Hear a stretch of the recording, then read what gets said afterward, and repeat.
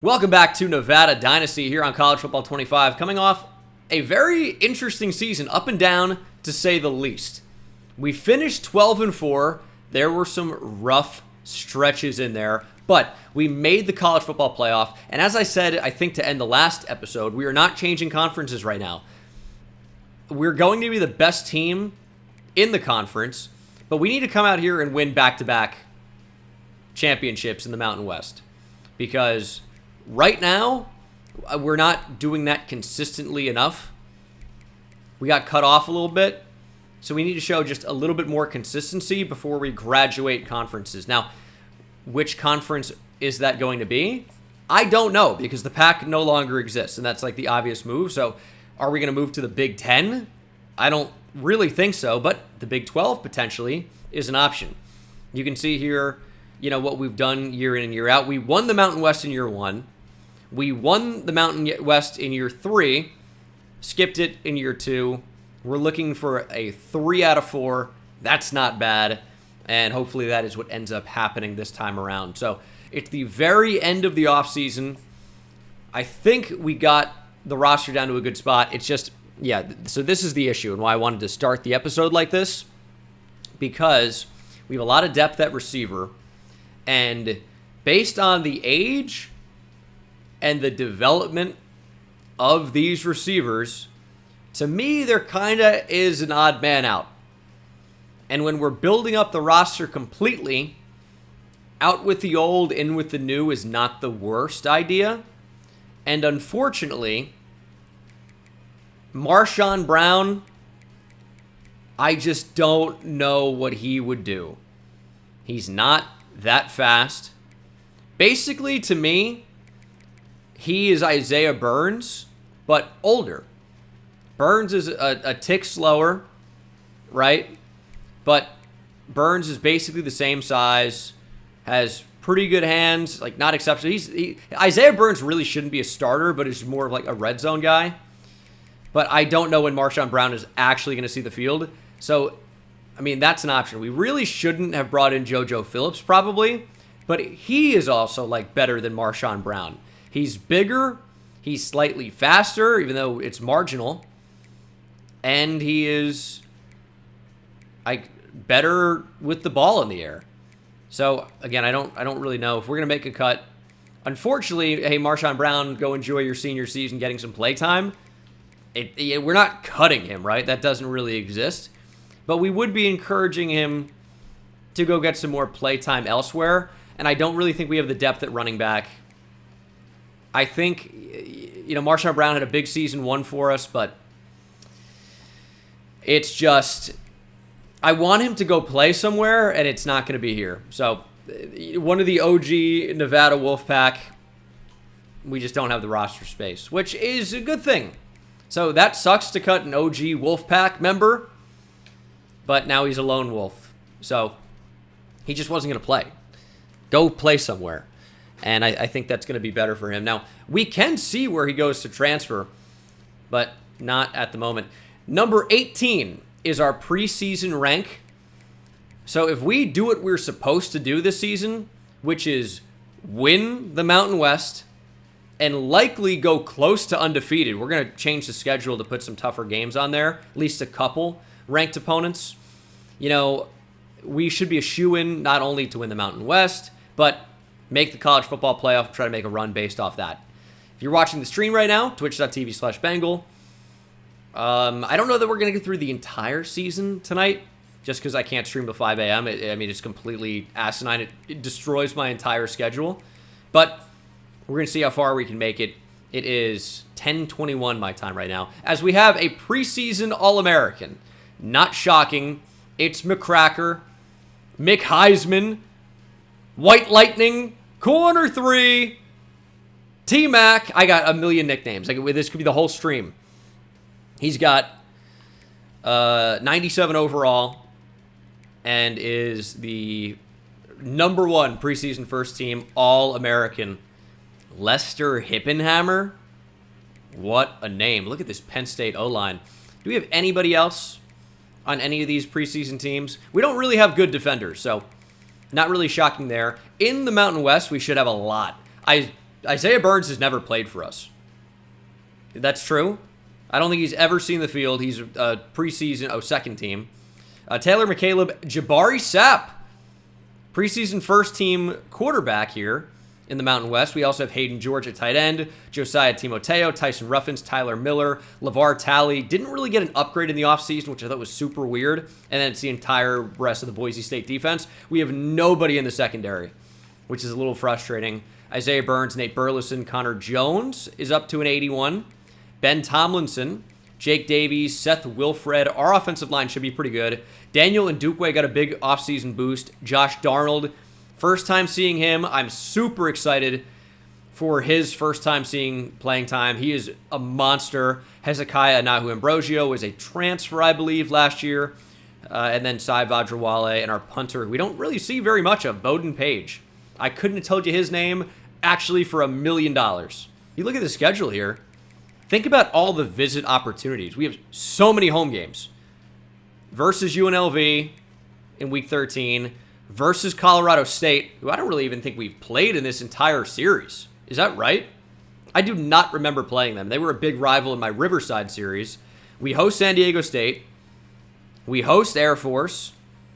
We have to go on the road at Boise State. It could be the final time we play them, although it is a rivalry game. I guess if we got a conference, we could still schedule them. But our 3 non-conference games, FCS West to start the year, we need our revenge.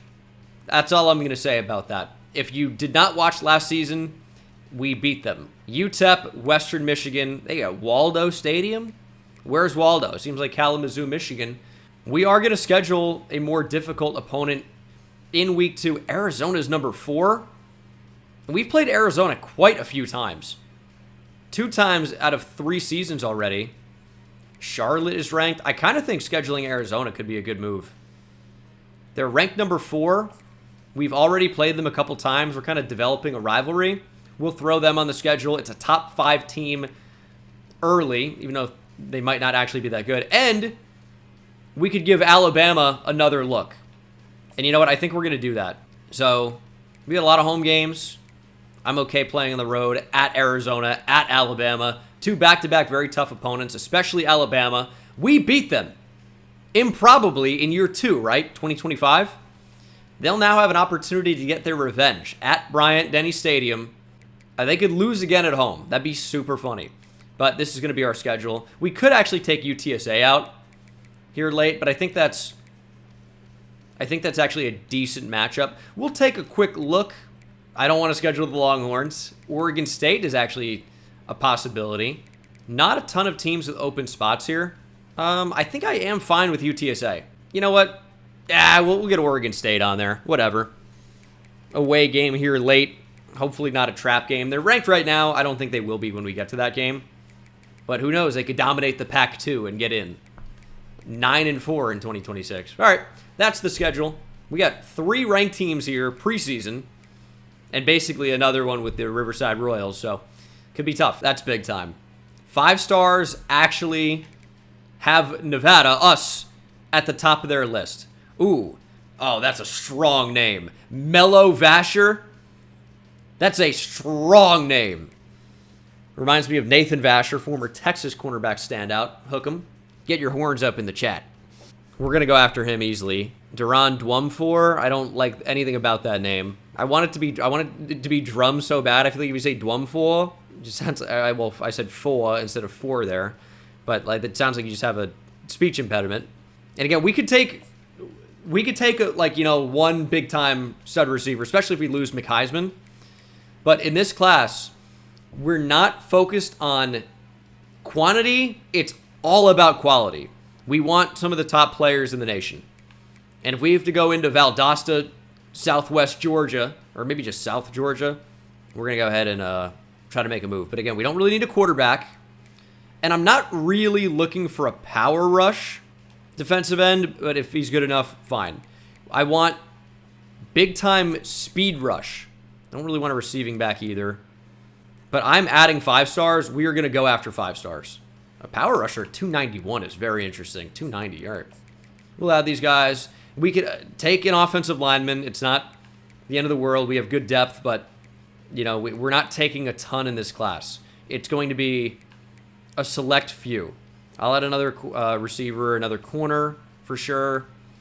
I want just big-time players. That's what this class is supposed to be, is big-time players. If we only finish with a class of like 12, and they're 12 really good players, I'm going to be ecstatic.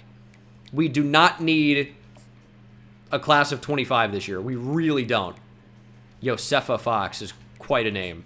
Javier Estrella could be a star for us. Any Spanish speakers? Oh, man. I'm actually going to leave it in the video that I've said that joke twice so I could get it in the video on stream, so that's tough.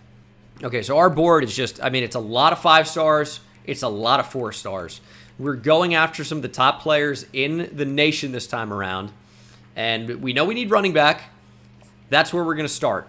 We're going to start with the top, and we're going to see what we can get. Now, we have a ton of hours.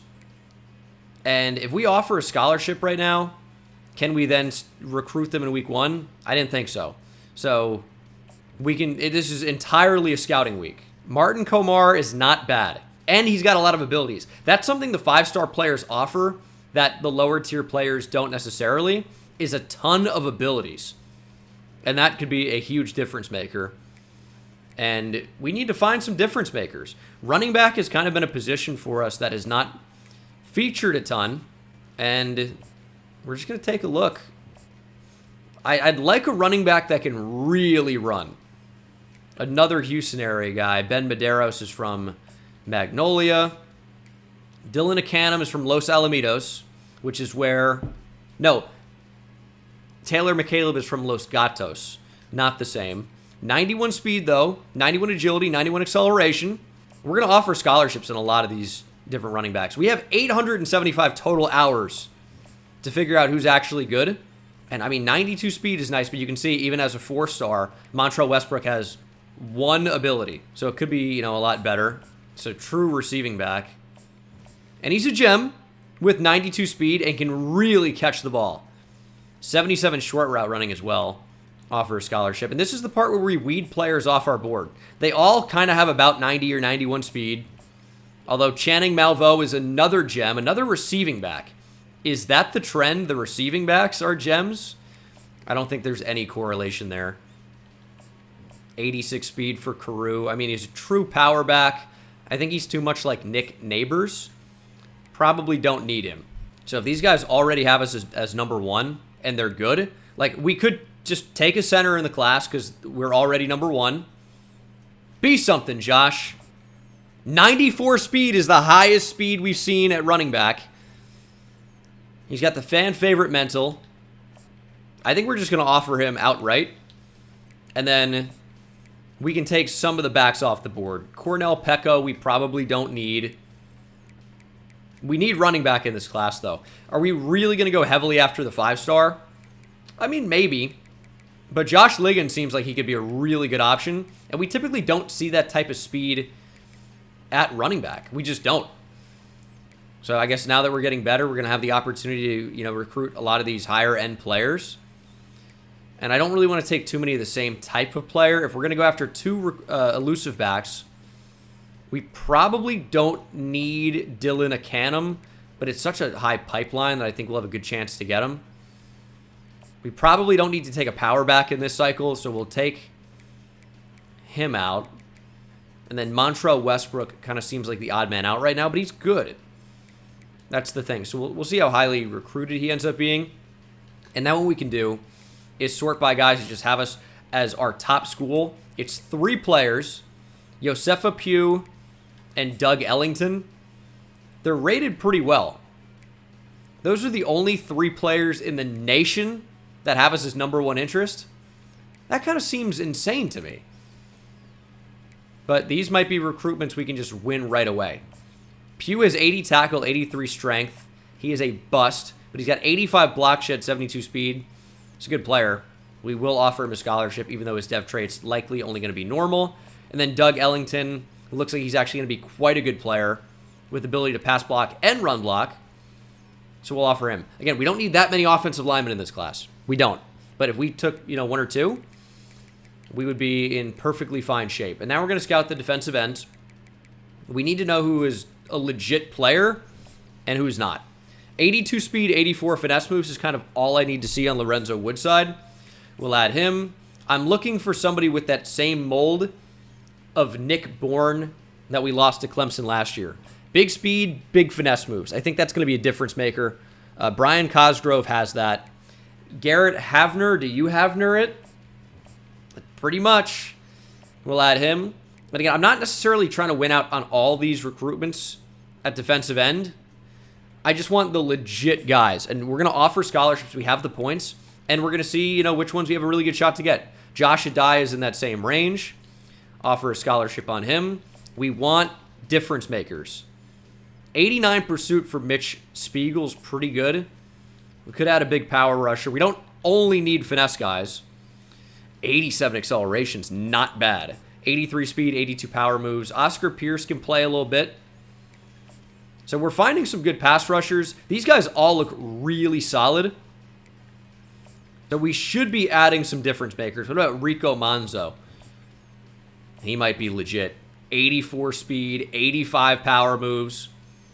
I mean, he's a top 15 player in the nation for a reason. And the rest we're probably going to focus on corner for right now. We need more speed.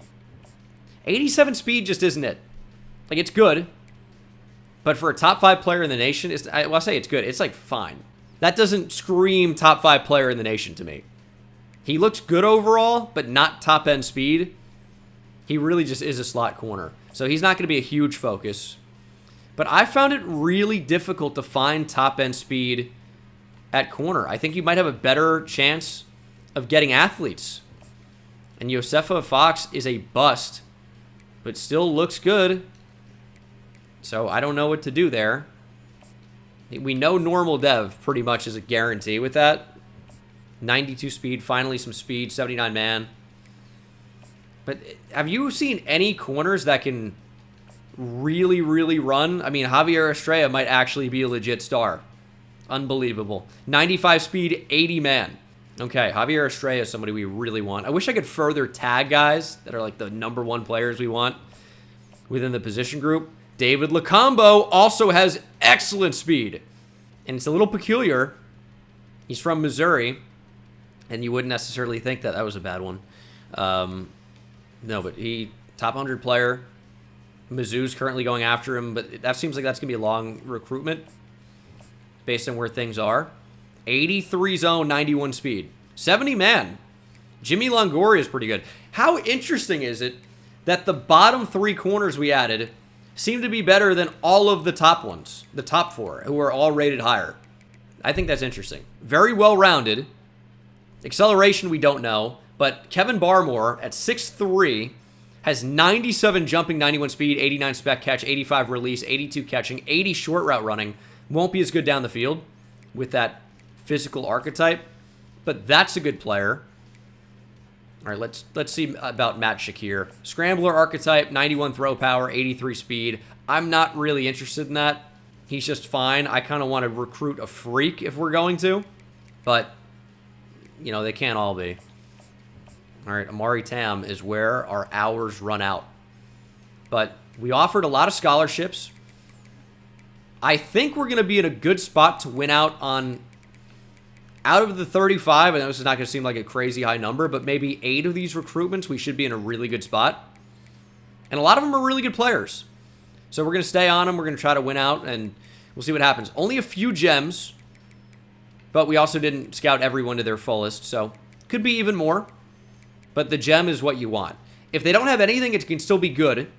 But obviously, if they do have the gem, it's at least impact, I'm pretty sure. At least. And it can be only impact. And Channing Malveaux has already decided on his top 8. As has Havner. Well, that sucks. Malveaux was one of the gems. But we were already going after another recruiting back who's a gem as well. So that really isn't the end of the world here. Of course, we'll take him off our board. And who is the other one? J.P. Bynum. And you'll notice, in terms of offers, Bynum has none. So that should be a recruitment we can end up winning. Now is just when we decide who are we actually going after in a big way. Josh Liggins, I think, is going to be one we can win out on as well. At quarterback, If we offer a scholarship on Matt Shakir, I think we probably went out there.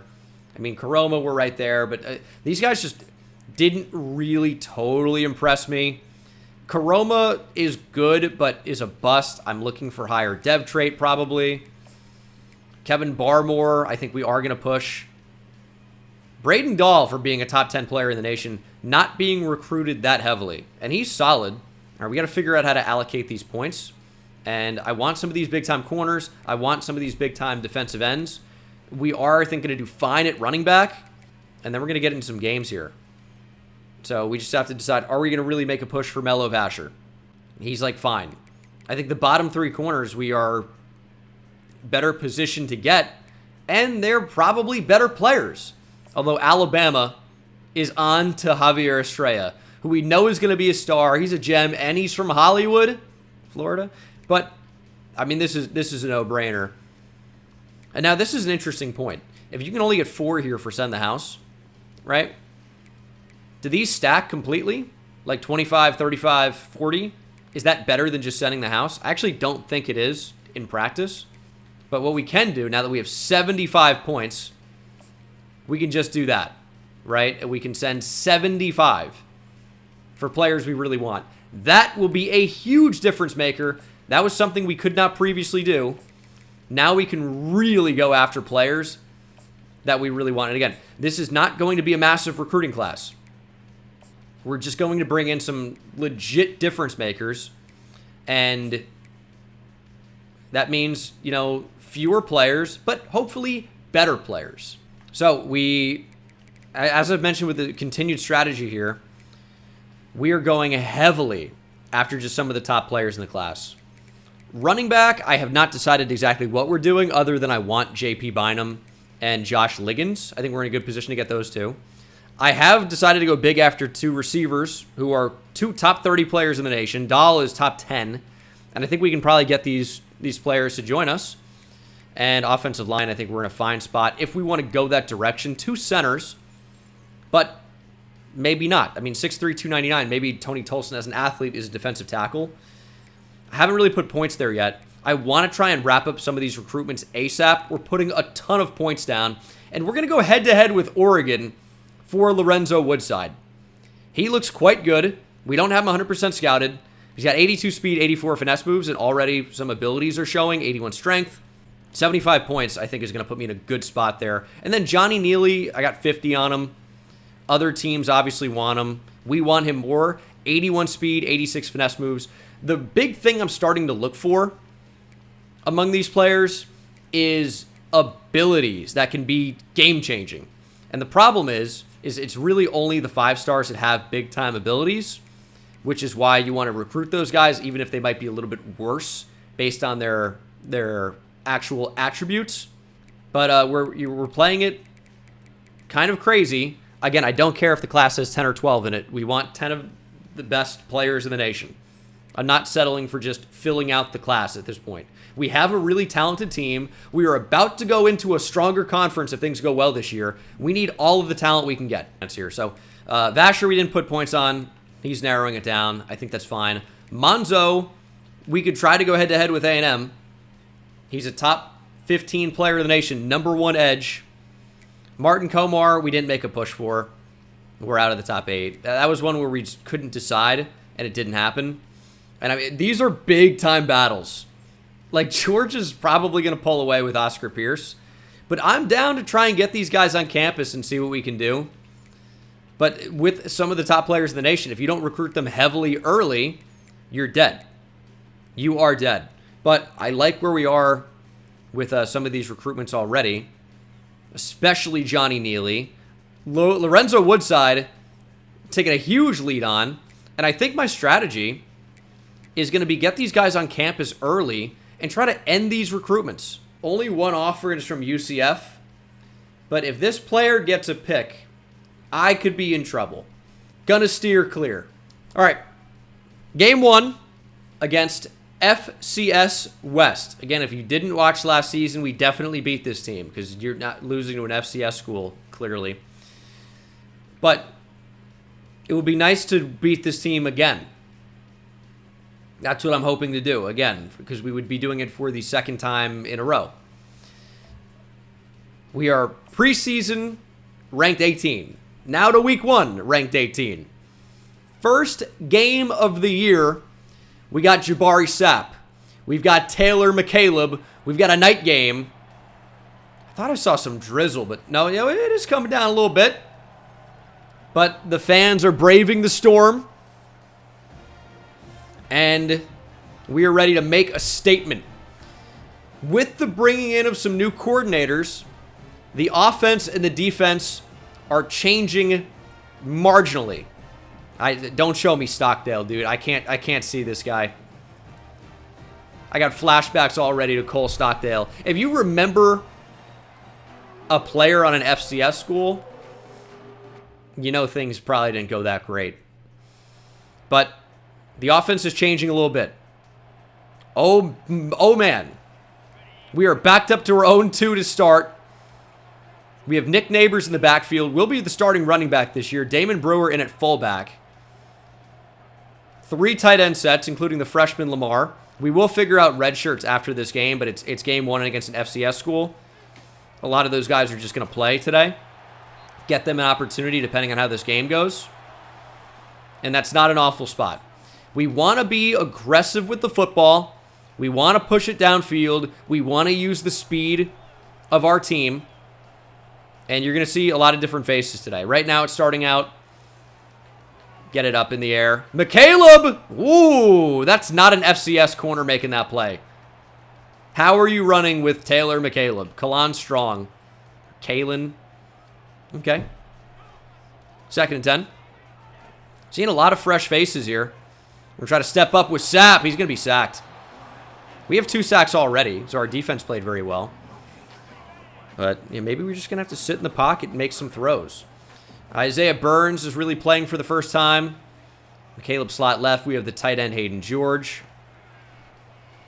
And we're just throw it deep. Isaiah Burns, not known for his speed. And we tried to give him a chance. And we were shut down on the first possession. Didn't really have a plan. Just kind of started calling plays. We'll have more of a concrete plan the second time out. All right, there's no way it happens again. Big 3rd down, make the stop. This is a really critical area of the field as well. 5-star safety Taquan Carter makes his debut. He was a red shirt last year. A nice tackle. We also see 5-star safety, true freshman Marcus Keenan, and there's another injury for Riverside. And now we're actually going to get the offense moving a little bit. But again, we're going to get some different looks out here. Like Isaiah Burns, there's a time and a place. Michael Turner has a ton of speed. We'll have to figure out exactly how we want to get this offense to go. And that's why this game's going to be so important. Because it really should be a tune-up game. Where, game 1 of the year, we dominate them. And then, move on to a much tougher game number 2 in theory. There's Taylor McCaleb. Look at the speed! Taylor McCaleb. How does he even do that? Finally, the offense is moving a little bit. Neighbors has caught the football pretty well before. And how do you not just put McCaleb on a fade and make that safety, show respect? Jabari Sapp misses him over the middle. I'll tell you, the most impressive thing so far about the Royals, we are not able to run away from any of them. Up the middle, Neighbors. Maybe didn't time that so well. And of course, my favorite, a 2nd and long run. But based on where we are in the field, it's 4 down territory. I was hoping it'd be like 3rd and 3 right now, though. And it's not. It's a good route. Not a great throw. And there's another injury for the Royals. And suddenly this drive is stalled out. God, dude. It's happening. I mean, whatever. We're gonna change some things around. That's what's gonna happen next. We got to get some new looks in there. Because Isaiah Burns, here's what we're gonna do. Connor Jones, fullback. Isaiah Burns, I just can't have 86 speed out there. It can't happen. And I think Cameron Doucette is probably better. Nate Burleson's going to be buried. And that's just going to be fine. Speed, speed, speed.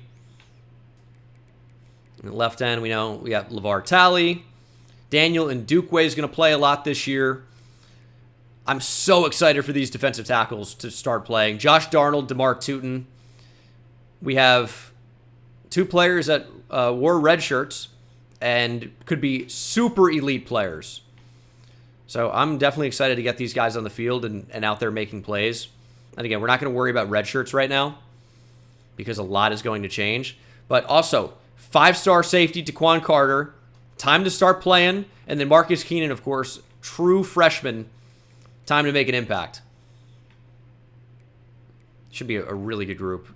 McCaleb, of course, in the slot. I don't really want JoJo Phillips there. But I guess that's fine. No. It's going to be Tootin. Why would we do that? It's going to be Tootin and Darnold. Yeah, I kind of forgot to change this before we hopped in, so things aren't exactly what I want. Like, James Marquez needs to be out on the field all the time. Okay. New start for us. Here we go. Our D-line is something special now. Cousins still in the backfield. Are any of these guys ever going to graduate? He still can't be a freshman. That's not true. Does this team just never change? Is it the same every time? All right, red zone alert. We're in on offense. We've scored 0 points in the first quarter. But we changed where guys are lining up. It's going to look a little different now. McCaleb broken tackle. Only his second catch of the game. Also, we're experimenting with the new offense. So there are going to be maybe some growing pains. And we're going to get that out there for the tight end. That ball floated, but it's a touchdown. Hayden George has been a really nice player for us, to be honest. Jabari Sapp having some accuracy issues early in this one. First score of the game, we're going to settle in here and start making some plays. And that's all we have to do. Our defense is playing great, but they need help. Oh, no, I don't need help. Just be good. 1st and 10. Could definitely still run here. Cousins in the backfield. BB in at quarterback. We know all about him. And they're going to get it out to the flat. I'm so excited to get it rocking with these safeties. They both have cowboy collars, by the way. Keenan can really hit. Carter's more of a coverage player. Oh, nice hit there. I'm going to be very interested to see if anyone can really throw on our safeties. Keenan is still developing as a coverage player. But Taquan Carter, even though he's starting as a redshirt freshman, he should already be pretty good. And we're going to hold Riverside to a field goal try here. That was Keontae Hall Jr. And the 10 seconds is not worth it for me to call a timeout right now. They're going to take this down, probably drill the field goal, and the field goal just got in. And we'll have a chance to go down the field and score here as we end the first half. I want to get on the move with Jabari Sapp. We have like Cam Newton in at quarterback, and we really haven't been able to utilize that speed yet. And we're playing an FCS school. So Jabari Sapp, we can just run away from him. What are you going to do? 80 yards rushing already for Jabari Sapp. JoJo Phillips into the game. 6'5". Cameron Doucette into the game. And it's going the other way. They read that the entire way on the screen. It's a pick six for Toure. Andre Toure read it the entire way. We were throwing the screen no matter what. We made no adjustment. And they read it. We are down to the Royals. How is this happening? And we're playing just so badly. Get it to Brewer here. Damon Brewer.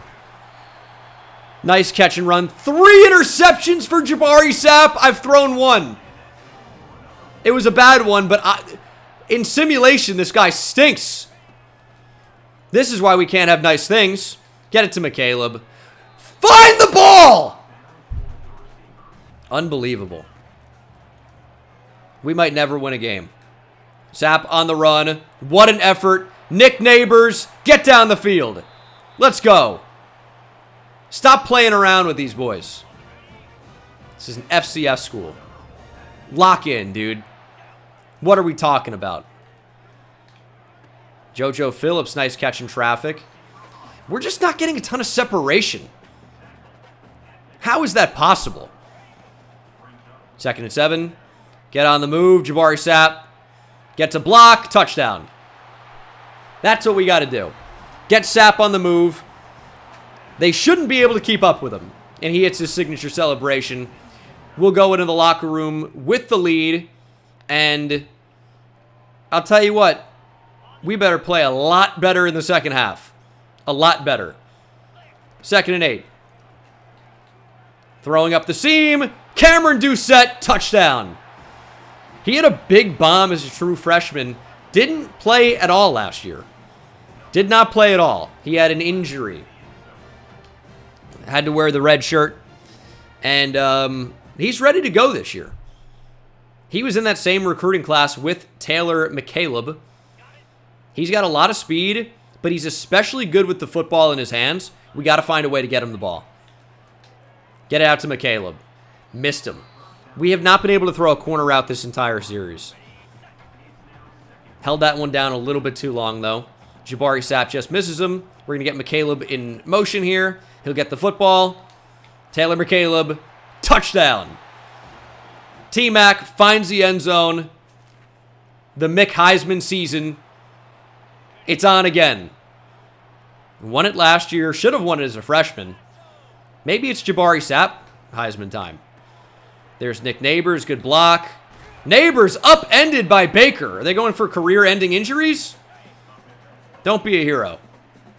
But we are starting to run away with this one a little bit. Corner route. Taylor McCaleb. Corner 3. White Lightning strikes twice here in Reno. We are so back. We are so back. It's 35-10. This is what it should be. This is what we should be doing. It took us a minute to get going again. I wouldn't contest that. Damon Brewer in motion could be good. Although Cameron Doucette, honestly, should be the recipient of a lot of these. If it's not going to McCaleb. But Brewer is a running back. And look at Doucette blocking on the outside. Another injury here for FCS West. The Riverside Royals. They just are constantly getting injured. 5 minutes to play. Get to the flat. McCaleb caught it. Is he going to score here? It actually looked like it could have been close. He's trying to get up and go. What in the world? 1st and goal on the 3. Still passing. Get it up and over. Ooh, no. Another injury. Still not going to run it. Lead inside. Okay, high point is so high. Can we not get in the end zone here? I think Michael Turner just cooks on the slant. That's my prediction. And how are you making that play? We're really going to have to settle for 3 there. The slant gets wide open. We can't hit it. And I'm probably going to miss this field goal. All right, thankfully not. The wide hash kicks from short range are scary. But we got the ball back. Jabari Sapp still in the game. That maybe is, like, not smart. But we're trying to pad those stats, baby. That's what you got to do. Broken tackle. Jabari Sapp. Don't even think about it. Touchdown, Jabari Sapp. He's thrown quite a few interceptions in this game. But he's also just a tank. And it's his 6th touchdown. We got the ball again. And at this point, after this drive, I think we are going to take Sapp out of the game. And it's probably going to be Alan Coppen. And we'll see what Koppenheimer can do. He's missing some of these throws right now. All right, 3rd down alert. 40 seconds to play here in the game. Alan Coppen has worked his way in. And we'll see what he can do. It's 3rd and 10. So we're just going to say, hey, go make a play. Get the ball out and up. And there's Michael Turner catching the ball, but not in stride, unfortunately. Timeout for the Royals. And we'll try to pound this one in. Get Nick Neighbors a touchdown. See if we can actually block for it. Nick Neighbors, touchdown. That was pretty easy. Kind of should have been doing that earlier. But we're trying to, you know, put together a Heisman season. And it's not going to be for Nick Neighbors, probably. But he does get in the end zone. And our defense, real heroes of this game. Allowing just 10 points It is 55-10, and this is going to be all she wrote here. It switched me off. Oh, my goodness. Thrown to the end zone, and that is intercepted by the true freshman, Taquan Carter, or redshirt freshman. Excuse me, Taquan Carter actually with an opportunity to return here. And this is insult to injury for the Royals, and they've had plenty. Carter to the 10, 5, touchdown, end zone to end zone. Pick 6 for the redshirt freshman, the 5-star from Nevada. Scores in front of the home crowd. 62-10 will be your final. Thomas Woods loves it. LeVar Talley in there as well. Cherry on top of the sundae here for Nevada. 61-10 is your final score. That's a 5-star type play. I know it's garbage time, but you know what? Go make a play. You know, play through the whistle. And that's what Taquan Carter did. With the cowboy collar. My safeties are freaks. It's going to be a good season. And we win. We go down in championship contender. Program traditions moving up. Stadium atmosphere moving up. Brand exposure to a B, which actually should let us back in on a recruitment from someone that previously didn't even consider us. Also, Taquan Carter had 2 interceptions. So he had one that actually mattered, and then the game-ending pick 6, which was nice. But all right, the redshirt freshman 5-star safety finally gets onto the field, and he's making an impact in game 1. Do a quick little recruiting update. We're going to have to go all in if we want Rico Manzo, because it is a battle with A&M right now. And it will be for Oscar Pierce. We need points back so that we can get these guys in for visits. Needs to happen. A lot of players on our board right now we will have simply no chance to get because we're choosing to recruit a select few number of players over a ton. Look at USC trying to make a move. But Woodside, I think, is going to be about ready to commit. We just need to get these guys on campus to finish out these recruitments. And I know it's early, but a lot of these guys will already just want to be here. Because we're a different level of team now. But we need to find some hours so we can throw him in Rico Manzo. He's got some pretty good abilities, I would say. It looks very good. He's the number 11 player in the nation.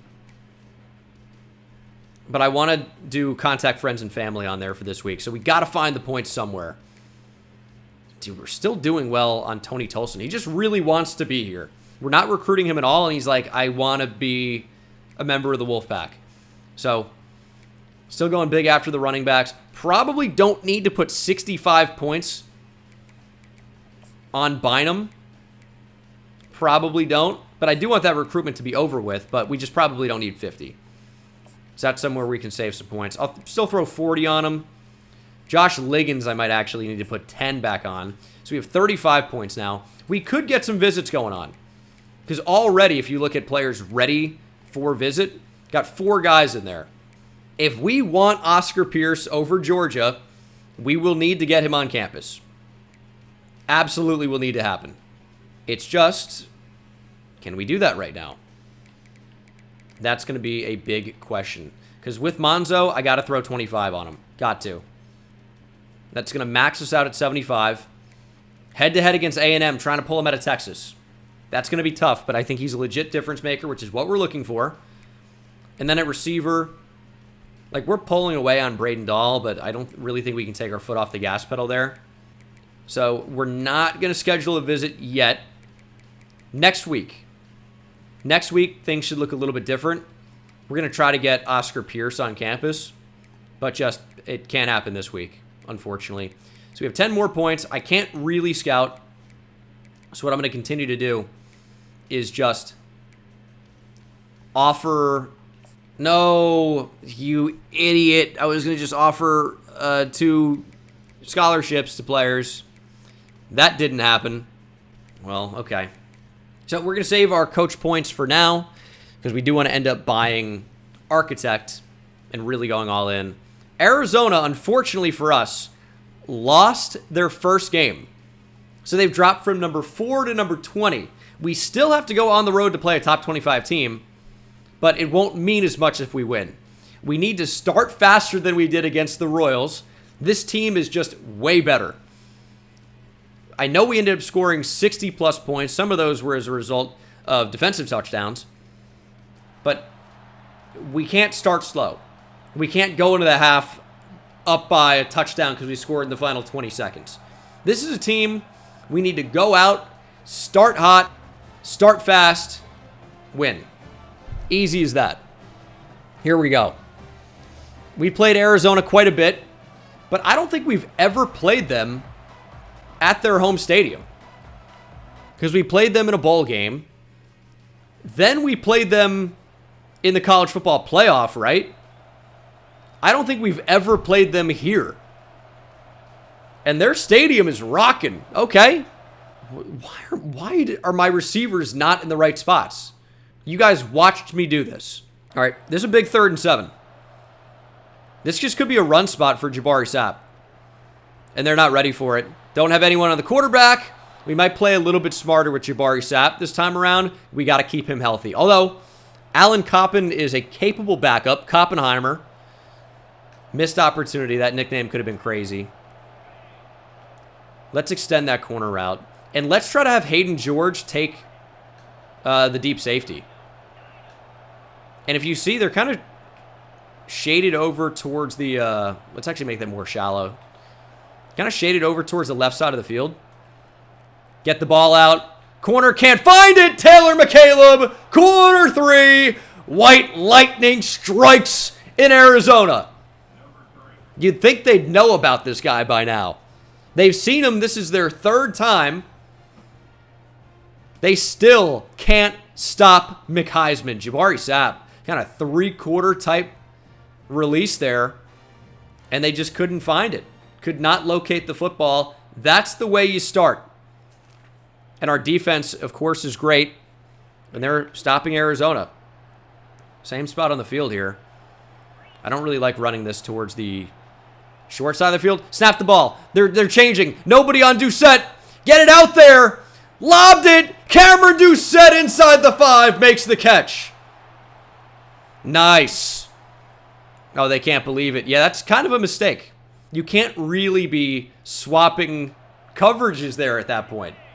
What are you doing, brother? Damon Brewer into the game. Brewer up the middle. Touchdown. He's had some fumbling issues in the past, but he's a very good receiver. Kind of the shiftier of our 2 backs. But obviously, running back's not a strong position for us. So that's why we're trying to heavily recruit some running backs that will hopefully really make a difference. But what a start here on the road at Arizona. 21-0. Arizona finally gets on the board. But we're hopefully not done on offense. 3rd and 2. I mean, we can run the ball here. Got Hayden George, great blocker into the game. He's going to do the job. Nick Neighbors, 1st down. He doesn't really do a lot for us, but he's capable when we need him to be. And this actually works, because in the past, we've had the problem where you just don't have the speed if we have a slot fade and it's not McCaleb. Doucette has pretty good wheels. That deep safety, I guess there are 2, right? But the one on the right hash will have to make a decision. Burns is like our safety net. We'll probably high point it to him if we don't have any separation. And Turner's not in the read. Reading the right side of the field. Get it out to Doucette. Cameron Doucette. What a ball from Jabari Sapp. Doucette finds the end zone. And he's got great speed. Not like amazing hands, but very good with the ball in his hands. But you didn't really have to do anything there. Just got the football up. Got it out.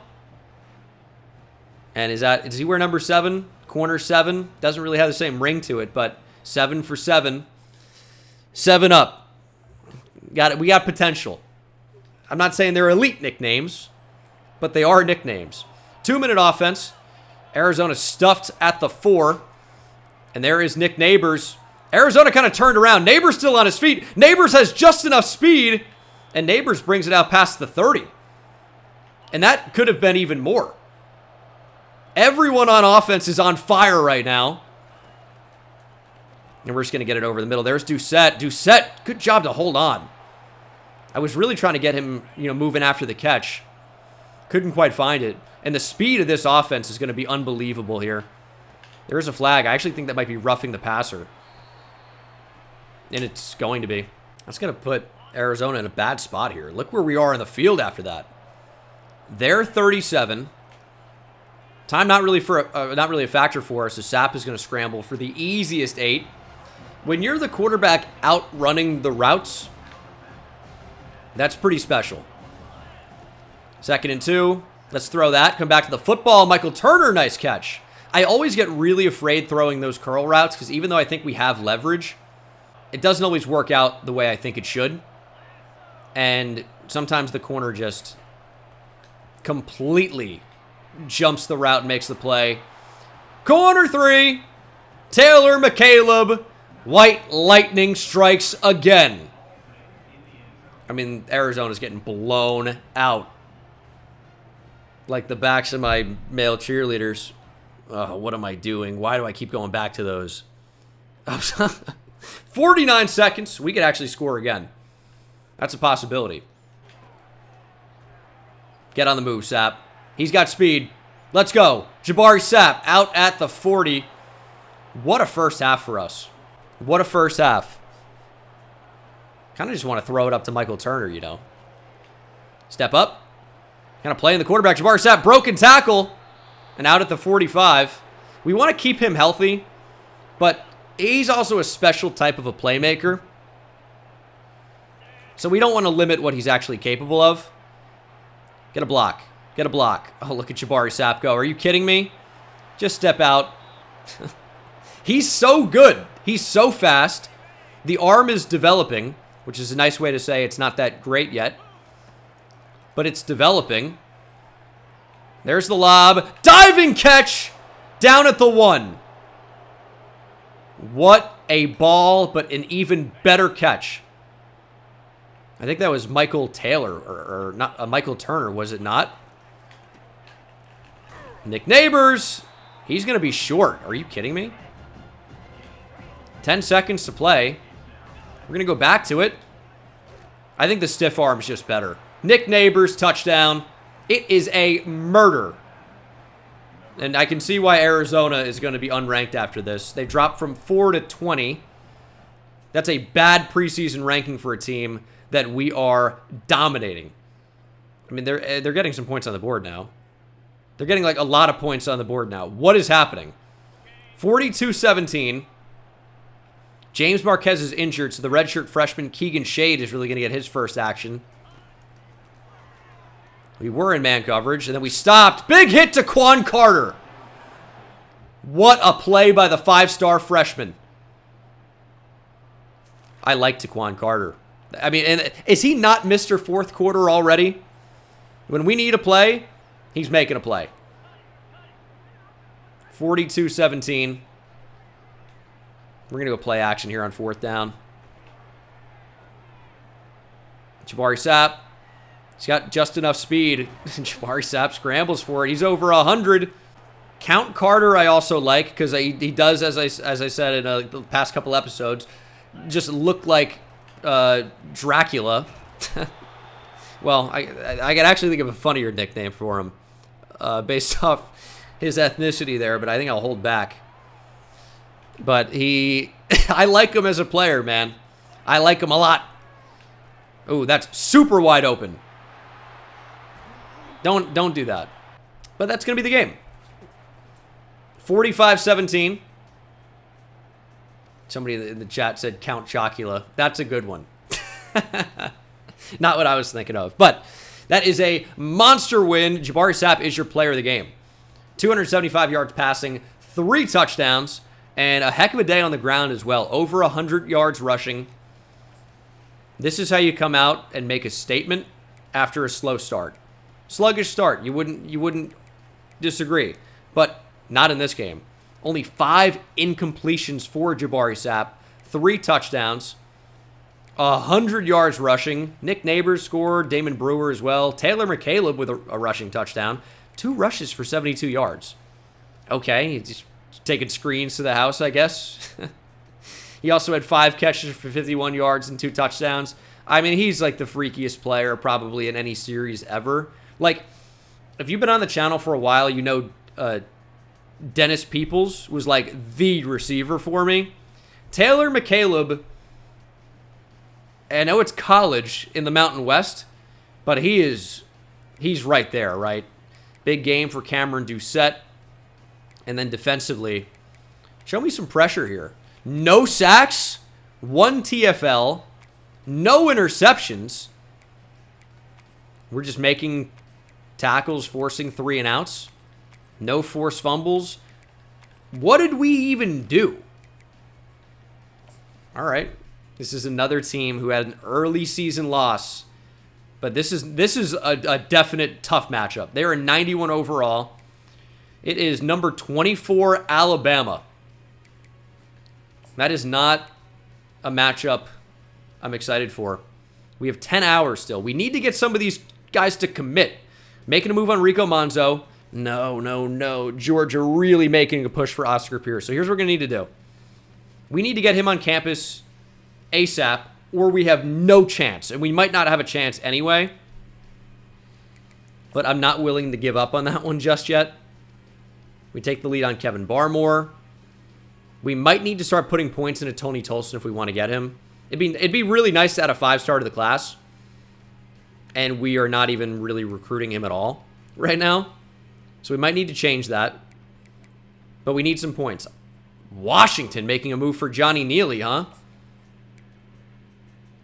We need to get some visits going on. I need to up the points on Johnny Neely for sure. USC trying to get Lorenzo Woodside in on a visit week 9. We'll have him on campus before then. We need to free up some points. For sure. And we need some of these guys to just commit. Because that'll get some points back. Who's actually close to committing? So, no one's in that commit stage yet, but a lot of top 3s. We can't lose Johnny Neely to Washington. Cannot do it. All right, we'll figure this out. So, kind of tough because we've put a bunch of points on him already, but Oscar Pierce is just not one we're going to win. We're just not. We need the points. Now, because we're getting deeper into the cycle here, we're going to go ahead and rearrange how these points are done. Instead of just sending the house now, we're actually going to be soft and hard selling on some of these players to get a boost. And that's actually going to free up some points in the process. But that just had to be done, right? If we're going to win out on some of these tough recruitments against big-time schools, sometimes you just got to, we'll just stay in it as long as we can. To what? To lose? No. I think it makes sense to get out of that one. Josefa Pugh we're never going to get. We didn't really recruit him anyway. But we need to get some of these guys on campus, and we need to end some of these recruitments. We got to get these guys to commit, like now. This is the same thing that happened last year with the guy who ends up going to Clemson, Nick Bourne.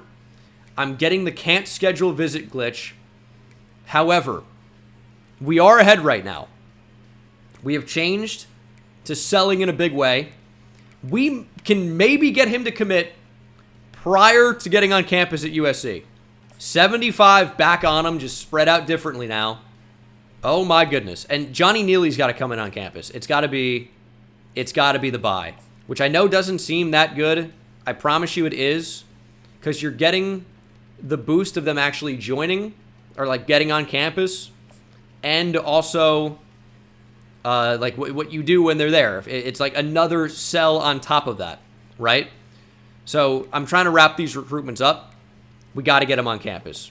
And with Washington trying to make a push, I can't let it happen.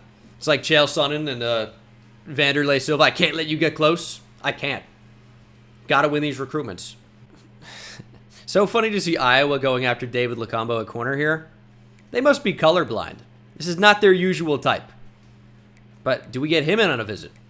Would he get a competitive or complimentary visit with the defensive lineman? He doesn't. You guys both play defense, though. I guess it's got to be like corner and safety. All right.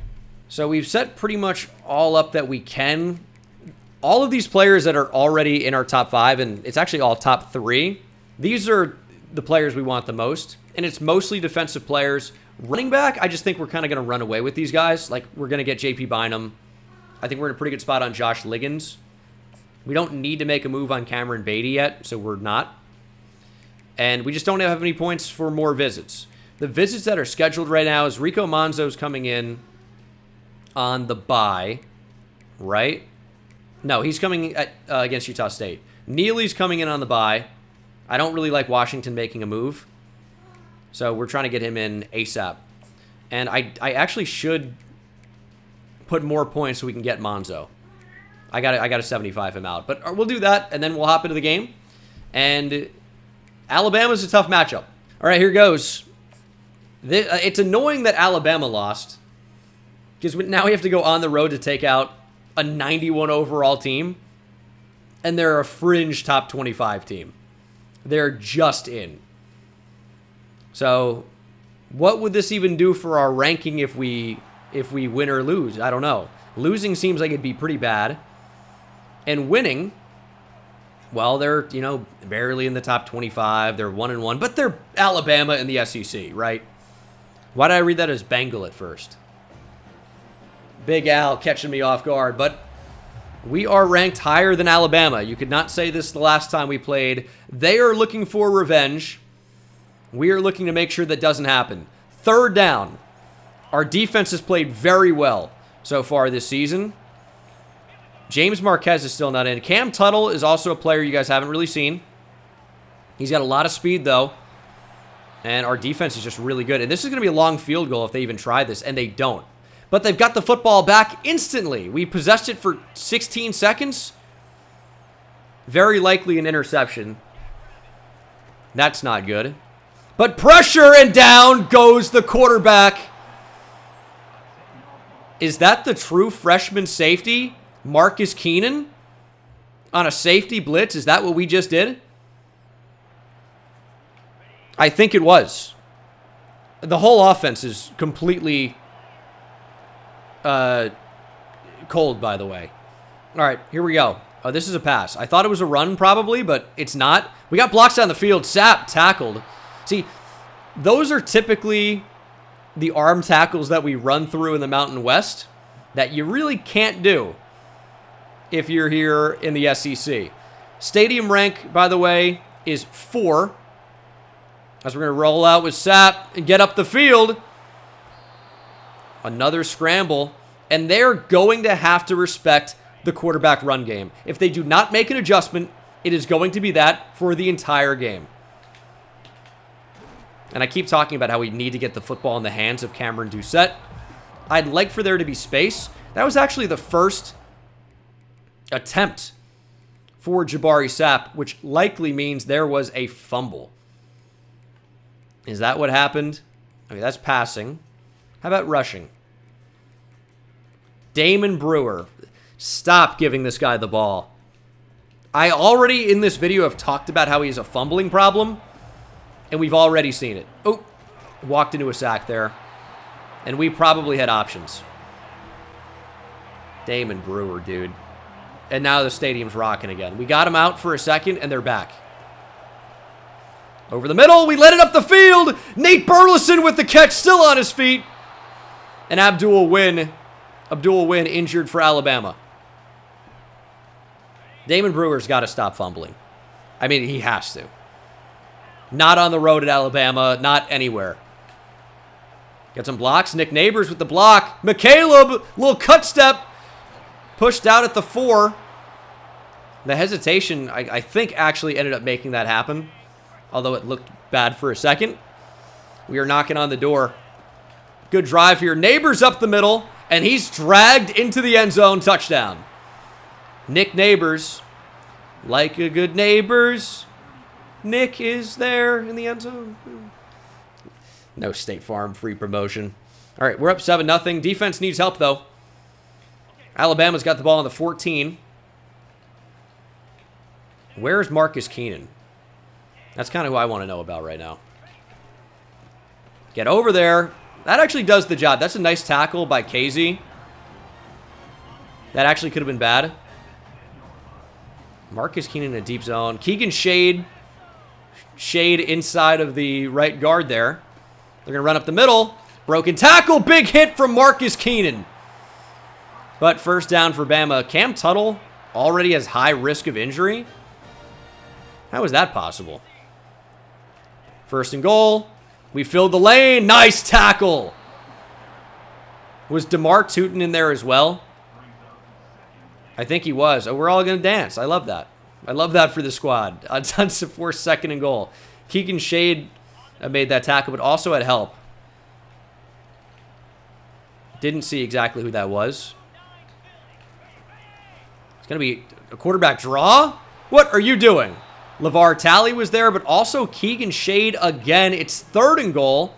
I mean, we're doing a good job here. We can go pass commit. They're going out of empty.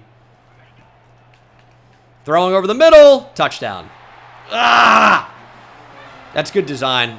Don't really know how we stopped that. That's frustrating. But we knew Alabama wasn't going to go down sad. They were going to put up a fight, right? The defense played well. We just couldn't get the stop when we needed it. 3rd and inches. Neighbors will get the give. Neighbors with space. Broken tackle. You can't arm tackle Nick Neighbors. He's too strong. Red zone alert.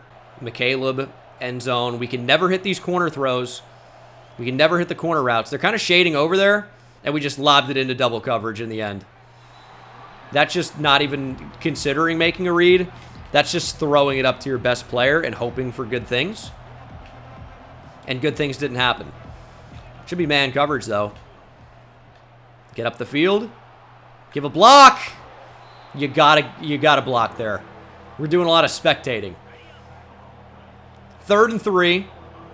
Could go to Neighbors here, actually. I just don't know if my team's going to hear the audible. I don't know if they've heard this. And I don't know.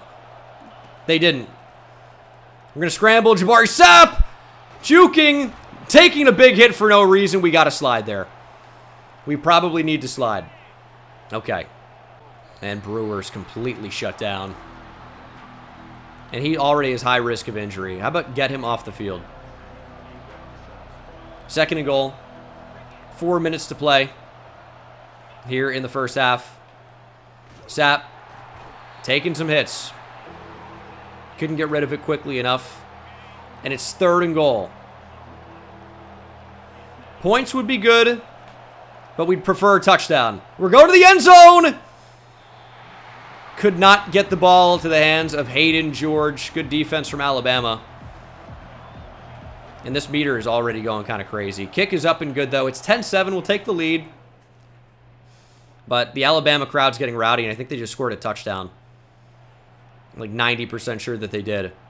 It's 14-10 Alabama. That's the 2-minute warning. Is this 3rd down? I don't know the play call. It's 3rd and 10. I have no idea what the play is.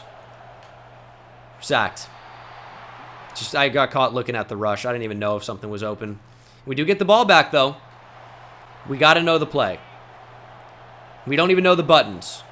Oh, no. Oh, no.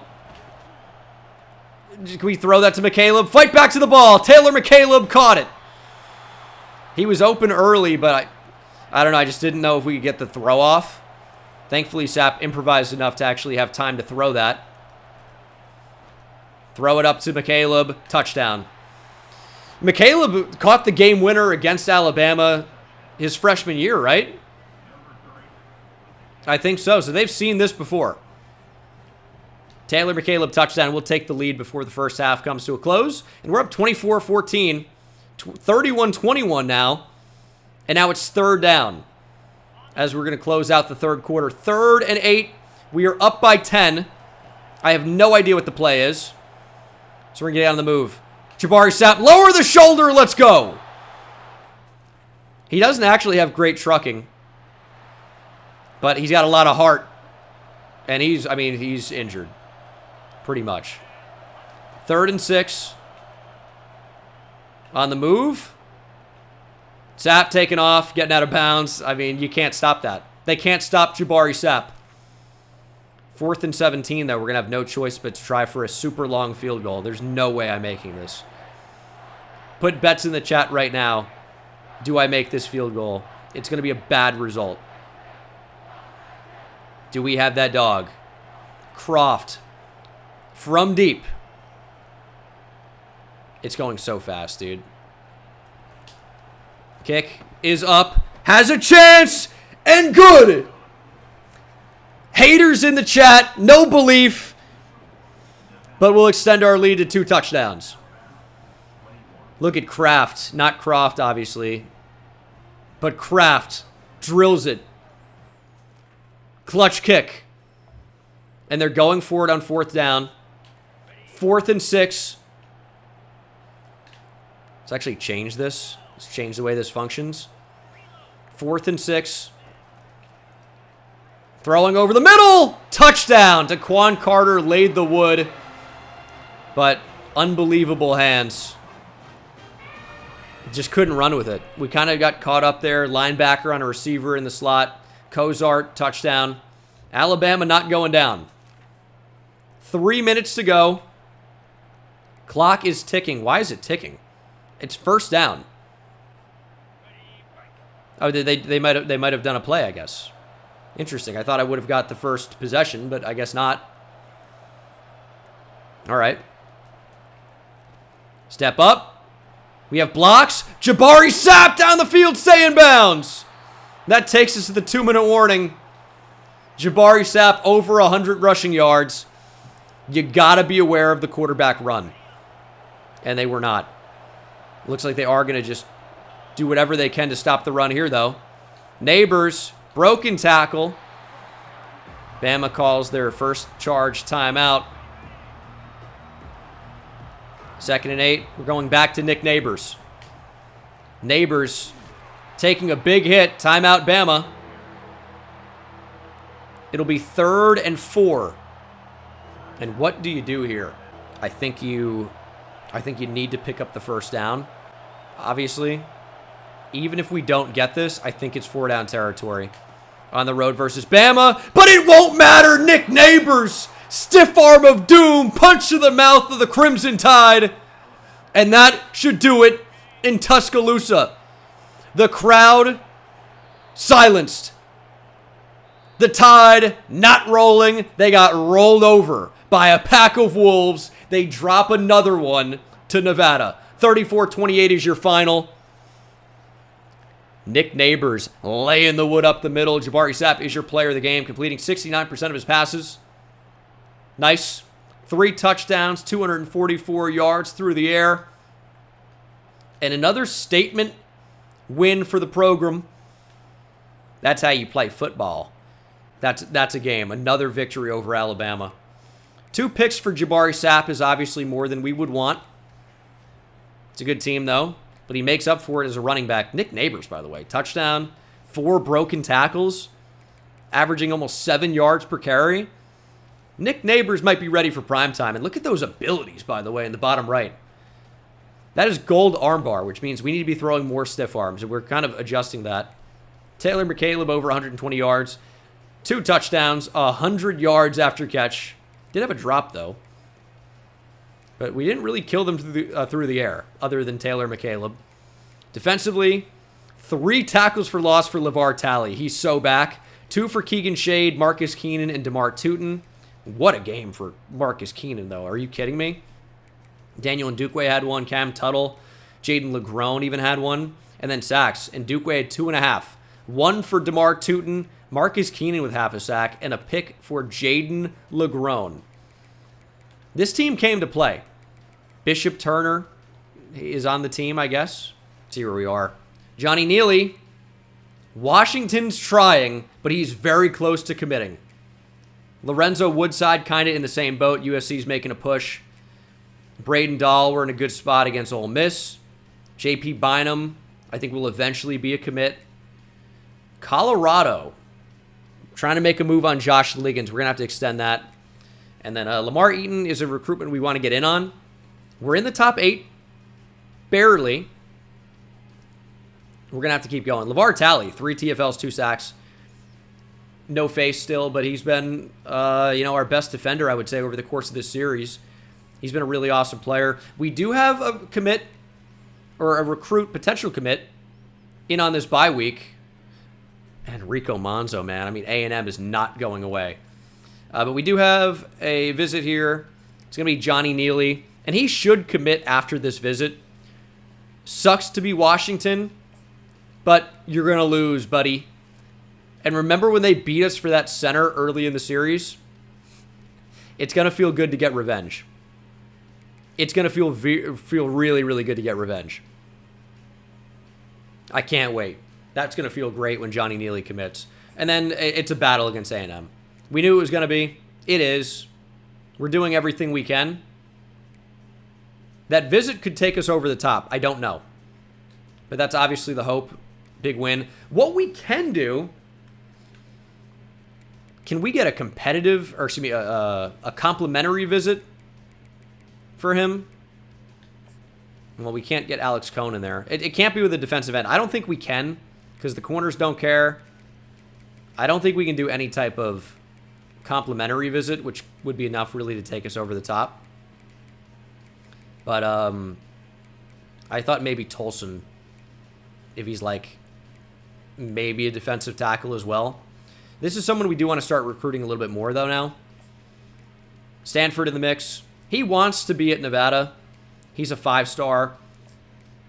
Like, even just for optics and, you know, adding to your recruiting class, signing 5-stars, whether they're good or not, is actually quite good. That really helps out. You get a lot of XP when you do that as well. So, we want to get Tony Tolson in, and we want to sign a top 5 recruiting class. That'd be sick. So, Tony Tolson, we're going to start recruiting a little bit harder. And we'll see if we're capable of getting any other 5-stars in the class. But we should get our first commitment of the year after this bye week. Almost a guarantee that we're going to get a commit here. Otherwise, it could be devastating, but I'm like 99% sure. I feel very, very confident that after the visit, Johnny Neely will be committing. And the left end from Tacoma, Washington has done exactly that. Our first commit of the 2027 perspective class, right? Very good addition. And we also got Lorenzo Woodside, which was not expected this week, I would say. But it's happened. Another defensive end, this one from Modesto, California. Huge.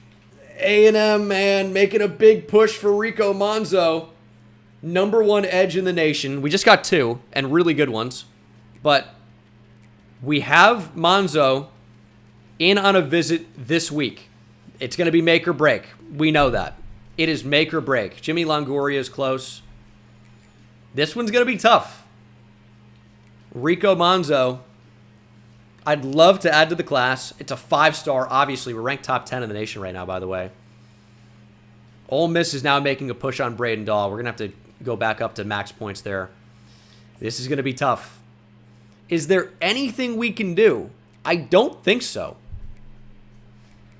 I think we're just maxed out here. Hopefully we just blow him away on the visit. And he just commits after the game. It is close. I'm leaving the points on him. If he goes to A&M after this week, whatever. But we are right there. We got him in on a visit. There's a chance we get him. So we obviously want to make that happen. Yeah, Tony Tolson wants to be at Nevada so badly. It's a life dream. And we take the lead on Kevin Barmore. We got him in on a visit this week as well. We overtook Clemson, and we could be on the fast track to getting him to commit following a win here. But things are coming down to the wire. It's going to be very interesting to see what happens. We're going to hard sell here on Braden Dahl. He's just very casually a top 10 player in the nation that we are potentially about to secure. We actually can't afford that, unfortunately.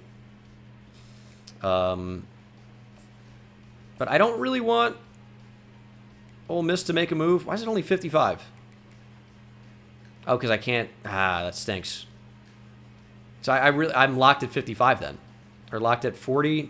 We can do 65. Why was I misreading that? Completely misreading that. My fault. That's not ideal. Hopefully nobody caught that. Simply can't read. Definitely can't do math. I'd be the first to admit that. That actually wasn't even the issue. Just simply couldn't read. 3 only points there, and we'll add the 5 to make that 65. And what is a little bit confusing is when it doesn't match up with the above. Like you see the top right, 55 out of 65, but on the left side it's 65. It'd be nice if that actually lined up. I don't want Ole Miss to make a run. We're going to try to get him on campus against San Jose State. That's good. And actually, scheduling a running back to come in that same week, that actually could be a complimentary visit. It's not. It's only going to be quarterbacks. All right, dude. Josh Liggins is getting some visits lined up. And we're going to have the visit glitch where we can't actually get him on campus. We're going to have to win this recruitment prior to that. So, all right, let's go ahead and change how we're doing this. We'll check out the 2 new players that have committed, both off the edge, both outside the top 299. Johnny Neely is the 300th ranked prospect in the nation. He's got 86 finesse moves with 81 speed, 87 acceleration. It's a very good start. Very good start. We wanted to add some speed rushers to this class. We've done exactly that. And Logan Woodside, same deal. 82 speed, 84 finesse moves, 81 strength, 86 acceleration. We don't have the full picture on him, but of what we do have, we know he's going to be very good. Is he going to be a gem or a bust? Don't know, right? Dev trait could not be good, but he is good. So it was just worth going after and pursuing. And then, unfortunately, we're having the no visit bug, which is an actual glitch in the game where players are ready to visit and you cannot schedule them. That's happening for David Lacombo, who I really, really, really want.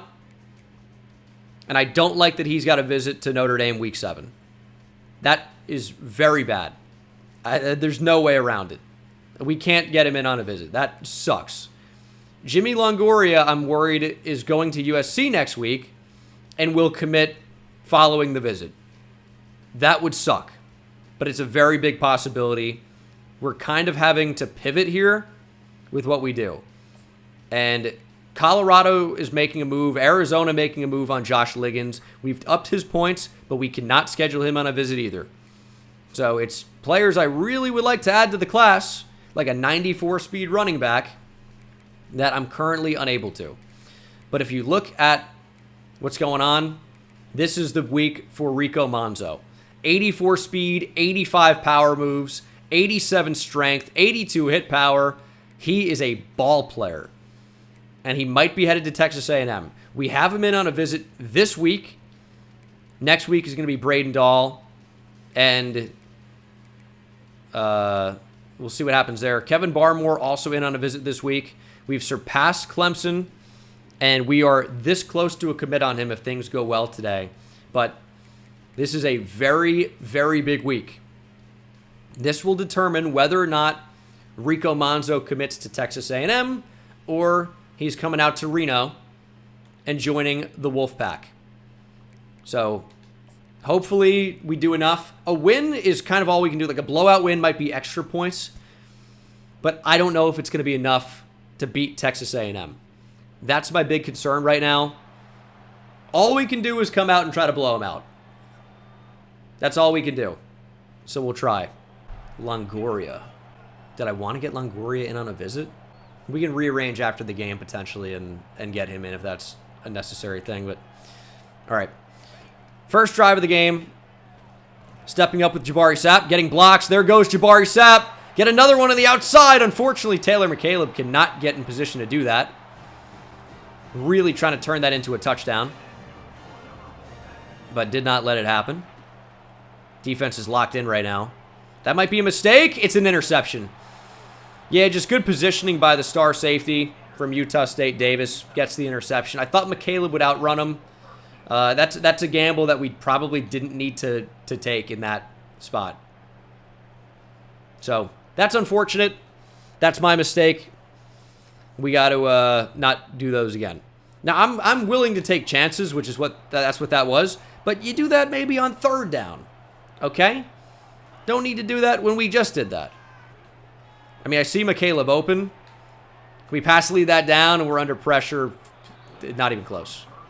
That's where we should probably just run the ball, scramble with Jabari Sapp, and take the guaranteed yardage. That's sometimes the risk, though. You know, sometimes you want to go ahead and go for it all. And, you know, maybe you get big results. But sometimes it's not a bad idea to just take what's there and see what happens. Which is something that we could do a better job of doing, I would say. And Nick Neighbors, He's kind of on fire right now. He's playing really well. He was able to put us over the top against Alabama. That armbar ability, I think, is going to be huge. So we're going to try and use that more and more and more and more. And get this running game going. And if they're not going to cover him, he's going to keep getting the football. Whether it's as a runner or a receiver. And you can turn into a runner. I kind of want to give Burns a shot here. He's not fast, but he's got great catchability. Just go up and get it.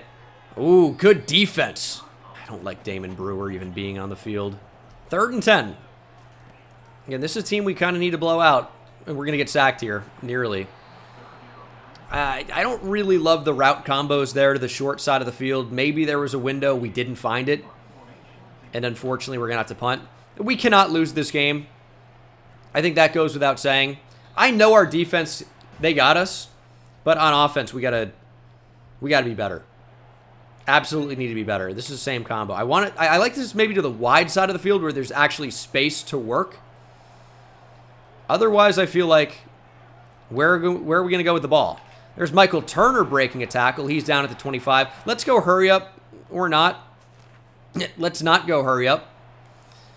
I wanted to go like play action and hit something on the move. This is going to be it. Hayden George or Taylor McCaleb.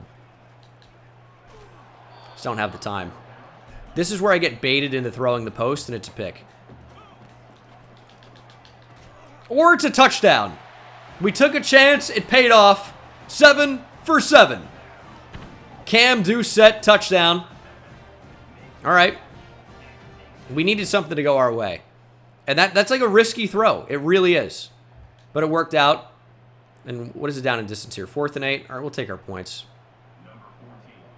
There is a significant wind going on. Kick is right down the middle, though, and it's 10-0. Our defense has us. We know that was going to be the case. The defense got us, all right? But it feels like they're allowing points. We haven't had a moment in a while. Okay, it's 17-7. Thank you for putting me in a moment where the clock is running down expeditiously. Now we have 8 seconds to figure this out. All right. And we're sacked. You got to be kidding me, dude. We can't run a play. What an annoying... Like, if you're going to put me in a play the moments, why are you going to run the clock down like that? It's insane. All right. Not a good half for us, really. Oh, a fine half. But we are better than Utah State. Way better than 17-7 better. So we just got to play up to it. I think that kind of goes without saying. That's the only downside of moments, though, is it does put you into some really annoying spots. And it just doesn't even tell you. It's like, figure it out. 1st and goal here from the 10. Sapp is actually kind of playing hurt right now. Broken arm tackle. Neighbors gets 3. High risk of injury for Jabari Sapp. Don't like to see that at all. Taylor McCaleb should have the wheels here. Broken tackle, but can't find the end zone. Outside zone, I don't actually love in this spot, but based on the way they're aligning, I think it could be effective. Up the middle. Power. Short. We are going to go for it. Do we not have any of my kind of cheesy quick passes in this playbook? No, we do have jet touch pass. We're going to it. Taylor McCaleb, big speed. We need a yard. Why would we go this wide? Because he has 100 speed is why. Taylor McCaleb, touchdown. T-Mac finds the end zone. And this is where we start to pull away here a little bit, I would hope. 3rd and 4, though. Absolutely need the 1st down. And we're going to get sacked. Never even saw him off the edge. Could definitely do a better job of noticing what the defense is showing. But in play the moments, it's not really on my mind, to be honest. Probably only rushing 4 here. Then we're sacked. We're just holding the ball forever with Jabari Sapp. Utah State recovers. God. But we're back on offense because our defense is so good. 3rd and 5. They're blitzing. What? That is a corner route where the receiver never even broke. I guess we got the ball out too early. The ball floated in the air. What is happening right now? Do we have any ability to move the ball at all? I don't think so. What was that, though? Dude, what was that? I guess we just threw the ball way too early. There's a flag, so this is coming back. McCaleb being a beast for literally no reason. Don't celebrate. You just held. Tyson Ruffins acting like he just won the Super Bowl here in college football, which, you know, Ben Tomlinson injured on the play. It's just read the room, dude. Ball in the 23. I don't like how every slot fade typically is not going to McCaleb. 1st and 20. We can score here. We're going to space the field. We have better athletes. We just don't have the time. Is it me here? How am I not able? I mean, surely a lot of it is. If you're watching on the YouTube video, I'm sure you'll be able to tell me how much it's my fault. I'll eagerly await those comments. Jabari Sapp. Oh, he's fast as hell. Touchdown, Jabari Sapp. If you can't throw, just do that. Just do that. Jabari Sapp, dude, what a scramble. And we're about to send some heat. 4th and 5. Good luck. Quick throw. KZ dives. It's a big play for Utah State. They are down 31-14. And they're going for the onside kick after the touchdown. Well, the slants beat us. Slants are very hard to defend in this game. Michael Turner got to that one pretty quick. I'd like another touchdown here. Also, I don't know if I like Auburn playbook. I don't know if it's for me. This play is suggested a lot, and I just don't really like this that much. McCaleb, nice catch in traffic. I don't love that. I don't love the spacing of that play. I don't really love anything about it, to be honest. All right, 3rd and 3. Hopefully the final play before the 2-minute warning. Got it out to Neighbors. We got a block. Nick Neighbors. Stiff arming. Knocked out at the 5. If you think we're going QB kneel here, you're actually stupid. We need a 2-possession lead. We have that, but I want even more. 3 possession, potentially. How sick would that be? I guess it does give Utah State a chance, right? But this does more for the visiting recruit if we have what's called a blowout win. That's what we're going for. Nick Neighbors, touchdown. We'll take it. We will take it. Defense, make a play. Our personnel, our secondary, is more suited for zone coverage. That's what we're going to come out in. James Marquez is back from injury, by the way. Good to see him. But I'd rather have Keegan Shade, I think, than Anahu Ambrosio. And that is a sack. Down goes that Jarvis Griffiths. No, an offensive lineman got crushed. And that should be a blowout win. Got to have style points in college football for the college football playoff. Like, if we win out, though, I mean, we're guaranteed to get in. We might end up being ranked in the top 3. Jabari Sapp ends up having a pretty good game. But it was a little too ugly at times. He throws for 324 and 3 touchdowns. Did have the 2 picks, but made an impact as a runner as well. 66 yards, had a touchdown, did fumble. Neighbors had a touchdown, even though it was not his best game. Receiving, Neighbors actually the most receiving yards. McCaleb with a touchdown, Isaiah Burns with a touchdown. But no one really had that many yards individually. It was just really spread out amongst the entire team. Cam Doucette found the end zone as well. And then defensively, our defense just dominated. Marcus Keenan is a baller. We know he's a run support safety, but 3 TFLs in this one, and Dukeway had 3, 2 for LeVar Talley, 1 for DeMar Tootin, Sai Vajrawale, Anahu Ambrosio, who's going to get benched probably, and James Marquez, who's back from injury. A sack for Anahu Ambrosio and LeVar Talley. 2 picks for DeAndre Casey. Gotta love that. All right. So we're going to find out. Moment of truth. We actually had a chat bet going about whether or not we're about to land this 5-star defensive end. And he saw a pretty good game. He saw a pretty good game. Will Rico Manzo stay in the state of Texas, or will he go out and try to do bigger and better things, which you can do better than A&M? Make the right call. Make the right call. We got the blowout, plus 50%, plus 3 for attending the team meeting. We are behind on A&M. Can we overtake them and get the commit? I really don't know. And this is going to totally change the way I recruit in the future, I think, because if we have this, I'll just accept the loss in the future if we don't get him. But if we do get the commitment, we'll know to stay in and recruit through the whistle. Here we go. Show me Rico Manzo committing. Come on. 5-star. Damn. Ah. He's headed to A&M. We have the bar completely filled up. He just goes to A&M. We literally just couldn't do anything else. We did everything we could do. And he just chose the Aggies because he's a fucking idiot. I mean, there's literally nothing more we could do. So in the future, I guess in those recruitments, we just give up. I guess we have to, right? I mean, we were right there. That's a big loss. It's a big loss. Unfortunately. Lacombo. Ooh. We have a decent lead on Notre Dame. He might not commit after the visit to Notre Dame. Alabama making a push for Javier Estrella. And then Kevin Barmore had a great visit. He almost is certainly going to be committing after this next week. San Jose State next. I can't believe that, man. I mean, you can see, look at the bar in the top. It's completely filled up. He just wanted to be an Aggie, which we didn't want him anyway if he's thinking like that.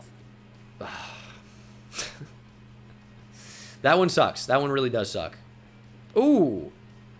Clemson really making a push on Kevin Barmore. I think he does commit to us, though. I think we're in a good spot there. Well, really sucks to lose out on the 5-star defensive end, obviously. But life goes on. We have visits scheduled for Braden Dahl, and Kevin Barmore just came in. Hopefully he does not go to Clemson or Tennessee because he's so close to committing. But Braden Dahl, he's our big visit this week. He is a top 10 player in the nation. And he is a legit stud. We maybe haven't been hyping him up enough. This is the number 7 player in the nation. We're trying to pull him out of Brandon, Mississippi. 6'3", 195 with 94 speed. Can run routes. Can catch a little bit, it looks like. So this would be a great get for us. Ole Miss is trying to make a push. Keep him in state. But we don't want that to happen. San Jose State on the schedule. We have lit this team up in the past. So, hopefully able to do that again. We'll wear the all navies. Okay? And we'll hopefully just trash the Spartans. That's the goal. We are keeping the playbook the same. I just don't love it. We're good. San Jose State takes the field. Needs to be a team we smash. We need to consistently use our talent more than we do. And sometimes just, hey, Taylor McCaleb, go run as far as you can. We will find you or find ways to get you the football. I wanted so much more time. That wheel is so slowly developing. We need to stop getting sacked with Jabari Sapp. That needs to happen. There's McCaleb. Broken tackle. Big hit. We get 13 back. It's not even the offensive line's fault a lot. It's just, it's me holding on to the football. Damon Brewer. Make somebody miss. Don't fumble either. Got it. That's why we need running back, dude. I can't rely on the guys we currently have. Actually, a bang 8 could be better here, I think. Let's get McCaleb on a bang 8. And we're really just going to confuse the hell out of that safety. Nope, we just held. I got to stop choosing really slowly developing routes. Get the ball out. God. Stop doing that. Sacked. I'm addicted to not getting the football out. God. Streak Michael Turner. I'm getting sick of it. I can't get it out! There's only so much space to move within the pocket. It's not a luxurious pocket. There's only so many places to go when a defender is unabated to the quarterback. It's a good punt, though. It's Heisman. It's Heisman. Maybe you could tell from the fucking San Jose State pass rush being in the pocket in 10 seconds. Not that, well, that'd be a long time. That'd be an incredible long time. How about a second? It's 3rd and 6. I was about to establish the run. Nah, I'm going to anyway. Whatever. Hurry up. Let me hurry up. If I hold down triangle, don't take me out of it. Fucking hell. All right. Wide open over the middle. Isaiah Burns, that's enough. All right, we're locked back in. Just needed an easy throw to kind of get back in the rhythm of things. And then I need to scramble for it. That's what needs to happen. All right, they're showing blitz. Is it a lie? I actually hope they do. We'll get it to Brewer out of the backfield. It was, okay. They kind of spied him. Good block from Brewer. Slide. And we scored a touchdown. I didn't have anything to do with it, but it did happen. Okay. We just need to get a couple of momentum boosts, okay? Just a couple of plays going right in a row. Oh, that would have been a nasty spin move if it was actually good. 14-0. Our defense is going to play well, although they just allowed 6 points. We just can't throw. We're not one of those throwing offenses. We also don't run very well either. Jabari Sapp, just be faster. There it is. Cut up the field. And we'll take the slide. 43 seconds. We'll call a timeout. Probably just need to get up to the line there and save it.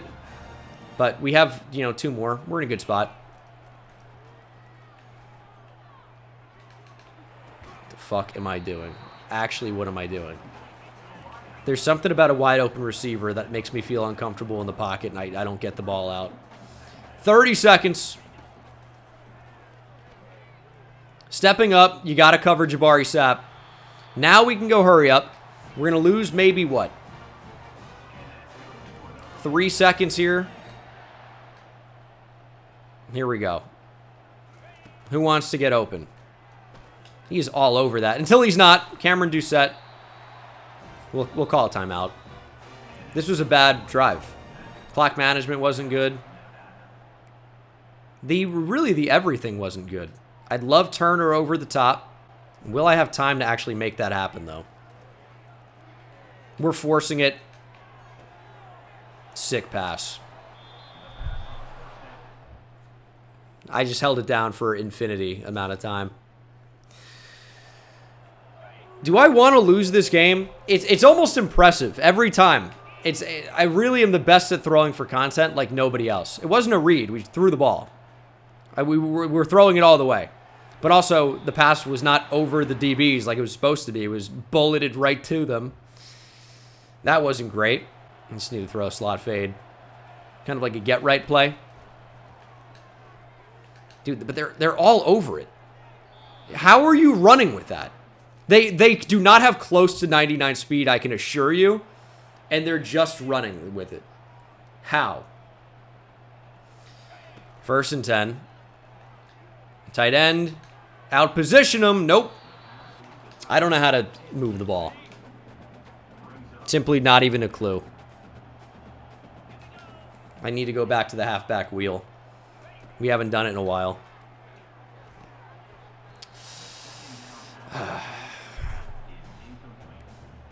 I didn't think I would ever think, a lot of things here, that I'd miss the Nevada playbook, but I do. I don't like Auburn. I know that's the least of my concerns right now. Maybe I'll figure it out. Cam Doucette touchdown. But I run coach suggestions 99% of the time, and I don't like what coach is suggesting. We're going to fire the cannon here. Needed a score. Needed a score. 4th down. 4th and 9. Nevada needs to go for this, or needs to stop San Jose State from going for it here. And I can't even speak English. Intercepted by KZ. I'm a little rattled right now.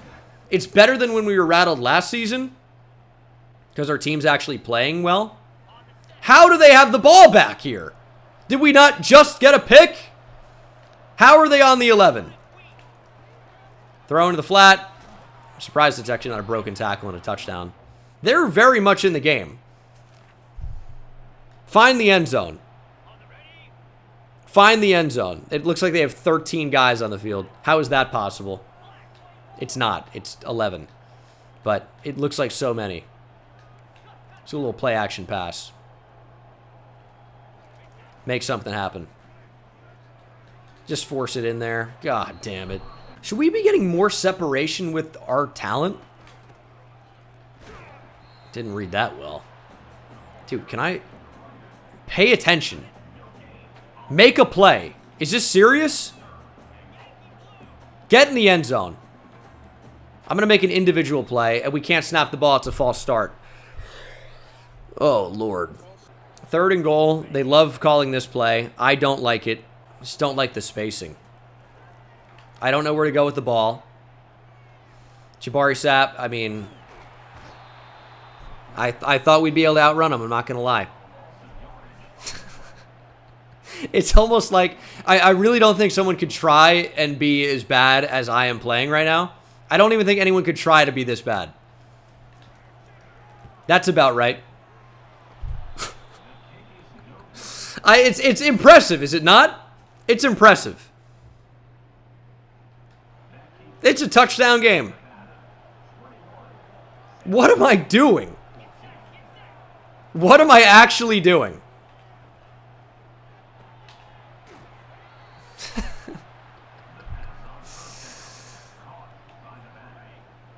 Yeah, it's scripted. I'm throwing for content. I'm so good at that. I really am. I'm so good at throwing for content. Big hit. No fumble, though. They're going to tie the game up, right? That's almost a given, I think. Closing in. I need one of my safeties to make a play. Where's 4th quarter Carter? Taquan Carter. Go get me the football back. That's what we need. Go get me the ball. I'd love to see them try to take a deep shot. What a mistake that would be. 2nd and 8. They're just going to check down here. Marquez is there. No, he's not. Nobody's there. Okay. That was way more yards than I think it should have been. I always anticipate somebody making a play, and nobody really ever does. 152 to play.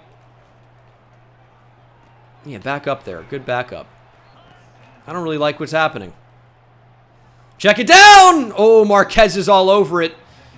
Could have been an interception, but instead, San Jose State loses a few. We will pass commit. We will hopefully get pressure on the QB. They keep running this trash. Good pressure. 4th and 5, game on the line. LeVar Talley is in a bad spot.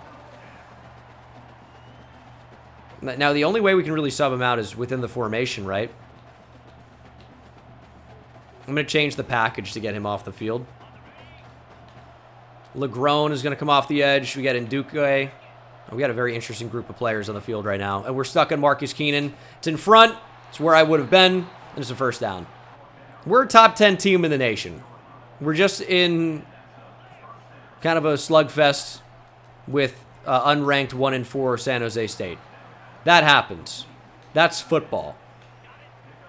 That type of thing, yeah, it's you gotta roll with the punches, okay?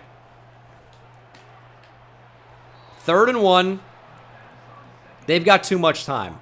I'm going man coverage. We're shading. I just ran commit. We're gonna shade inside. And it's a broken tackle. It's a San Jose State touchdown. Tie game, 21-21. Minute to play. For all the marbles. I got marbles in my mouth there. It sounded so crazy. Jabari Sapp out to midfield. Our starting left tackle, Josiah Timoteo, is injured. It's another thing we need right now. No mistakes. Lobbed it up. What am I doing? I don't need China and go for every suggestion, dude. The far right of the field is wide open. I'm very aware before anyone says it. I know. I saw it.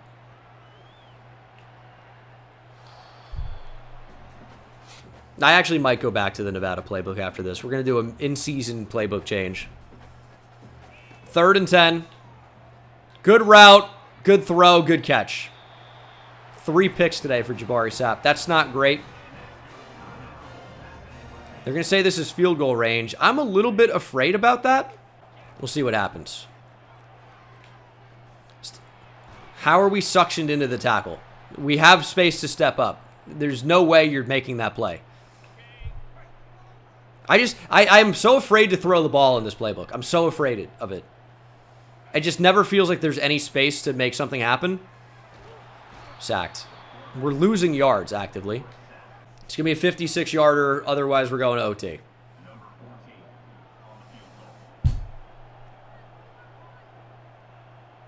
That's what it is.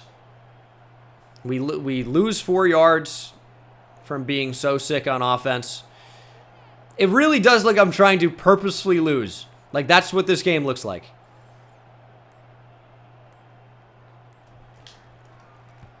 Missed the kick. We're going to overtime against 1-4 San Jose State. 3rd and 6. San Jose State with the ball on the 32. We're blitzing. Marquez is in the backfield. We can't bring him down. What? And they're going to go for it on 4th and 11? What are they doing? We're only rushing 3. That feels like a mistake. Game on the line. First down, San Jose State. I guess we should have run with that. I wish I didn't know exactly what was going to happen. But unfortunately, I do. Nice stop. Okay. 2nd and goal. How do we not bring down the quarterback there? I mean, that's actually a joke, though. Marquez! Good one-on-one tackle. It's 3rd and goal. They're trying to get fancy at this area of the field. We are not letting it happen. 3rd and goal. Sitting over the middle. Quarterback taking off. Ball came out. It's recovered by San Jose State. What are we talking about? How does this stuff keep happening? Scrambles. We actually force a fumble. Maybe. There are 3 defenders in the area. Marcus Keenan, the true freshman, cannot recover the fumble. Sai Vajrawale dives over it. 4th and goal on the 1. Now they're going to take their points. Maybe.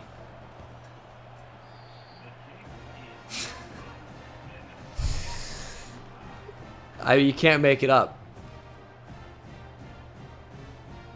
You cannot make it up. I mean, what do college kickers do? It wasn't even close.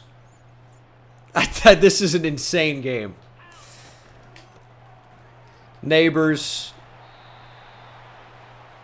Just run the ball, dude. Just run the ball. This is the worst game in college football history. Not Damon Brewer, dude. Do not let me see this guy on the field. It's an unbelievable game. I mean, it really is. What do you say about it? The worst game ever played. The reason why that kick is difficult is because college hashes are wider than NFL. As Nick Neighbors will end the game mercifully. We don't have to be in it anymore. But college hashes are wider than the NFL. And it's a short distance to get the ball over to the side a lot. So it is actually kind of a weird kick. But very makeable. That is the game. We managed to beat the upset. Jabari Sapp, player of the game. That was really ugly. We're 5-0. It's just going to have to be a learning experience, right? Nick Neighbors, 8.3 per carry. He's starting to play pretty well. He might be earning some more touches. Taylor McCaleb over 100. We might install our regular playbook. I don't love Auburn.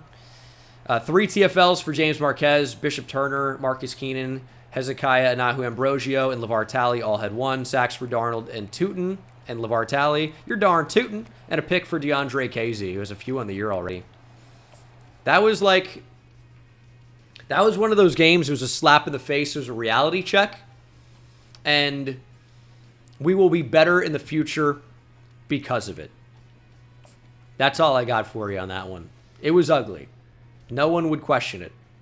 But we got the job done, and we have landed from Hollywood, Florida, future star, cornerback Javier Estrella. And also another corner from Chandler, Arizona, Jimmy Longoria. So 2 corners we thought we might not end up getting have committed to our school. We beat out Alabama and USC. Now, the unfortunate reality is that even though I thought we could beat out Tennessee, they have jumped us despite us filling up the bar again. It's another 5-star that we were right there for, and we could not get. Tennessee ends up getting the commitment. And we're going to leave him on the board and maybe even add the A&M guy back as well if that's possible. Because that's B-. If Tennessee would need to have a really bad year to lose out. No, there's literally no chance they're going to drop below his deal breaker for championship contender. There's just no way. How bad would they have to be for that to happen? I mean, unbelievably bad. Where are they right now? They're 1-4. That's pretty bad. That's where he's going? How close might they be to a decommitment? Because that can happen to the user team. Can that happen to the computer? I don't know. It's a possibility. If they just keep losing. Oh, championship contenders an A-, even though they're 1 oh, that's Clemson. Hold on. Clemson was in the mix as well. Show me Tennessee. And they're 3-2, by the way. B. Ooh, it's close. It is actually close. If they just have a bad year, he might lock him out and decommit. I mean, we'll leave him on the board for that reason alone. I don't know. I mean, I don't love my chances of that happening, right? But we will keep him on the board. Because his deal breaker is championship contender, is it not? Can we see? We'll leave him on the board. I mean, what's the worst that can happen? We'll check out our 2 new additions to the class, by the way. 2 corners. Javier Estrella and Jimmy Longoria. Estrella has 95 speed, 80 man coverage, 89 change of direction. Very good player. Acceleration's actually not very good, but that's okay. And Jimmy Longoria, USC made a push. We were worried we weren't going to get him, but we do end up winning out in the recruitment. He's also very good. 91 speed, 93 acceleration, 83 zone coverage, 70 man. Really nice player. So the class is coming together a little bit. In terms of top classes, we are, I would have guessed, in the top 50. I know we only have 4, but we're at 54. 0 5-stars right now. We were so close to 2. Braden Dahl is close to committing. He was if we would have lost that game, I don't even know. But he is close to committing. We are very, very close. I don't think Ole Miss is going to get back in it. You never know, though. Tony Tolson, we do probably want to bring in on a visit because we're just competing with other guys at this point. Don't really want him going to Stanford or UCLA. We'll try to secure Tony Tolson as soon as possible. Add our first 5-star to the class. And we might be en route to 2 as well, by the way. So we're in a good spot. Really making up ground on Auburn for safety Lamar Eaton. See if we can get him in for a visit at some point as well. Got a lot of points back here. Let's go ahead and take that off so we can do contact friends and family. Go 75 out of 75. And I am very worried that David Lacombo is going to go to Notre Dame, enjoy his time there in Week 7, and then commit. Hoping that doesn't happen. Because this right now is the #1 recruit that I'd like to add. 95 speed, 80 man coverage, 81 press with the jammer ability. Feels pretty good. We can actually play press coverage. That would be cool. Josh Liggins is close to a commitment. Come on, Josh. You can do it. Make the right decision. As this might be the final time for a while Again, we could play them next year. It's a rivalry game. We could schedule this every year. But this is a team, this is like one of those classic trap games. Nevada, number 10. We dropped after that game. That makes sense, I would say. Maybe the final time we go on the road here to play Boise State. I am not letting them wear the all blues on a blue field. Literally no chance of that happening again. And they'll stand out a bit more. But this is a team that's rated similarly to where we are. They have talent. They've recruited well. Just, we can't... And the thing is every time we come to town, Boise State is just packing the stadium. They're doing stripes, whatever they got going on. This is their Super Bowl. This is their national championship every single time we play them. So the stadium's going to be rocking. It's going to be tough to hear. It's going to be tough to get what we want to have happen. But we're back in a more comfortable playbook now where we can utilize the skill sets of a lot of our best players more. How are you that fast? What in the world? It's incredible the speed at which some of these players close on Taylor McCaleb, who has super elite speed. And God, the pressure is already there. They rushed 4 and they got there instantly because my right tackle is not lined up over the edge. He didn't get out there at all. Really made no effort to. Just, that type of thing can't happen. And the tight end didn't even try to chip. Like, I don't think that's an O-line personnel problem. I think that's a game problem. What do we do about that? We're going to have slide to the left here in case that's where the blitz is coming from. And it is. Get it out to McCaleb. I miss this. White lightning strikes in Boise, Idaho. Taylor McCaleb, corner 3. Mick Heisman back in a playbook that knows how to fully utilize his skill set. And that skill set is running by people. Had enough time to get the ball out. We are back. We are back. Good start. Defense, what do you got for us? We'll show them fire zone. Got LeGrone out here. Probably want to kind of rearrange the way our they're going to call defensive pass interference because this is a fucking shit game.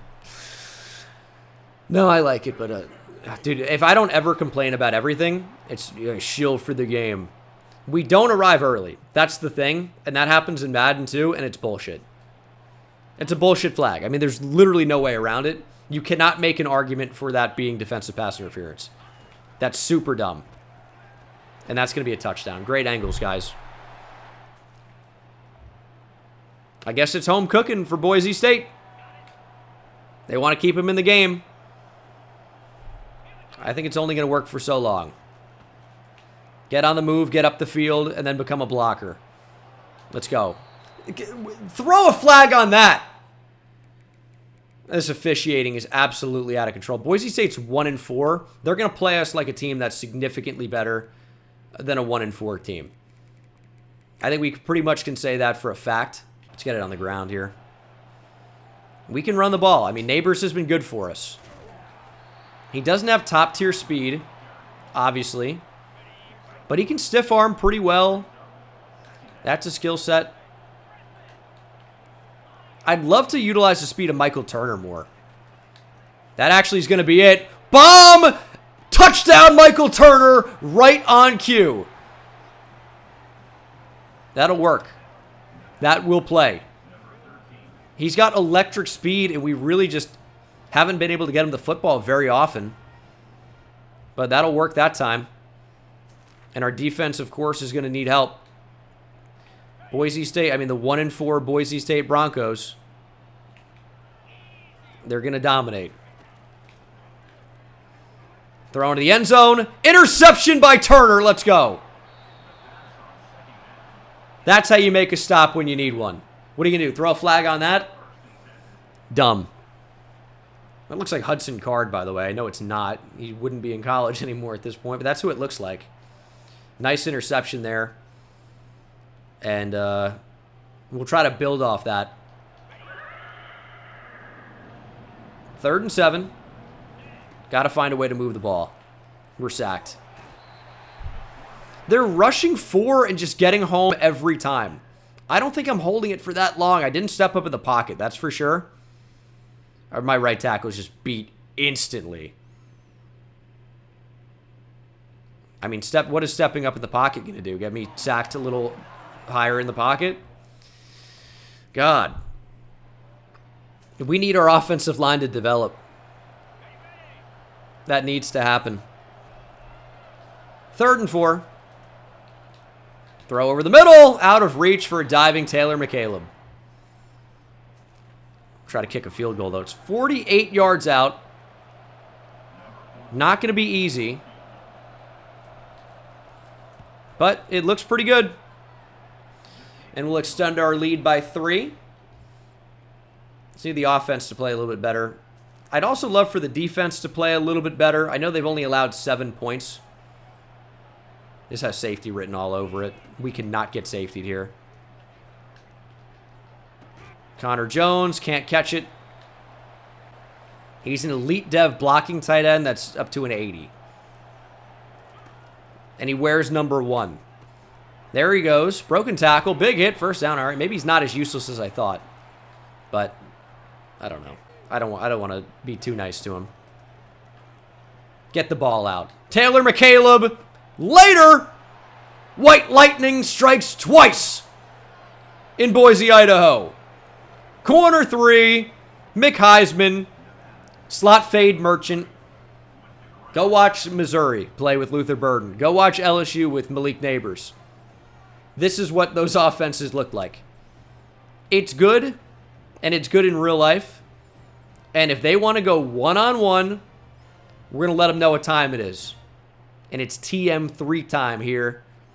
Broncos are finding out if they didn't already know.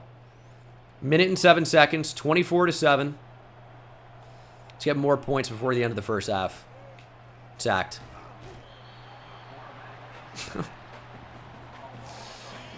Oh, man. I'd love to... I think it's... I don't know. I don't actually have an answer. Why do we keep getting instant pressured? I don't know. It's devastating. 3rd and 11. It's a good route. Corner. Corner 3. T-Mac again. Why are they thinking they can run with them? You can't play man coverage against that. You can't. Taylor McCaleb, 3rd touchdown of the first half. And this one, it's getting over early. It's looking pretty good. Let's get McCaleb on a post. I mean, this is vintage Nevada offense. Is throw it to McCaleb no matter what. Although Hayden George is open, and the stiff arm of death from Hayden George. Put that man down to hell. Hayden George touchdown. It's going to be 38-7. No, they get points back. Congratulations to them. 3rd and 8. Michael Turner, do you just want to win? Yeah, he does. Jabari Sapp, you want to put that ball out? I would prefer a little bit more out in front, but it's a touchdown off the board, unfortunately. Maybe Nick Neighbors will be the beneficiary of an underthrow. But Turner, the burner, getting after it. It's a good block, and that is a Nick Neighbors touchdown. Let's go. Offense is looking good. I actually thought this was going to be a trap game. I thought Boise State's offense was going to be really good. I thought their defense was going to be really good, and they kind of have been. I know they've allowed 45 points, but it's the same thing beating them. They don't really have the speed to carry any routes vertically. And, I mean, that much is abundantly clear. They are just getting dominated down the field. As soon as we started having a little bit more time to throw, it was over. Nick Neighbors, touchdown, number 2. Yeah, this one might be over for Boise State.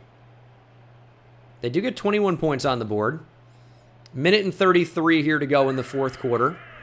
Why the clock isn't in Chew Clock, I wish I knew. Alan Coppin into the game. I hope that doesn't mean Jabari Sapp is injured. That would be devastating. But it's a lot of backups. I think the backups are just in because it's a blowout. Damon Brewer will take us to victory.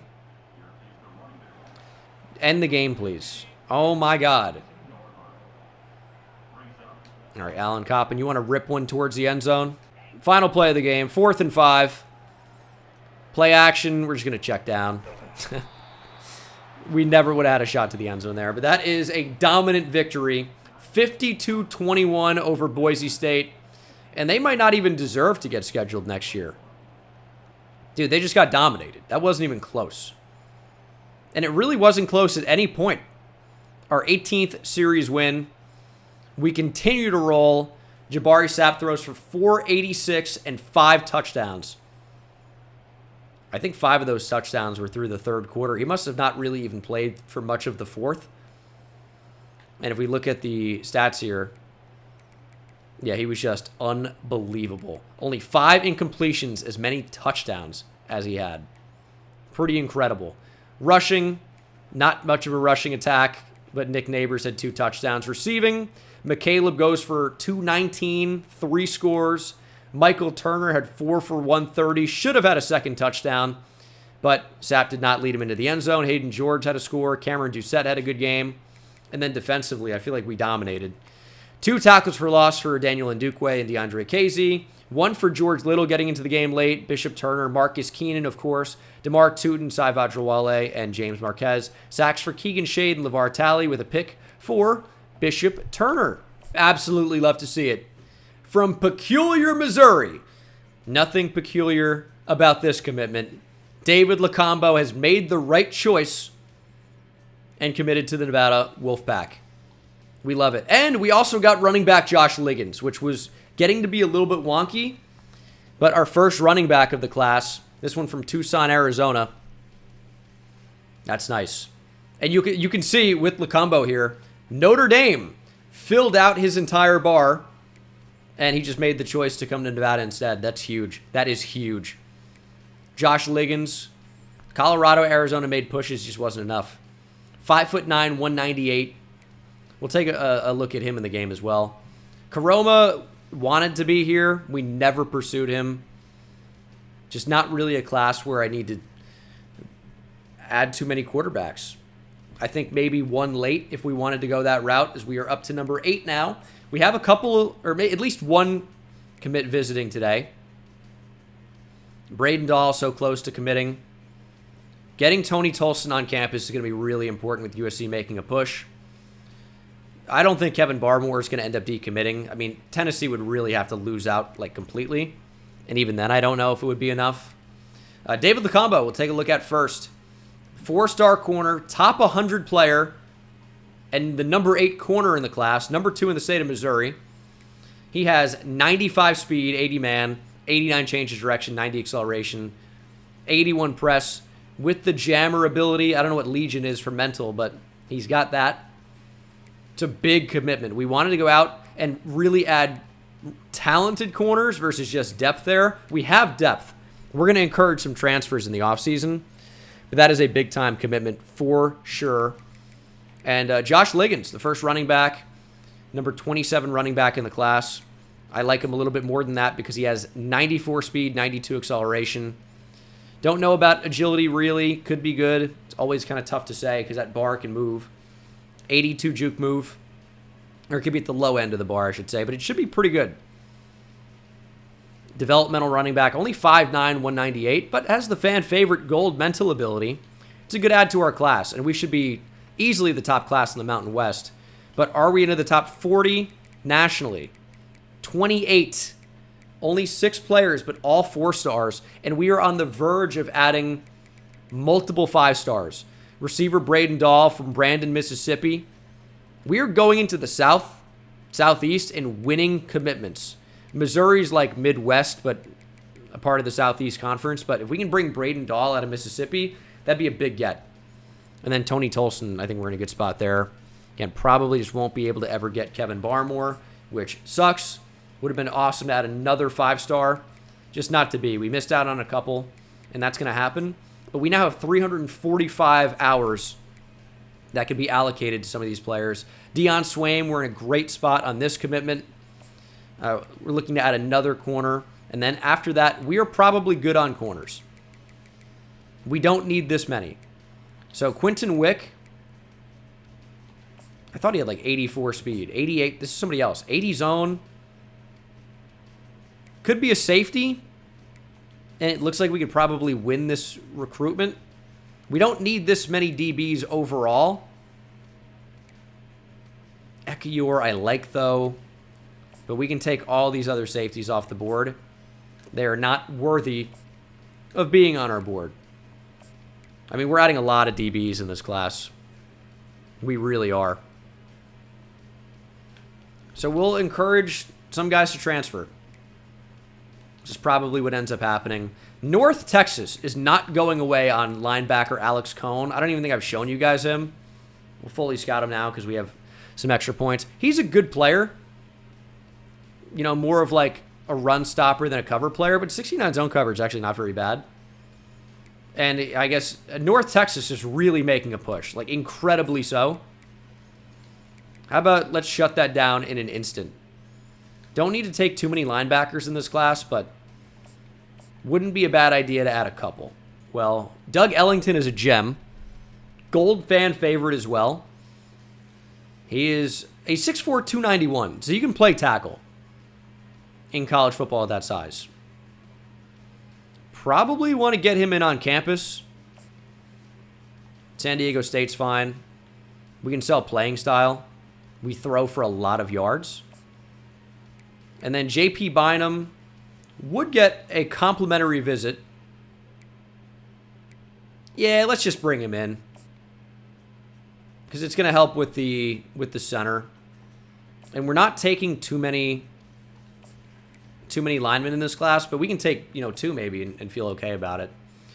Let's get Lamar Eaton on that visit as well. We will sell Coach Prestige. And then we probably will want to match that with a corner. And Swaim is already coming in on a visit, right? Week 8? Or do we get those other visits week 9? That might be week 9. If we're going to bring Ellington in on a visit, we should probably actually recruit him. And that's going to be money. That'll work as well. So Doug Ellington, I think, would be a nice add to the class now. We really haven't recruited him too hard, but probably somebody we can get. Yeah, I love safeties. We all know it. It's not a surprise. Don't know why, but I love safety. I love defense.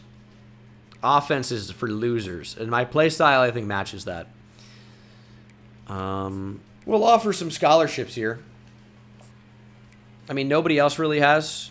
How funny would it be to just steal that offensive lineman from Boise? Do we want you? He does look pretty good. Anyone else need a scholarship? Nope.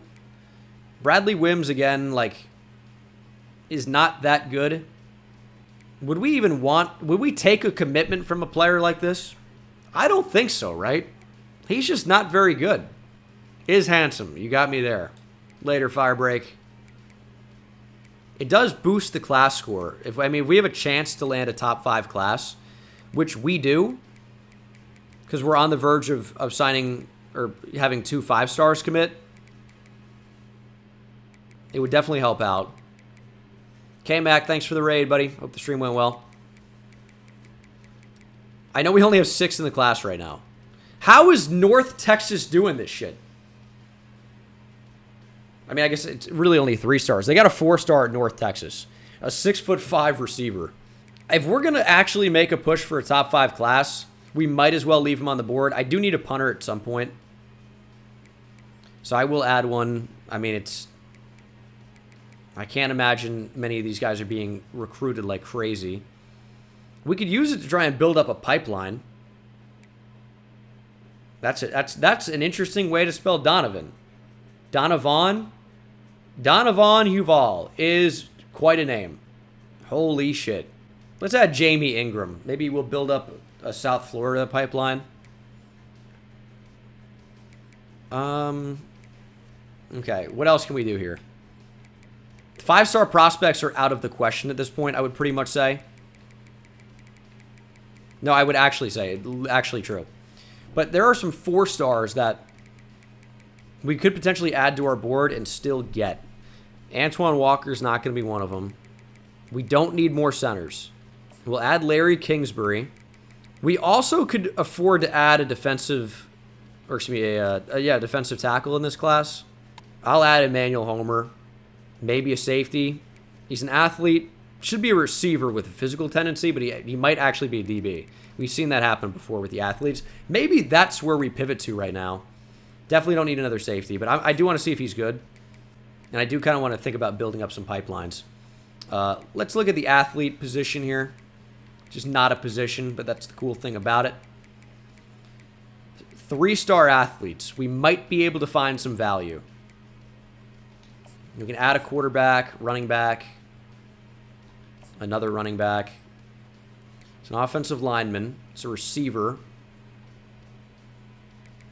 But that's like, what else could you be at 6'5", 189 than a receiver? A corner or a safety, I guess, but 6'5" for a corner is egregious. But I'm curious. We'll add him. A power back, I like. A big hill. Big downhill running at 5'9", 228. Yes. And Blades of Glory. All right, we'll add him. Could definitely afford to take a few running backs in this class. Yeah, James Williams was not 189, though. James Williams is like 220. And I think he put on weight to even join the NFL. He's listed at 232 on the Titans as a linebacker, by the way. He's not 189. Maybe when he got to campus, but these guys don't gain weight, right? All right, number 8, taking on Air Force. It would be nice if, like it showed you in NCAA 14, you could see who's visiting. And I like game goals as well. You don't really get game goals anymore, or you definitely don't. But it would be nice to get them. Who's visiting? This is week 8, right? So it's not JP Bynum. Deion Swaim, maybe? It is Deion Swaim. Again, we just can't afford to lose. And Swaim will commit with a win. Absolutely guaranteed. And maybe even with a loss. Eaton is going to be later. Tolson, I think, is on campus as well. This could end up being a weird recruitment. Just because Stanford, Arizona, like these guys are making pushes. Stanford, I'm especially scared of. Because the week after us might just be a good time for a visit. And then a Braden Dahl, I think just commits after the game. We got him in on a decent enough visit. We've got momentum. Air Force, I mean, these guys stink. Air Force is terrible. So much to the point that I want to break the curse. We are going to wear the all-white uniforms. And we're going to just get right back in the win column on the all-whites. White out at Nevada. Let's go. Chat not liking it. They think it's bad juju. But this is how I show you that we are so back. All whites, game time, noon, it's bright. They're going to be blinded. They won't know what hit them. And it looks so clean. You got to admit this is a good look. Now, I don't like the logo on the helmet with the thinnest navy stencil you've ever seen. But you know what? We're ready to go, baby. This is Nevada football. Cat, if I back up, I'm going to roll over you. Please resituate. Here we go. Oh, no. They're already driving? Is this a joke? 3rd and 6. What are they going to do? Throwing over the middle. It's intercepted by Sai Vajrawale. He's going to be knocked down at the 13. But that's a nice way to start this game. Yeah, the ball's going that way, idiot. Good call. Good call. Let's score. Here we go. From our own 13. Honestly, I think play action. I think Jabari Sapp just scrambles for 1,000,000 yards. Maybe even more than 1,000,000.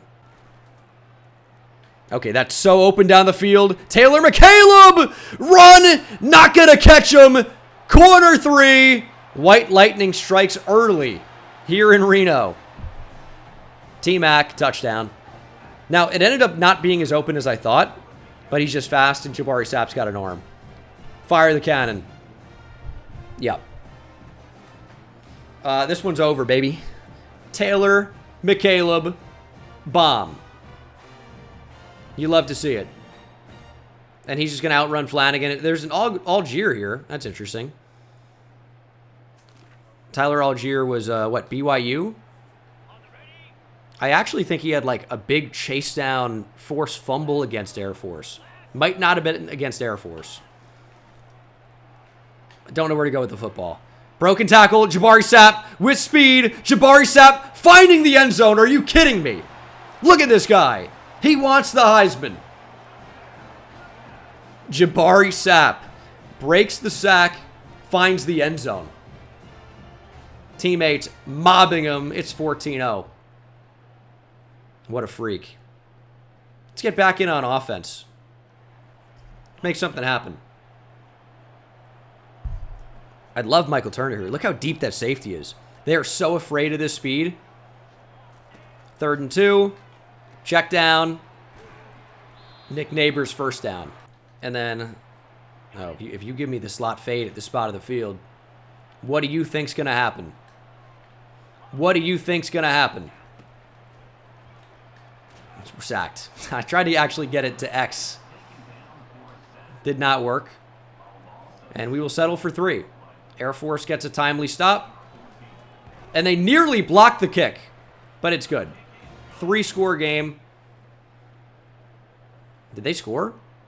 They scored twice? No, we scored twice. That's our end zone. It's 31-0. Oh, Air Force. Defund the military. No, I'm just kidding. But defund this military school. They suck. What a throw, by the way. Damon Brewer into the game. That's how you know this thing's over. Jesus. Don't turn around. I was supposed to be like a clear out. Interception, but we got the football back on the 3. Play action. Jabari Sapp on the move. Touchdown. The throw would have been good if the comeback route wasn't on the far right side of the field. If it was a streak, that's a guaranteed touchdown. And we get the football back here on the 3-yard line. Stepping up, Jabari Sapp, touchdown. How can you stop that? You can allocate resources to play coverage. You can't stop that. Jabari Sapp, monster. It's 45-7. Get the ball on the 11-yard line. I mean, they really have no chance to stop us at all right now. Give McCaleb a shot. Back of the end zone. Corner 3. T-Mac. Mick Heisman. TM346. It's going to be 52-7. Let's see if we can set Nick Neighbors up. Got a hole. Nick Neighbors, touchdown. It's bully ball. I mean, I'm sorry.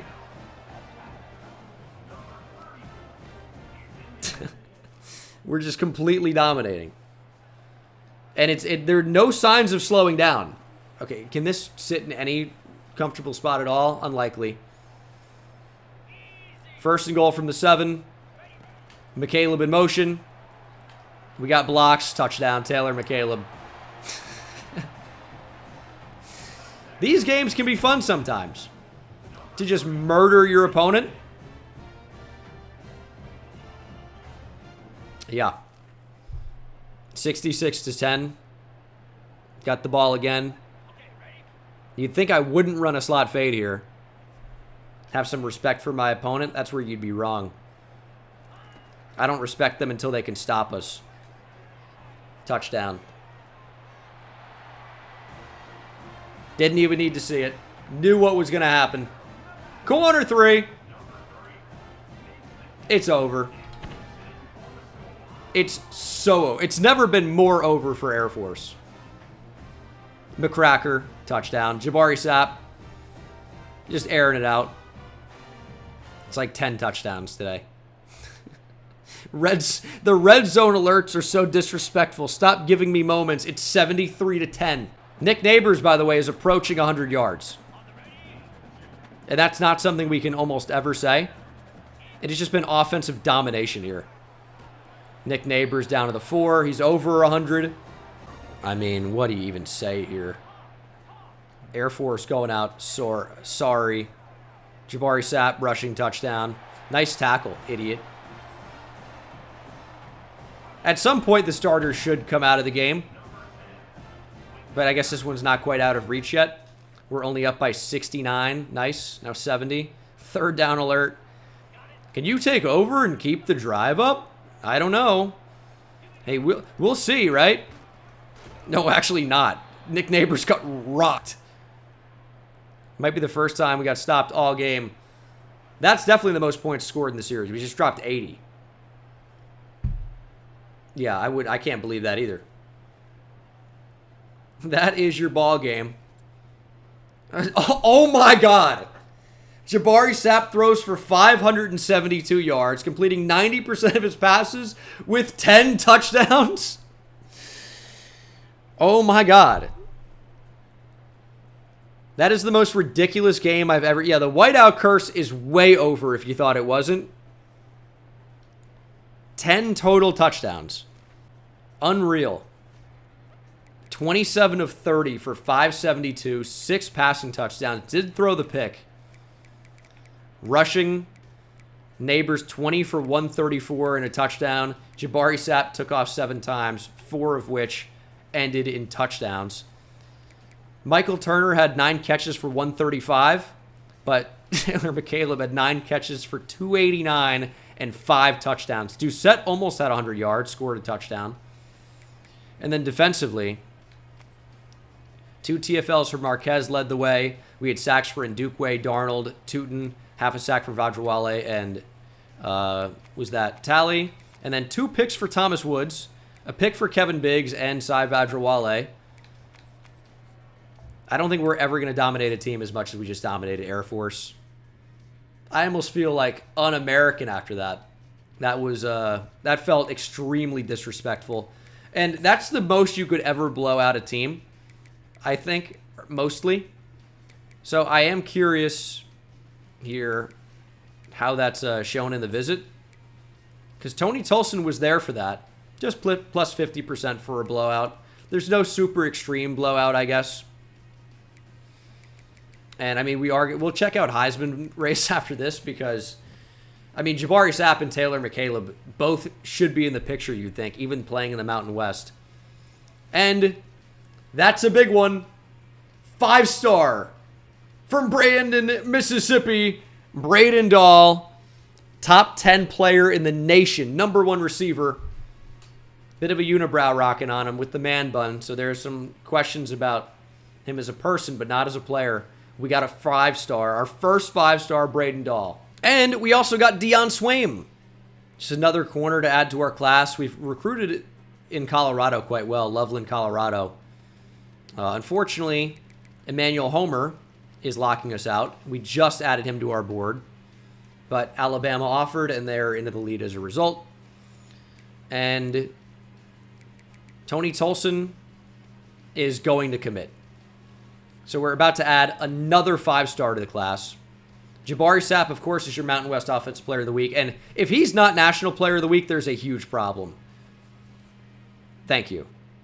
It gave me a little bit of pause. It's like, are you sure? What are you going to do about it? Make a statement. Give 50 subs to the chat? I wish I could have, but unfortunately he does win National Offensive Player of the Week. And we improved to number 7 in the nation. Heisman watch. Jabari Sapp and Taylor McCaleb are both firmly in the mix. Yeah. Sapp had a huge game. DJ Lagway transferred to TCU. Wow. Wheels is going to be mad, but they have a new quarterback who seems like he's doing quite well in Javier Smoker from Winter Park. Things are going quite well right now. Braden Dahl, 5-star receiver. We don't have him fully scouted, but we know he is good.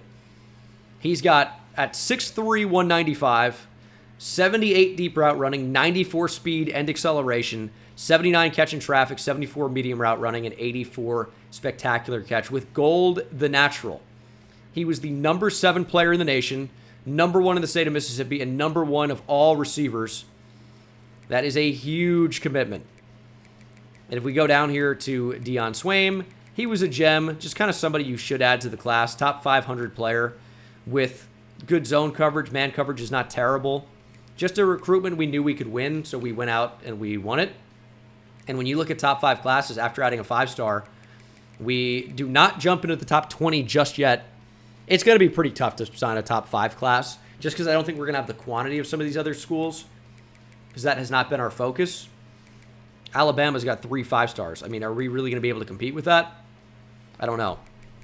But we will probably sign a top 10 class if all goes well. So we are in business right now. And again, I should take Kevin Barmore off the board, but on the off chance that somehow Tennessee loses out and we can get him to decommit as a result with his deal breaker, I'm going to leave it on just in case, but it's highly unlikely. Tennessee has dropped to C+ championship contender. That's below the deal breaker for the receiver. It was B-, was it not? Can they not decommit? They can decommit from my school. I don't know. I mean, he hasn't locked them out. We're locked out. Could it actually happen? We're going to find out if that's actually a thing. We need Tennessee to keep losing. Apparently, he might decommit at early National Signing Day, but that's a long way away. I'm worried that Tennessee will start winning because they're very high rated. That could happen. But you can see we're getting Lamar Eaton on campus at just the right time. Top 50 player in the nation. High 4-star gem safety from Decatur, Alabama. 5'11", 219 with very good speed. So, looks to be a very good player. He is scheduled for this week. Auburn may have come to steal him away, if not for him visiting this week. But that should be another really good addition to our class. And it is really coming together. We have 290 hours. We're about to add 4-star running back J.P. Bynum to the class, who's also visiting this week. And Doug Ellington is visiting this week. 4-star center, who's a gem. This class is really coming together, and we've managed to overtake North Texas for Alex Cohn. Things are really starting to look good for us. But we got a lot of recruiting to do. San Diego State coming to town. We are ranked number 7 in the nation. We are 7-0 overall, 4-0 in the conference. We have a couple of recruits visiting this week, and not a moment too soon, really, because if you look at Tony Tolson, he's going to commit whatever, week 8. Stanford actually could make a run, but I don't think they will. I think he's going to commit. This would be crazy. He's going at Stanford this week. I actually did not realize that. Well, I did, but I forgot how dire it could be. That would be bad, actually. Tony Tolson could commit to Stanford after this game, and we'd lose out on another close 5-star recruitment. That would kind of suck. Lamar Eaton is coming into town this week. I think that will lead us to win out over Auburn. It's a top 50 player in the nation, number 2 safety. J.P. Bynum will commit after this game, no question. We almost could, use the points elsewhere. I think I will do that. And then Doug Ellington is coming to town as well. And we are trying to win that recruitment. So we're going to take all points off J.P. Bynum. There is literally nothing Georgia could do to get back in this recruitment. Literally nothing. So we'll spread these points out over some players at the bottom of our board that we're going after. I think Josefa Pugh kind of makes sense. He just kind of... I think we took him off our board because he wasn't being... or he was being recruited heavily by somebody else, but I guess they're not anymore. I don't know. Definitely weird. But, we'll take advantage of it. And You know, hopefully add him to our class as a result. San Diego State is pretty bad. I think they've played us close before because who hasn't? But this needs to be a win. Our next tough opponent really would not be to the college football playoff. You know when college football 25 is coming to PC? I do. Never. Pretty sure. What up, Spotless?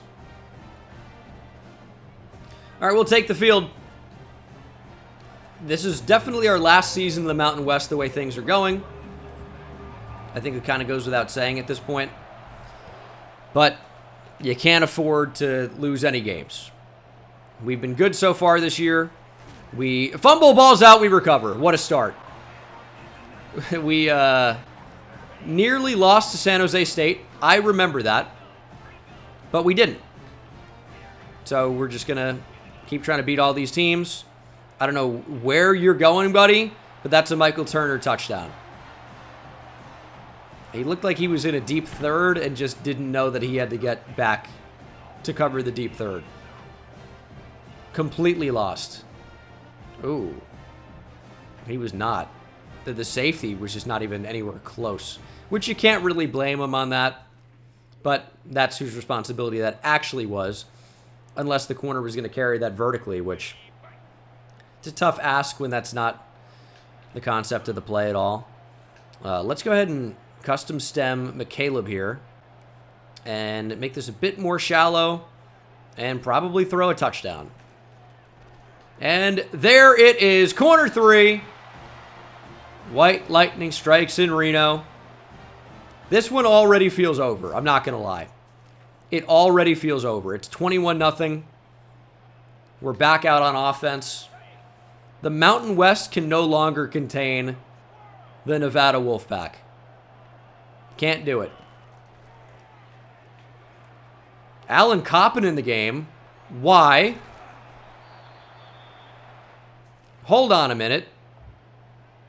Hold on a minute. Where is Jabari Sapp? Quad strain. He's going to miss the rest of the game. Okay. That doesn't sound too serious. Could be worse. Koppenheimer, I mean, we have a 21-0 lead, right? So we'll find Hayden George for the first. Alan Coppin will get some good experience. Should still keep us undefeated. And hopefully Jabari Sapp is good for the next game. It's kind of all we can hope for. Although Nick Neighbors looks hurt. Severe risk of injury. He's going to be done for the game. Are San Diego State just coming out here playing for injuries? Is this some type of a joke? We're going to see what Clarence Marcus can do. 6'1", 234. He kind of is like mini Nick Neighbors, so we'll give him a shot. I'm worried about Taylor McCaleb at this point. He's got a high risk of injury. Brother. These guys, McCaleb is not going to play. He's going to be done for the game. I'm not risking it. Not risking it. They have to be playing for injuries.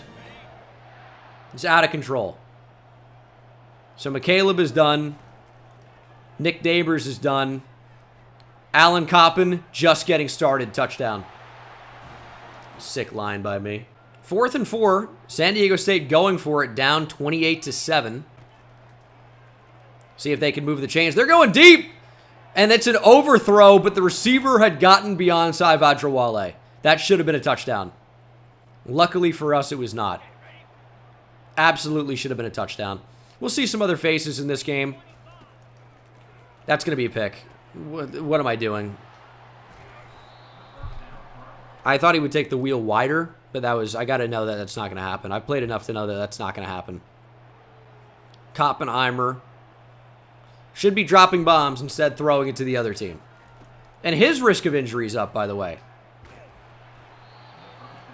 Dude, this is out of control. High risk of injury now. 2nd and 10.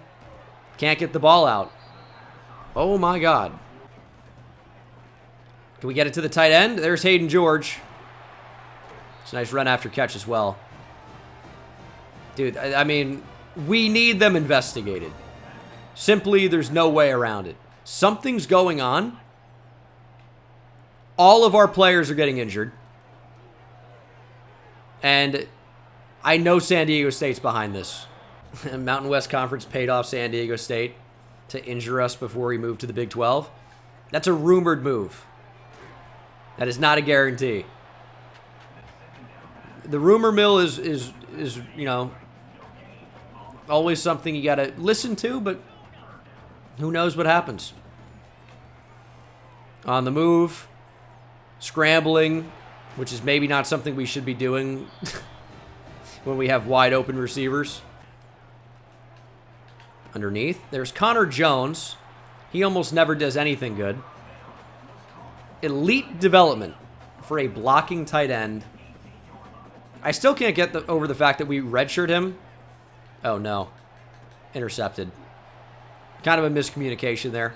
We redshirted Connor Jones, and he got up from a 73 to a 74 with elite dev in 1 year. Yeah, Koppenheimer's just not Jabari Sapp at this point. That's what's going on. Obviously not user error. That's a great throw, though, to Turner. And Michael Turner's got electric wheels. Touchdown, Michael Turner. No McCaleb, no problem. Koppenheimer dropping bombs. If you remember, as a freshman, Alan Koppen beat USC and kind of ended up losing his starting job. How about a throw on the run to Marcus? It's a touchdown. And he looks like Nick Neighbors out there. I think it's 25 and 35 for the numbers. This is a true freshman, by the way. True freshman running back. Doesn't really ever see the field. But Clarence Marcus, I think I called him Keenan before. He's got some fucking name. Whatever it is. Clarence Marcus caught on the sideline, tiptoed, stayed in bounds, touchdown. It's 34 and 35. Okay, yeah, I knew it was close. But we haven't seen him in so long, you forget. 4th and 4. We got a lot of backups in the game right now. Biggs is in the slot. We can pass commit for sure. Yeah, there's only so many things we could run with there. Yeah, we'll call a timeout. I think I use whatever the default throwing style is. I don't know what's the best. I'm not much of a gameplay guy. I'm more of a storyline builder, team builder type of guy. As we'll try to take over here and just run out the clock. 3rd and 8, though. Not really a down and distance I'm in love with. I think if we just streak Cameron Doucette, I think it's probably a touchdown. Work back to the ball. It hit him in the ass. We couldn't get the ball out nearly on time. Like, not even close. Which is super annoying, but we were in the animation. Couldn't get out of it. Now we're going to go ahead and skip this moment. CPU can kick the field goal. Promise me. You guys can do it. It's 48, 21, 27. Instant score from San Diego State. You know what? They're putting up a bigger fight than Air Force did. So you got to appreciate that. We've pitched it. We're not going to be too crazy beyond that. We're up by 20. Let's just run the clock out and win a game. That's all we need to do. And I have chew clock on, and it doesn't matter. They are not chewing the clock. Well, you know what? Now you get a deep shot. Now you see what Michael Turner can do. We're just going to check down. There goes Hayden George.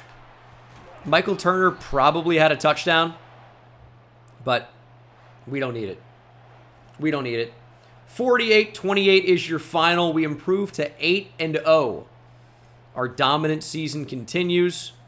The Mountain West can no longer contain the Wolfpack. We need that next level so we can buy Architect. But we should be getting some big commitments. We know that much. Here we go. What do you got for me?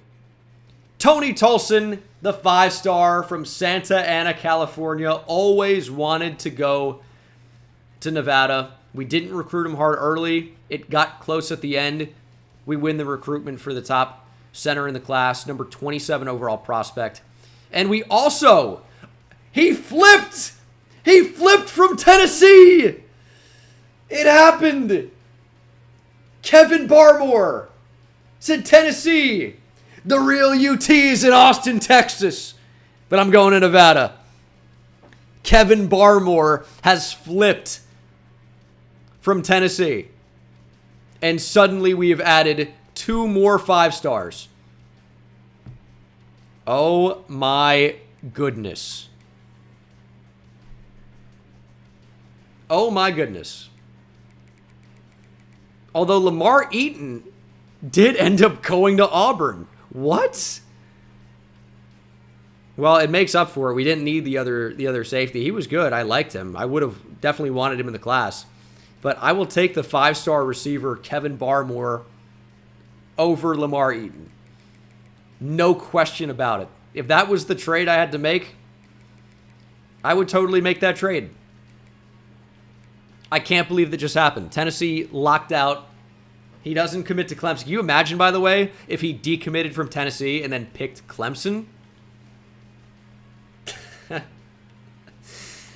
I wouldn't be here anymore. Let's just say that. Let's go over the 2 new commits. Lamar Eaton, man. We brought him in on campus. I was really sure we were going to get him, I think. Good player. Really, really solid player. We've just recruited DB in this class. We already didn't really need safety. Kevin Barmore, 6'3", 197 from Myrtle Beach, South Carolina. Only 80% scouted, but he can play. He's a jump ball receiver with 91 speed. 80 short route running, 89 spectacular catch, 85 release, 82 catching, 97 jumping. Should be a really nice add to our class. And then how about the 5-star center? He's an athlete, but maybe he just can play multiple positions across the line. It's Tony Tolson. Stanford made a run, but in the end, not enough. We end up stealing Tony Tolson. He's got 77 speed, 78 pass block, 77 run block, 92 strength. Screen enforcer and platinum road dog. Only 80% scouted, but he's going to be good. Now, what is his other position? I don't know. At 6'3", 299, it's a weird size. I really wouldn't consider that to be a tackle, but in college you can get away with it. Could be a guard, but also maybe a defensive player as well. At 6'3", 299, you're thinking defensive tackle. We'll have to see where we want him, but he has joined the class. And now, out of nowhere, that is 3 5-stars. Should have been even more with the defensive end that picked A&M. But that is 3 5-stars. Such a frustrating commitment. How is A&M doing? We can't add him back on the board now, but if A&M's doing particularly poorly, that maybe is a window for us. I cannot believe it worked out with Tennessee for the 5-star receiver. Texas A&M is 6-3. That's just going to be too good. Tennessee's 2-6 though. That loss was critical. So, Texas A&M right now has B championship contender. The cutoff point is B- for Rico Manzo. If Texas A&M, and they're 6-3 right now, if they go on some type of a losing streak, Rico Manzo could decommit, leaving the door open for us. We don't have him on our board anymore, so I don't know how that's going to work. We might have no chance at him, but that's going to be something we want to monitor. And in terms of top classes, I really am shocked we did not jump into the top 10. We were at 16, our third 5-star, second to only Georgia in terms of 5 stars. Tennessee's tied, but they had 4 at one point, I think. I think they did. But it's 3 now. That's so bizarre. We have 6 4-stars, only 1 3-star. We only have 10 players in the class. Feels like we should be ranked ahead of Tennessee here. We're very close. But one more big commit, and we're going to be flying up the board even more. If we can somehow end up getting that 5-star if A&M starts going on a losing streak, oh my goodness. This class is going to be electric. Oregon State was ranked preseason. They are no longer. How did we drop, by the way? Oh, because this is the first week of the college football playoff rankings, and because we're a Mountain West school, they're going to rank Kansas ahead of us. Is that a joke? Is that a joke? But that's why we're 14th right now. We are one of just 5 undefeated teams here in the CFP initial poll. Michigan, FSU, Colorado, Florida are the other undefeateds. Oh, actually, you know what? Western Kentucky and Middle Tennessee State are undefeated as well. Although, in Conference USA, they might play each other. So I don't know if that's going to last. Yeah, Colorado's rocking right now. Let's check out the Heisman Watch. We had some injuries in the last game. Jabari Sapp dropped slightly because he didn't really play very much. But we need to keep him healthy. That's most important. And also, we wanted to be safe with Taylor McCaleb. So we took him out as well. This could be kind of a trap game in a way. They're an 80 rated team. They're at home. They've got nothing to play for. But maybe that's when they come out and play well for the first time all year. I don't know. Maybe Ohio State lost to Michigan, Penn State, and Rutgers, another powerhouse of the Big Ten. All right, big third down, make the stop. It's raining here in Corvallis. Some geography knowledge for you. It's where Oregon State plays, unless I'm mistaken, in which case this is embarrassing, which I don't think I am mistaken. Playing over the middle. Little check down. Ooh, we kind of let him have a lot of yards there. And they are going to go for it on 4th down. Looks like it's going to be a run. Marcus Keenan, shoot a gap, make a play. It's going to be a pitch outside. Good angle. Turner with a big tackle. Turnover on downs. And we will see Jabari Sapp for the first time in over 3 quarters. They've got a player named Exodus. It's insane. Well, things didn't go that well. And I know that because Oregon State has the football again. Pick it off. Let's go. Thomas Woods. Welcome back. He had a number of interceptions last year. This one goes all the way to the house. He's got great zone coverage, and he read that very, very well. 57 yards all the way to the end zone. Offense can't make a play. Maybe the defense can, and they do. Although I feel like we haven't heard much from my safeties in a while. Trying to run with that. No way. I just want a safety to make a play.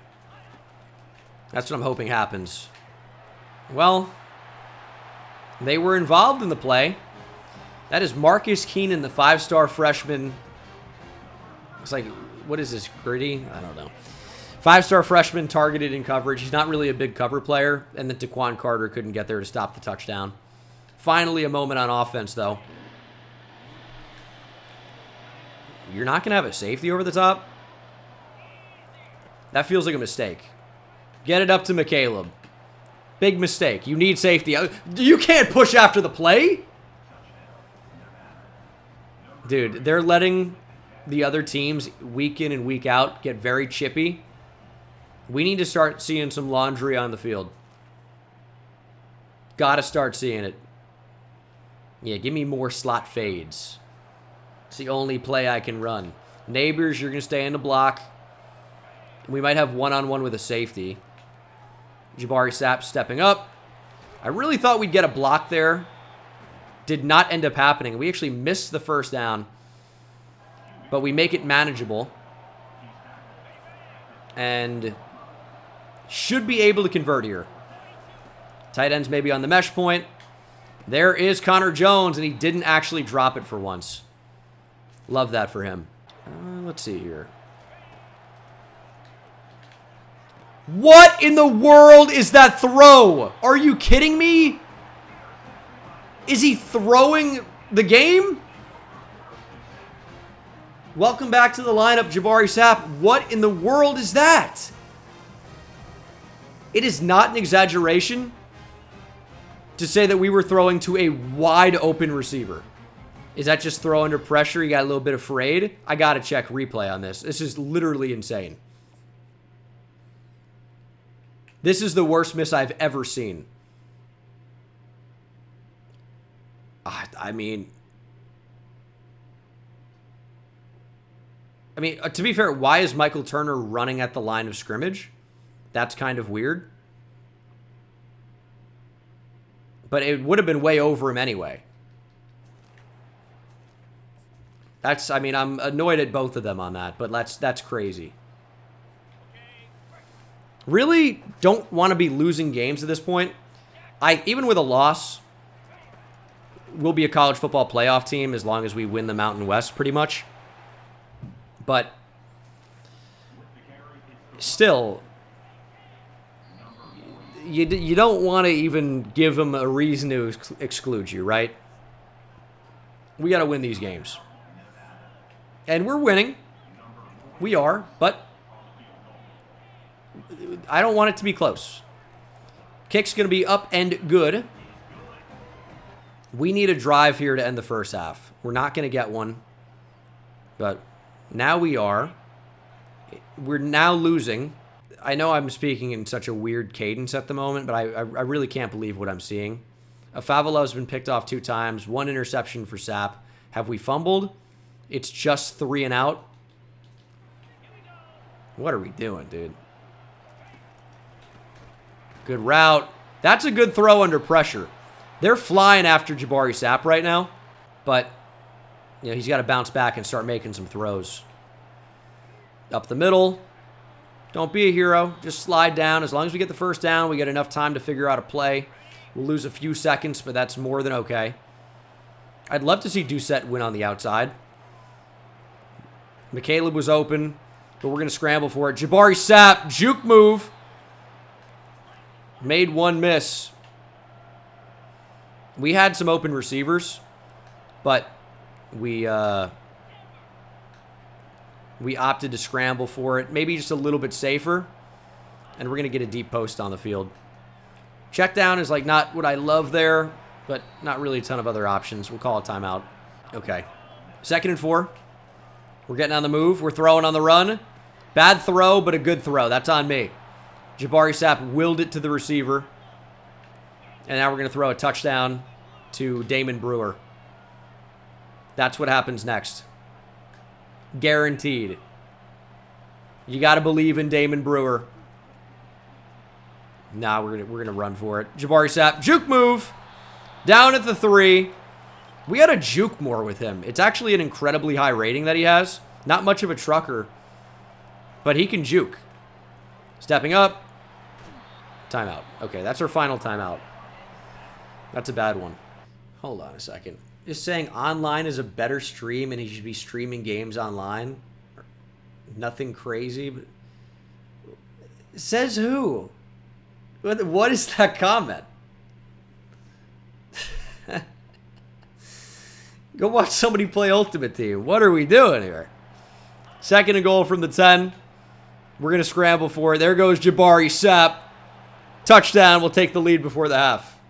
Let's go. Ooh, 4th and 10. This is kind of a long field goal here in the 3rd quarter. And the play clock's really running down. That's not a bad attempt, though. Stay in! It's off the post! I don't know if it had the leg anyway. It may have been able to bounce over the crossbar. Damn. That's a long field goal. That's a long field goal. All right, 21-17. Michael Turner touchdown. That's just what's going to happen. Get the ball out. Good defense. 2nd and 10. Trying to find the end zone, getting a more comfortable spot. Tight end is open. It's Hayden George for the score. We don't say that very often. But he can be a red zone threat for us. Scores a few touchdowns a year. That's one of them. 28-17. Defense needs to step up, and they're not. And now they're really going to have to step up. It's an 8-point lead, 1-possession game, 3rd and 8. James Marquez make a play. Get back. He's going to scramble for it. Quarterback slides right in front. And they are going to go for it on 4th down. They kind of have to at this stage in the game. We're going to blitz them. We're going to bring our linebackers up. All right, I sure would like to. And we're going to try to make a play. That's on me. Completely on me.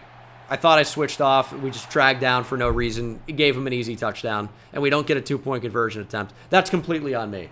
Completely on me. Total accident. Accidents happen. We prefer to avoid them, but that's... We can only control how we respond. And we respond pretty well. Michael Turner, touchdown. Best defense is a good offense. That's what they say. That's what they say. And we'll have another opportunity here. 4th and 3. I really wish I could move my players around and they would stay where I move them. That's kind of my dream. Slant, big hit, but a 1st down. It's 35-26, by the way. Good luck getting back in this game. It's over. It's actually over. 3:03 to play. I'm not trusting shit. Where are we? Oh, my God.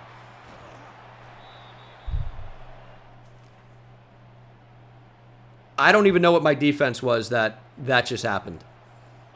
It's 35-33. Dude, I mean, we are trying to throw the game. Nick Neighbors.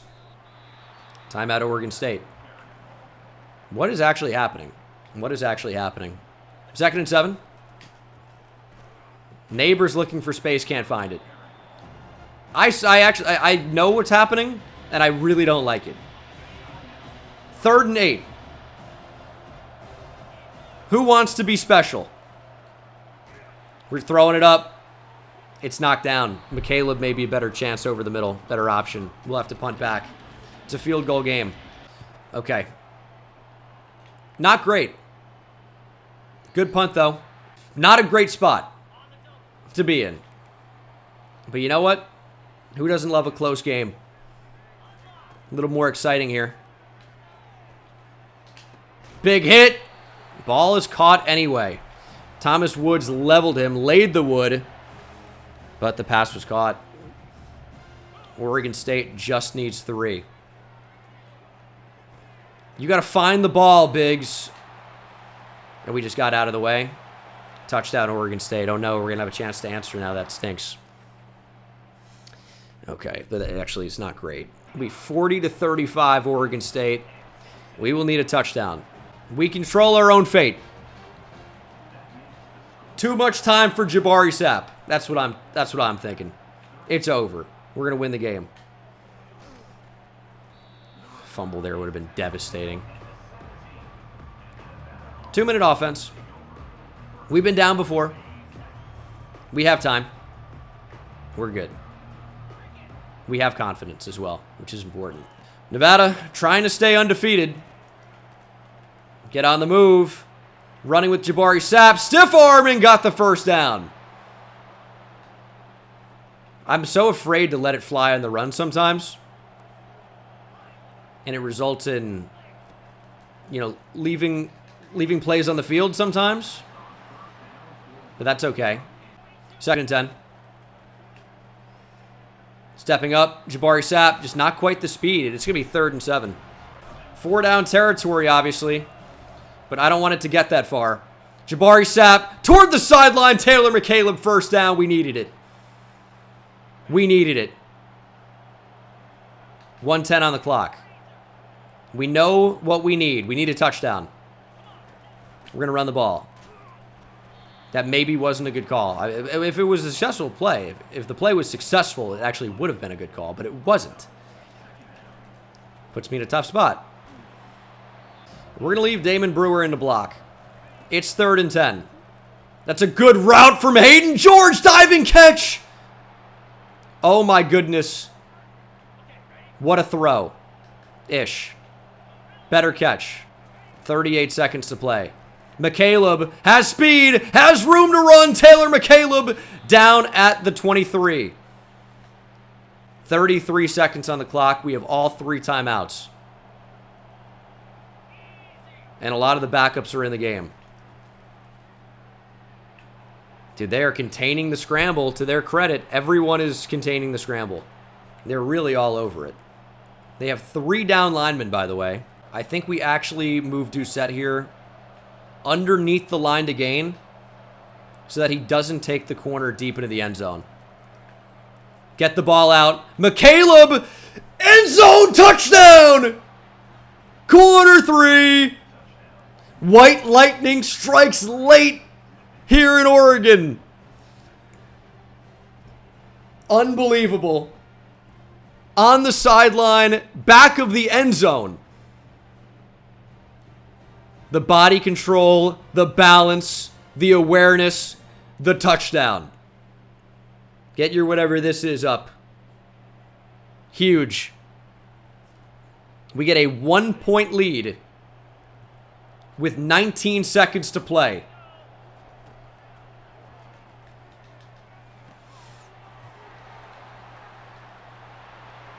Not like this. Not like this. Not like this. Not like this. Not like this! Good tackle.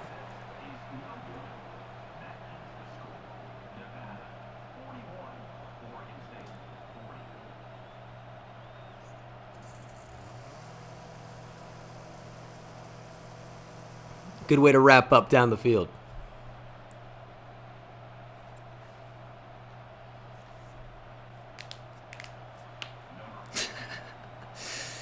I think we all need a minute, right?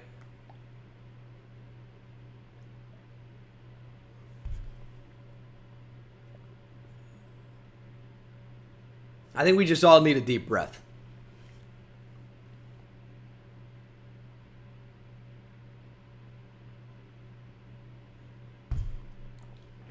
$19 seconds on the clock. Oregon State still only needs 3. Taylor McCaleb saves certain disaster. We're going to have to choose our own play here. I mean, I can't necessarily go prevent. Or I can, actually, but I am going to bring the safeties up a little bit. I just want that personnel out there. 16 seconds. Don't get into field goal range. A quarterback run is fine. 10 seconds on the clock. I mean, I absolutely need 4 deep. Absolutely need 4 deep. I really don't think we can lose now. 5 seconds on the clock. Oregon State has no timeouts. They need something to the sideline or all the way down the field. Find the football. Incomplete. Game over. We survived the upset, 41-40. Made it close though, but man, isn't that entertaining? Wasn't that an entertaining game? I knew it was going to happen as soon as I threw the 2-point conversion. I knew it, and I did it anyway. We'll check out the stats. I mean, like, I would have ended the stream. I would have ended the series.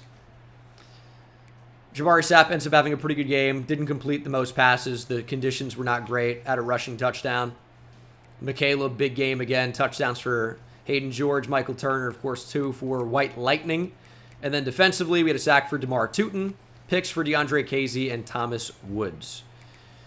I mean, I don't even have asthma. I need an inhaler after that one. Holy shit. And yeah, what am I going to do after Taylor McCaleb is gone? I think the easy answer is lose. Wow. Trap game. Trap game for sure.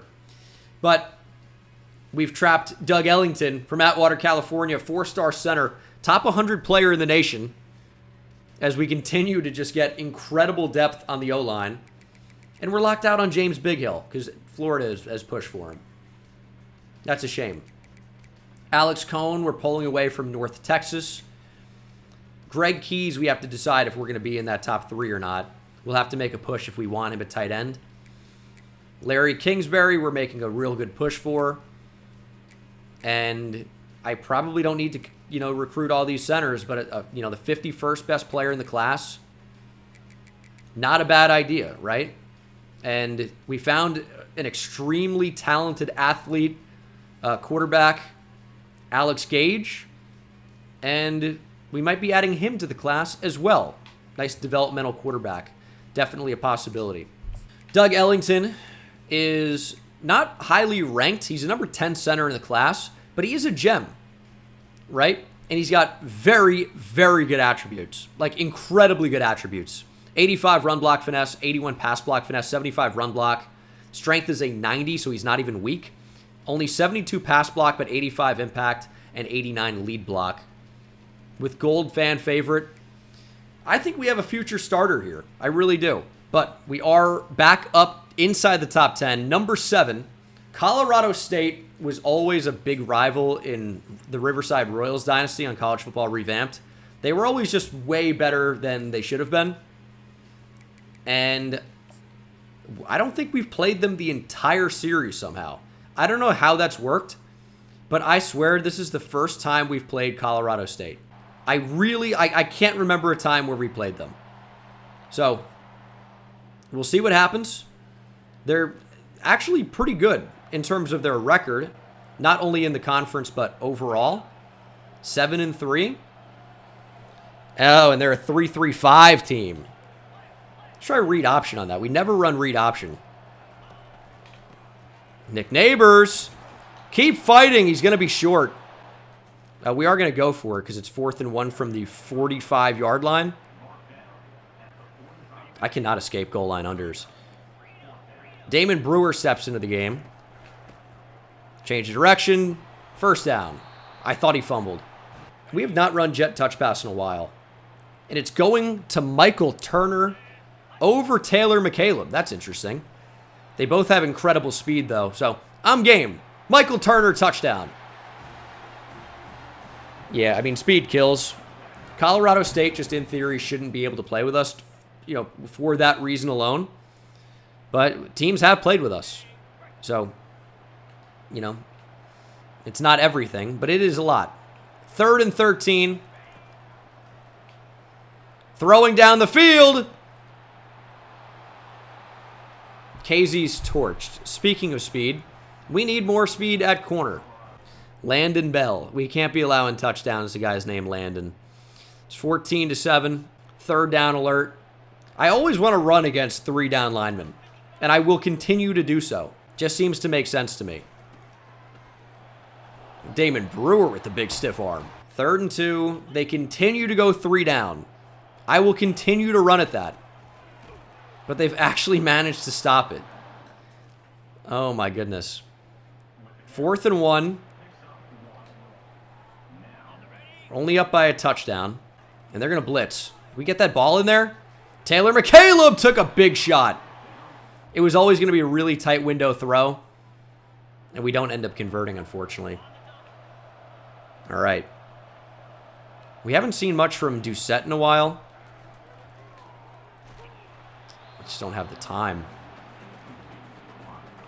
Hey, change my playbook around? No, we got McCaleb in the slot. Or change my depth chart, I was going to say.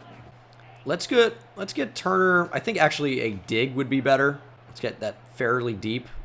We're going to keep Turner in the block, and we'll see what these linebackers do. George, we're not going to have block.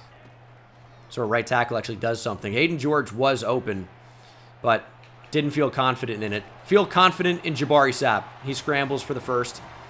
We probably just need to be doing that more.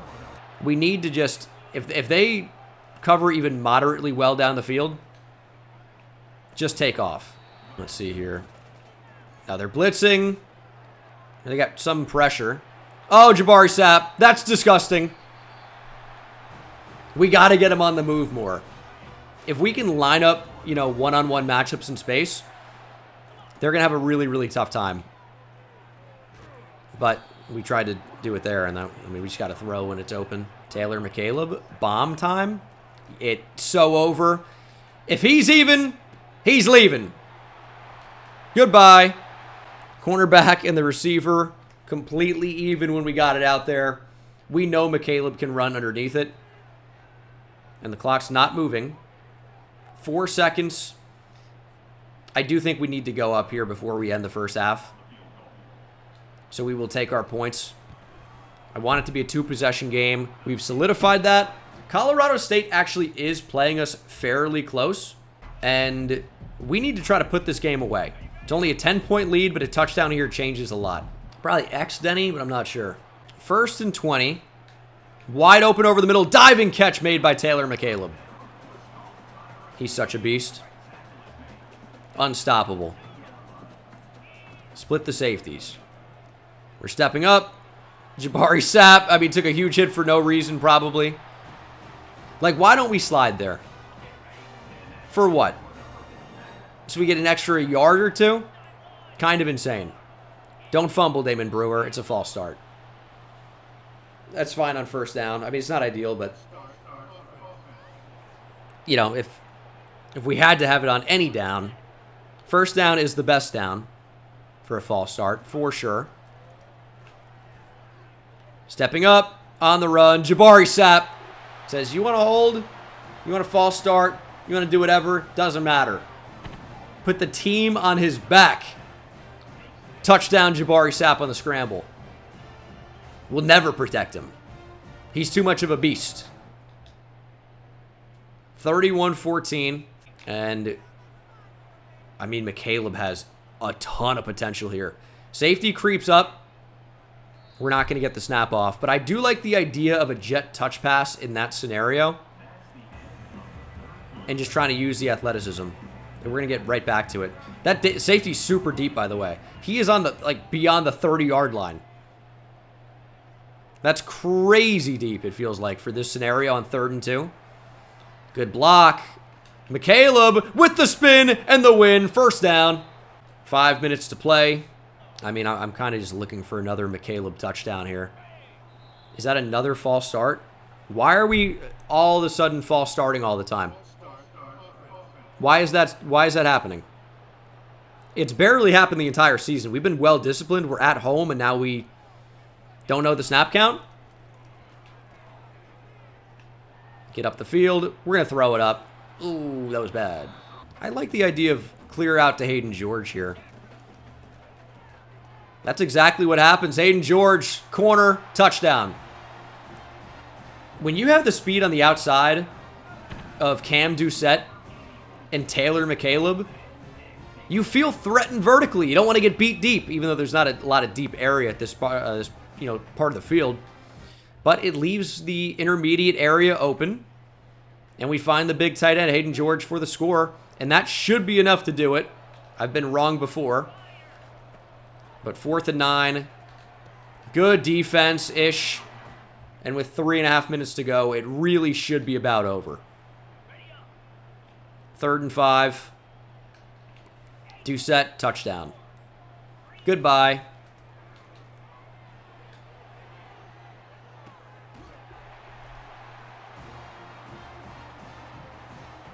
Cameron Doucette ices it. Dagger, if it wasn't already, fire the cannon. It's going to be 44-14. Thanks for playing. Thanks for coming to Reno. You can gamble, have a good time maybe. But you're not going home with a win. Connor Jones with a rare catch.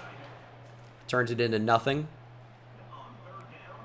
And 4th and inches. Let's see what we can do here.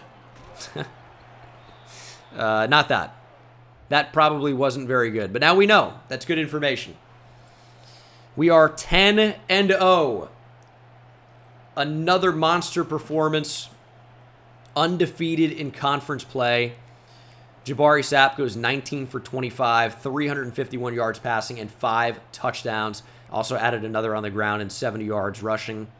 Receiving, Taylor McCaleb had a touchdown. Cam Doucette had 2 catches and 2 touchdowns. Michael Turner also with a nice game.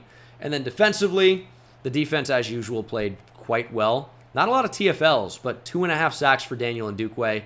Marquez Darnold and Hezekiah Nahu Ambrosio combined to get half a sack as well. No picks for us, but just a really solid game. And finally, We took this recruitment kind of slow, but we were able to grab another one out of Georgia. This is J.P. Bynum, a running back from Ellenwood. And we also get the linebacker Alex Cohn from Frankfort, Kentucky, the capital of Kentucky, if you didn't know. I think a lot of people just guess it's Louisville. But Frankfort is actually the capital, if I recall correctly. And North Texas made a big push at him, but did not end up getting him. And now Josefa Pugh from Oakland, California, joins the class as well. Kind of just under-recruited. We've added 3 4-stars, and we're now up to A-plus championship contender. The stadium atmosphere is going up. Now 63rd in the nation. Double-digit wins. Jabari Sapp is your Mountain West Player of the Week. Another phenomenal performance for him. And in terms of where that puts him in the Heisman watch, number 2.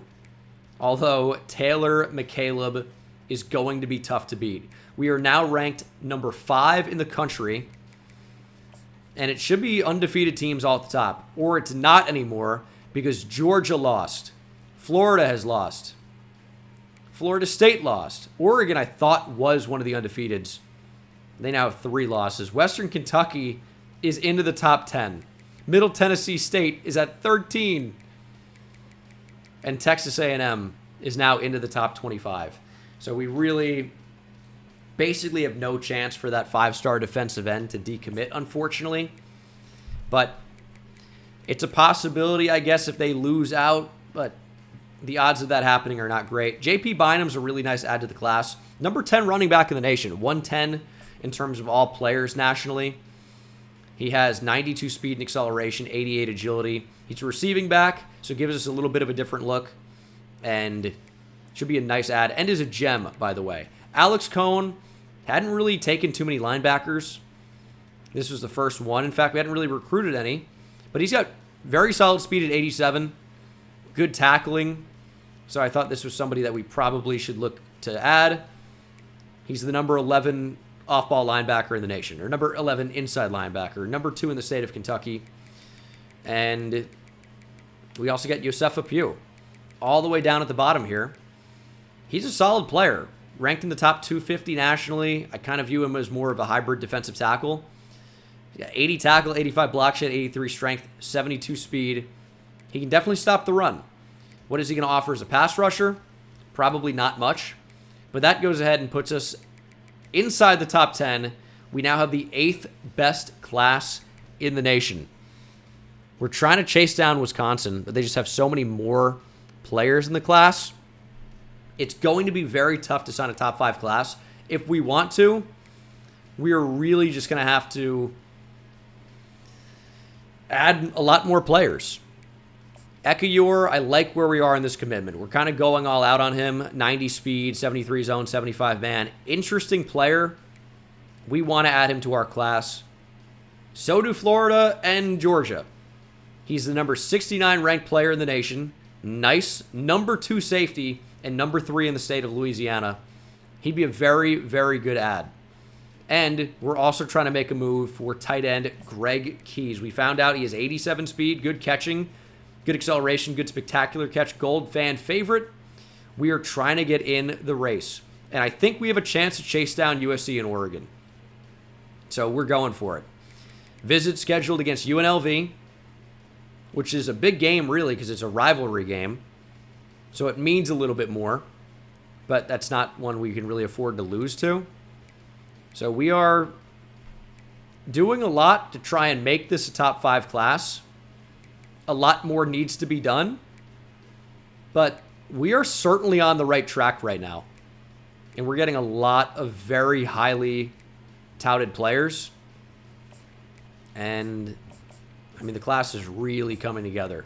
A lot of abilities there for Jaleel Tagwe, but probably not one we're really going to win. Okay, it is week 12. We have 2 more games left in the regular season. We are rocking and rolling right now and hopefully rolling over Fresno State. This is our last road game of the regular season. Needs to be a win. Now, Fresno State's actually rated in the 80s. We've struggled with similarly rated teams before.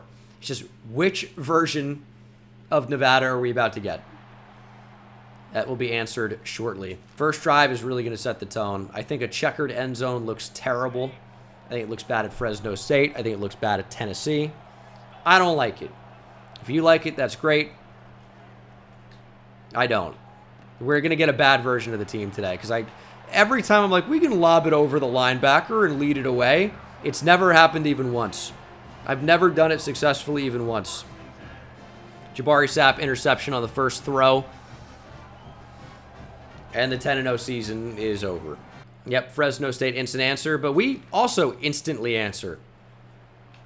Let's get back here and make some throws. Here we go. 1st and 10. Get that outside to Neighbors. Nope, not quite. McCaleb, what are you doing? Do you know what this offense looks like, Fresno State? Did you watch the film? Did you watch the tape? You can't give that type of space near the end zone. Corner 3. White Lightning strikes in Fresno. 3rd and inches. Probably a run the ball spot. Neighbor's still going. We'll take that. 3rd and 2. No!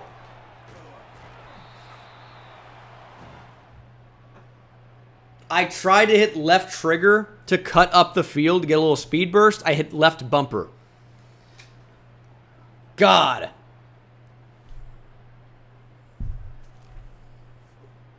It's 4 in the morning. You got to give me a break. You have to. I said I wouldn't stream this late. God, dude. That's what I wanted. And look how well it worked. That was so good. Okay. 2nd and goal.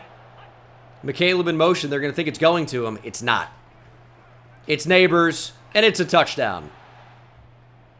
All right, we bounced back from near disaster the possession prior, and we're just in the zone right now. Damon Brewer into the game always scares me on account of him being bad and loving to fumble. This is why we need running backs. We got a couple in the class. No one like super elite, I don't think.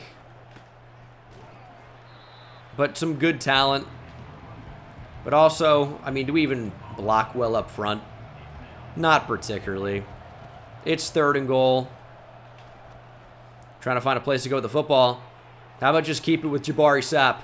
He scrambles for it, touchdown, and we're beginning to put this game away.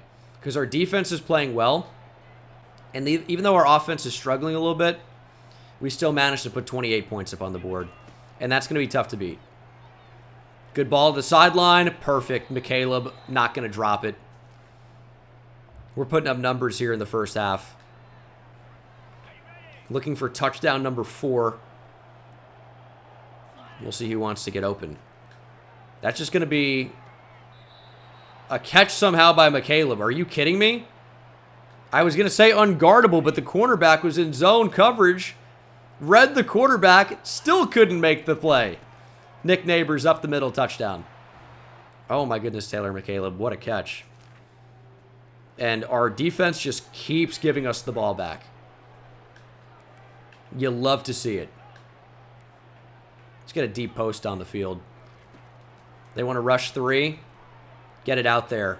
McCaleb! What? Intercepted off the tip. Are you kidding me?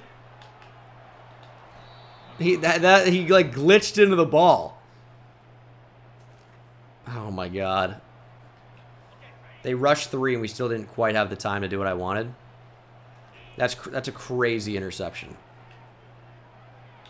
Set feet, throw on the run, not even setting feet. Cameron Doucette. We're going to actually go hurry up here. Or we're not, and we're going to have to burn a timeout. Okay, no, we don't.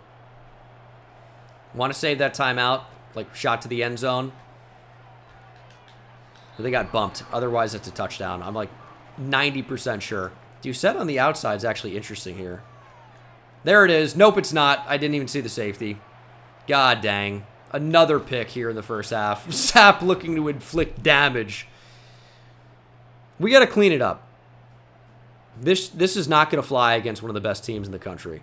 It maybe flies against Fresno State. It's 42-21. We got to make better throws, better decisions, obviously.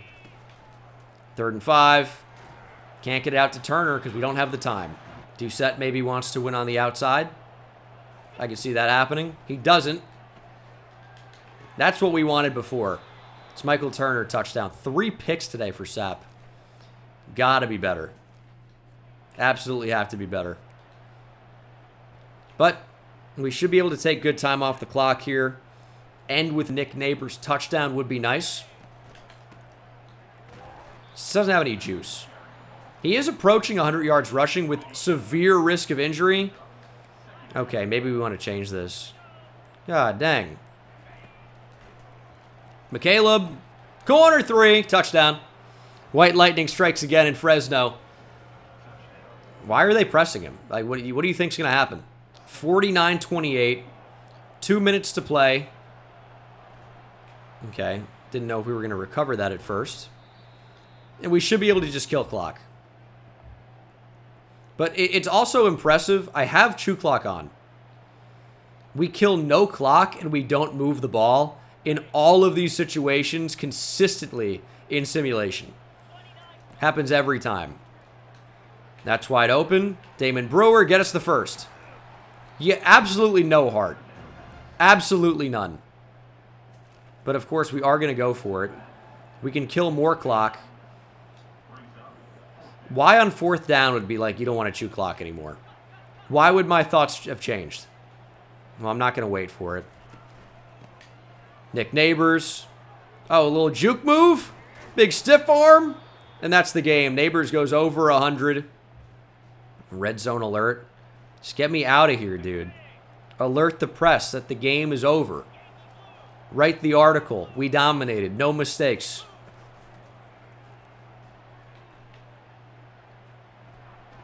You're going to chase down Jabari Sapp? Who do you think you are? I am. Jabari Sapp, touchdown. Dagger. Literally, the game is over. There's no time. 56-28 is your final. Beautiful to play mistake-free football and win our 11th game of the season. Well-oiled machine right now.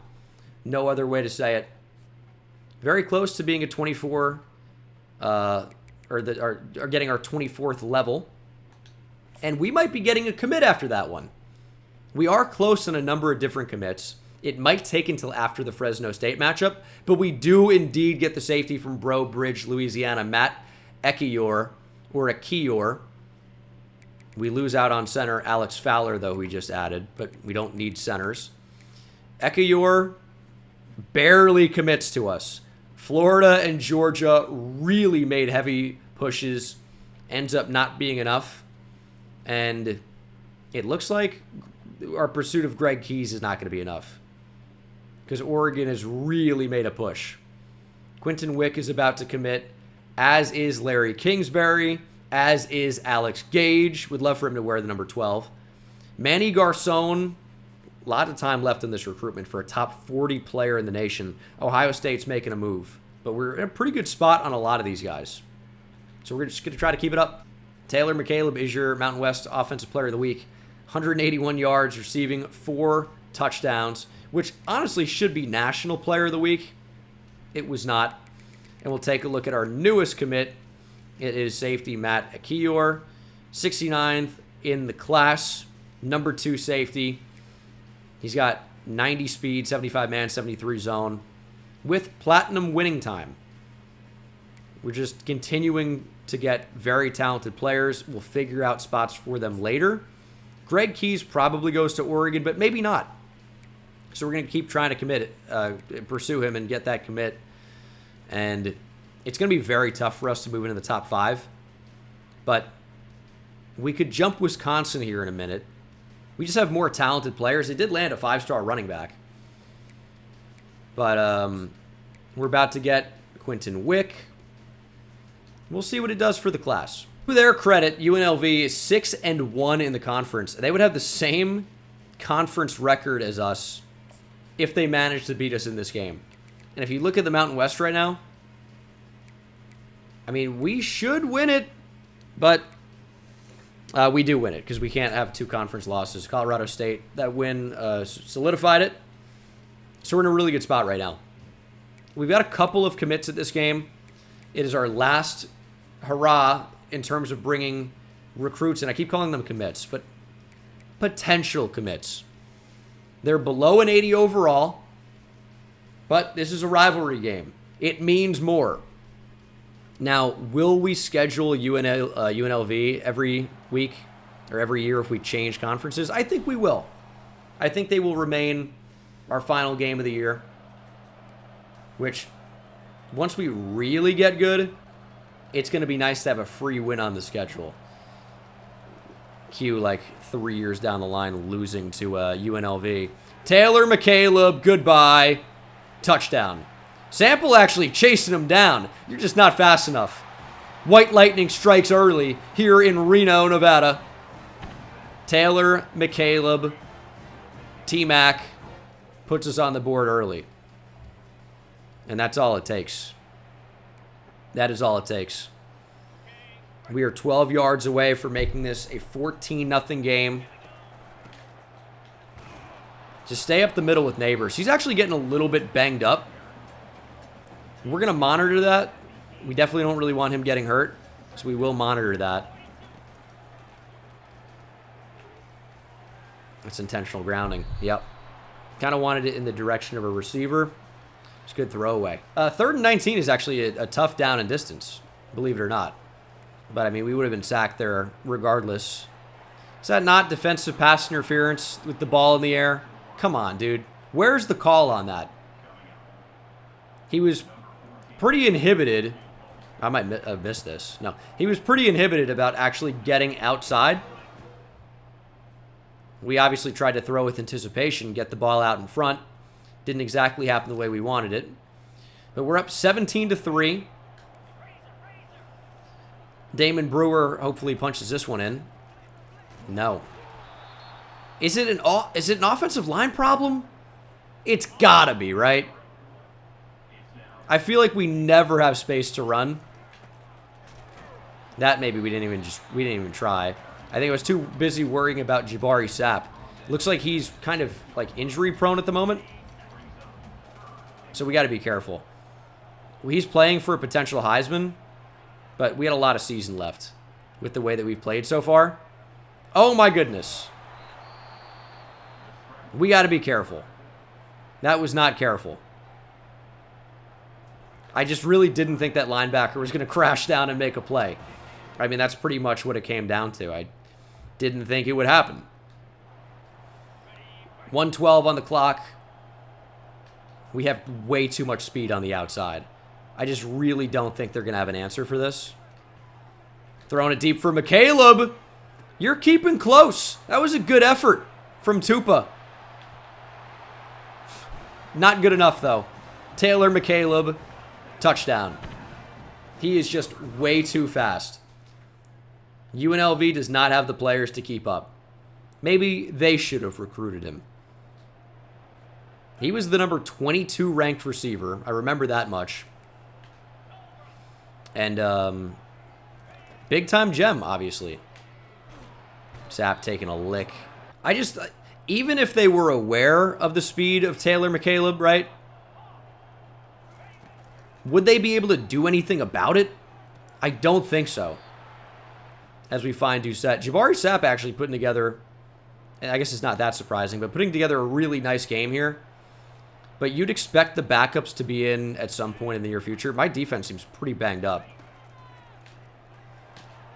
Oh, I thought we would have smacked him. How is he outrunning my entire team? Who is this?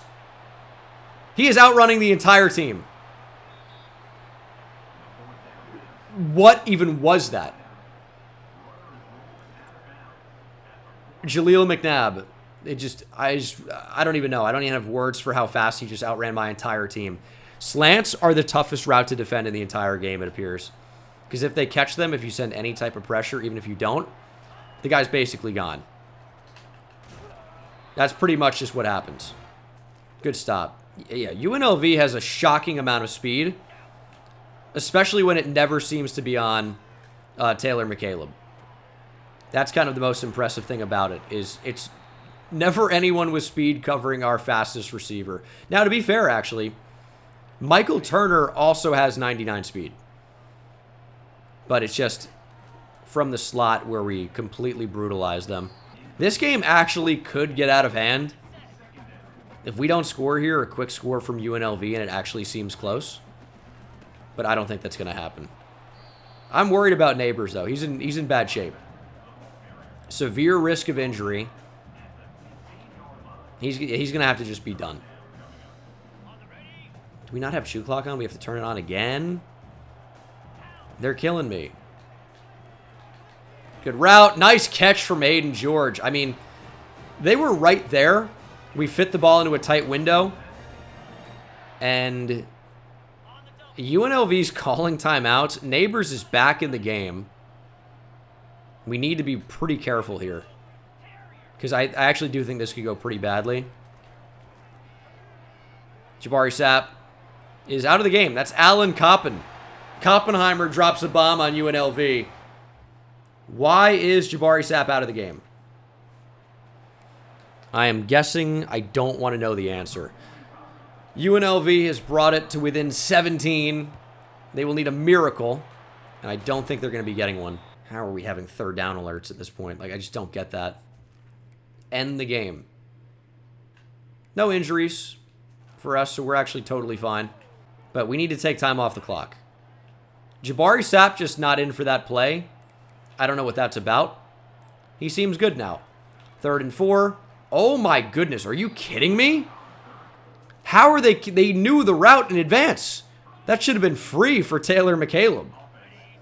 First down ends it. That's what we're playing for. Nick Neighbors has too much heart. He does not want to sit out. But we're going to go to the other side of the field. Cam Doucette ends it. Jabari Sapp throws for over 400 yards. Only 3 touchdowns.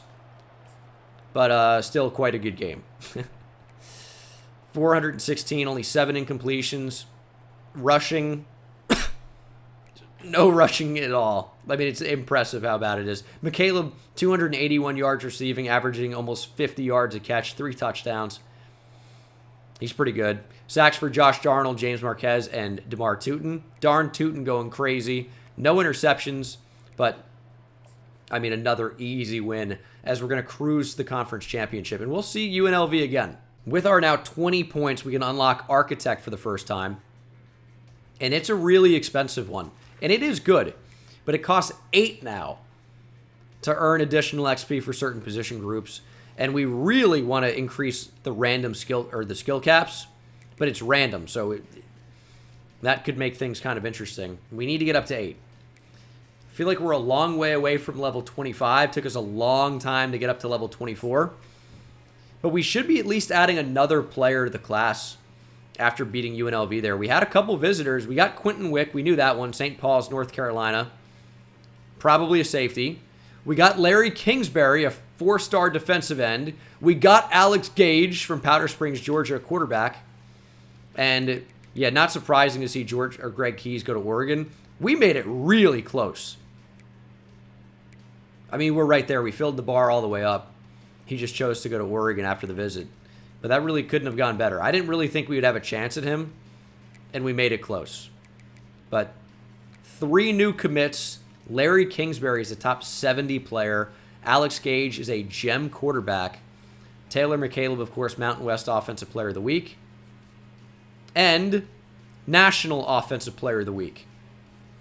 And when you look at where that leaves him, oh my goodness. Colorado State ends up getting the bid. We'll rematch Colorado State. I thought we'd replay UNLV, but I guess they both end up with 2 losses. And Colorado State is the one who ends up getting in. I don't think either of them played close. Wyoming even ranks ahead of UNLV. Overall record, I guess, at that point. Colorado State went undefeated at home. They're lucky that we didn't play them when they were in Colorado. Otherwise, it'd be a different story. But we are 12-0. We are now up to number 3 in the nation. And the Western Kentucky's still undefeated as well. They're in the top 5. Unbelievable. We'll take a look at our new commits, though. Greg Keys, we got so close. Just unfortunately, not close enough. Quentin Wick, I think is a safety. 6'3", 191. Could play corner maybe, but probably more of a safety with 88 speed, 86 acceleration, and 80 zone coverage. Which is kind of what I see. Press is only a 68. I think he's probably just going to play safety. But he's a solid player, top 500 in the nation. Larry Kingsbury's a big one, though. Number 66 overall is a run-stopping defensive end.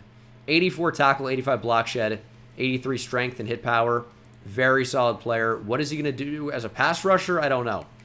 I don't know what he brings to the table as a pass rusher. But we'll see. Notre Dame now going after Bradley Wims. We are not recruiting him, really. And South Carolina's made a big push on Jared Brink. Alex Gage, 3-star, top 500 player. 93 speed, 92 throw power. Something here, for sure. Is he going to play quarterback for us? Unlikely. He's only 6 foot 191. Could move to running back, could move to receiver, I don't know. But definitely a good athlete, that's for sure. Not only is Markel Hewitt a gem, he's got 92 speed at linebacker. Tackling's not crazy good, though. So he's really more of a money backer, but that is excellent speed. If we could add Markel Hewitt to the class, that would be very cool. And then George Alfonso, I don't think I was blown away with him. No, he definitely stinks. I really don't know what to do about it. If we could have potentially scheduled guys for visits this week, I really don't know if that was a possibility. I mean, Ohio State is just probably going to get Manny Garcon. He's a top 40 player. He's good. I don't know if he's like generational, but he looks very good. I mean, there's no way around it. We would like to add him to the class. If Ohio State continues to push and gets him on campus week 16, I don't really know how we compete with that. I really don't. So, we're number 3 in the nation. We're going to try to take down Colorado State again. They get a chance to avenge their loss. They're undefeated at home, but you'll note this game is not being played in Colorado. So, they are in a tremendously tough position. We are just probably going to beat them again. If we lose, it's a possibility. It's not actually the end of the world. It really isn't. We still will be a college football playoff team, but this is not a game we want to lose. Point blank, period. Jabari Sapp stepping up. Look at all this space. Taking hits against Colorado State for no reason. Why do I do it? No idea. Nick Neighbors broken tackle. Nice. Am I playing the moments here? I think I am, right? This is first drive, go make a play. Little check down. There's Connor Jones. More of a blocking tight end. He has no juice. Elite dev trait. Being completely wasted, I would say. Turn up the field, Neighbors. We can never catch and run in that spot. We gotta, I mean, it's scary to lob that ball at all, but it might just be what has to happen. Get that out there. That's great defense. McCaleb probably ends up coming open. It didn't happen for us. No score after the first quarter. I don't love that. I really don't. Get out there. Connor Jones. Looking like a pinball there for a minute. Bounces off the first would-be tackler. And it's 2nd and 2. Brewer into the game. McCaleb is so open. Just got to get it to him. Just got to get it to him. How do we find Taylor McCaleb so late? Looking at the other side of the field, I think, is the easy answer. They're going for it on 4th and 10. Just out of field goal range. I don't mind this call. They're down 14-0. It's the Mountain West Championship game. But a nice breakup from the 5-star true freshman Marcus Keenan will give us a chance here on offense. Would have loved to pick there, and maybe that's something he is able to do over time. You know, develop the hands and not even go for the deflection there. On 4th down, I'm okay with it in that spot, of course. But just taking unnecessary shots. That's my favorite thing to do. We're not really trying to even score here. When you say even again. I mean, if the safety wants to get torched, sure. That's actually going to be intercepted. God dang. Colorado State doesn't have enough time to score, though. I don't even know what I'm saying. It is 4:30 in the morning. This is not when you want to be delirious when you're making a potential playoff run. But it is what it is.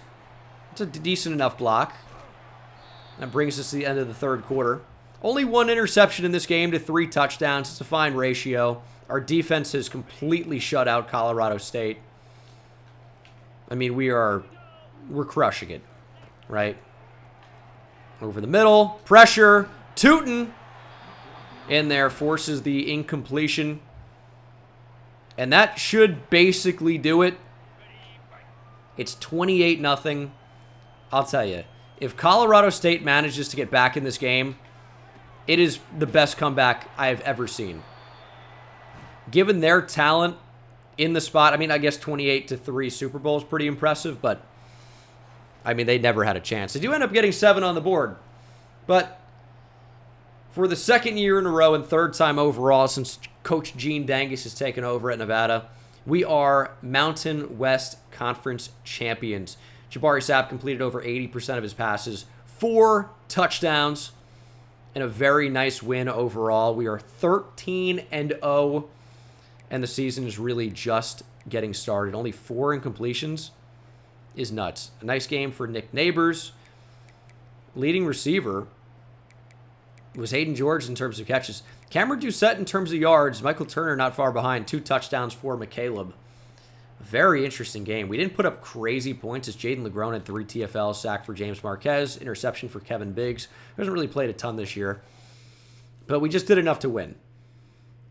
We're just trying to get on to the next game. That's basically it at this point, right? Like, Colorado State is not going to be a big enough threat. We're just trying to get through them. Don't want to have it be a trap game. Don't want to have them end your season. But you just got to get through them, get to the next opponent. And, I mean, we're 13-0. I'll show season stats at the end of the actual season. We're, still accumulating statistics, of course. And we had the 3-star running back from Raleigh, North Carolina, Trent Conklin, as well as 4-star quarterback Matt Shakir. That was a rude commitment. We do lose Manny Garcon to Ohio State. That sucks. Would have been a nice top 40 add to the class. And Bradley Wims to Notre Dame. We never really pushed for him. He wanted to come to Nevada, but he just wasn't good enough. So, very comfortable losing out on that. But I'll show you with Matt Shakir here. Washington State was the leader by such a huge margin, and we just decided we're going to be rude and get him. And we did. I mean, it really so rude. They were about to add a nice quarterback. And he's a top 100 player in the class. He's not going to Washington State. He's going to Nevada. Not even a race for Trent Conklin, really. But we didn't need him, and we just got him anyway. Taylor McCaleb, Mountain West Offensive Player of the Week with 2 touchdowns. Probably would have given it to Jabari Sapp, But our class is top 10 in the nation. It's probably fringe top 5 after adding a top 100 quarterback. And, I mean, it's not over. We also are nearly level 26. So we should be able to upgrade Architect almost twice as Taylor McCaleb wins 2027 Player of the Year. Another incredible year for him. 29 touchdowns, 1,700 yards on 81 catches. He is so good. And he also takes home his 2nd Heisman Trophy. That is just actually unbelievable that a Mountain West receiver could win 2 Heismans in a row. And honestly could have been 3. I mean, he has what? Probably on average about 30 touchdowns a year. He might finish his college career with well over 100 receiving touchdowns. Think about how insane that is. He, of course, wins 2027 Best Receiver. And Jabari Sapp is your 2027 Best Quarterback. 49 touchdowns, 16 picks, throwing for over 4,300 yards. What a season for the true sophomore. We have job offers. Why would I go be the offensive coordinator at Auburn? Oh, my goodness. I could be the head coach at Texas. A lifelong dream. But no, we are committed to Nevada. We are building them up to be a powerhouse. We ain't leaving. We're not leaving. We are committed to Nevada. 15 skill points here. This is a good time to buy Architect. And we're going to do Quarterback earn additional XP for in-game goals, and we're going to work up to chance to increase a random skill cap when leveling up. I think that's going to be huge. I don't know how often that's actually going to trigger, but that would be huge. It's crazy that Mick Heisman strikes again. Unbelievable. We are the number 3 team in the nation. Now, we can't earn a 3 seed, though, in the CFP bracket because we're not Power 5, right? I feel like that's true. But currently, we're projected to be the number 2. So, hold on. Is it CFP rankings can supersede that? That might be true. I don't know. The rules are changing so much. I got to see it in action in 2024 before we figure that out. Early National Signing Day is here. We know about all those players at this point. Can we see their dev trait? We can. So we'll check dev traits here early. We have the number 6 class in the nation. Actually, you know what? We're going to save dev traits for the off-season part of this. No, we won't. I'm curious. Lorenzo Woodside. Elite dev trait. And not even a top 400 player. Javier Estrella has impact. Jimmy Longoria, impact. David Lacombo, impact. Josh Liggins at running back has elite. Braden Dahl has elite. That's 3 already with elite dev traits. Star dev for Deion Swaim. Elite for Tony Tolson. Oh my goodness. Elite for Kevin Barmore. The 5 stars are flying out with elite. I guess that makes sense. Doug Ellington with impact. Star for JP Bynum. Alex Cohn with impact. Josefa Pugh with only normal. We could have figured that with the bust. Akiyor has impact. Quentin Wick has impact, as does Larry Kingsbury and Alex Gage. Bradley Wims, of course, normal. We missed out on impact from Manny Garcon. That's totally fine. Trent Conklin joins the class. He has just normal, but he's a good 3-star running back to add to the mix. Matt Shakir. I feel bad that we ended up stealing him away from Washington State, but he's a top 100 player with impact dev trait. He'll be good depth. Would have been the starter at Washington State right away. He'll be good depth for us. And we have no hours, obviously, at this point. But we're still going after a number of players. You don't get a top 5 class from being complacent. And we are pushing for the top 5 class.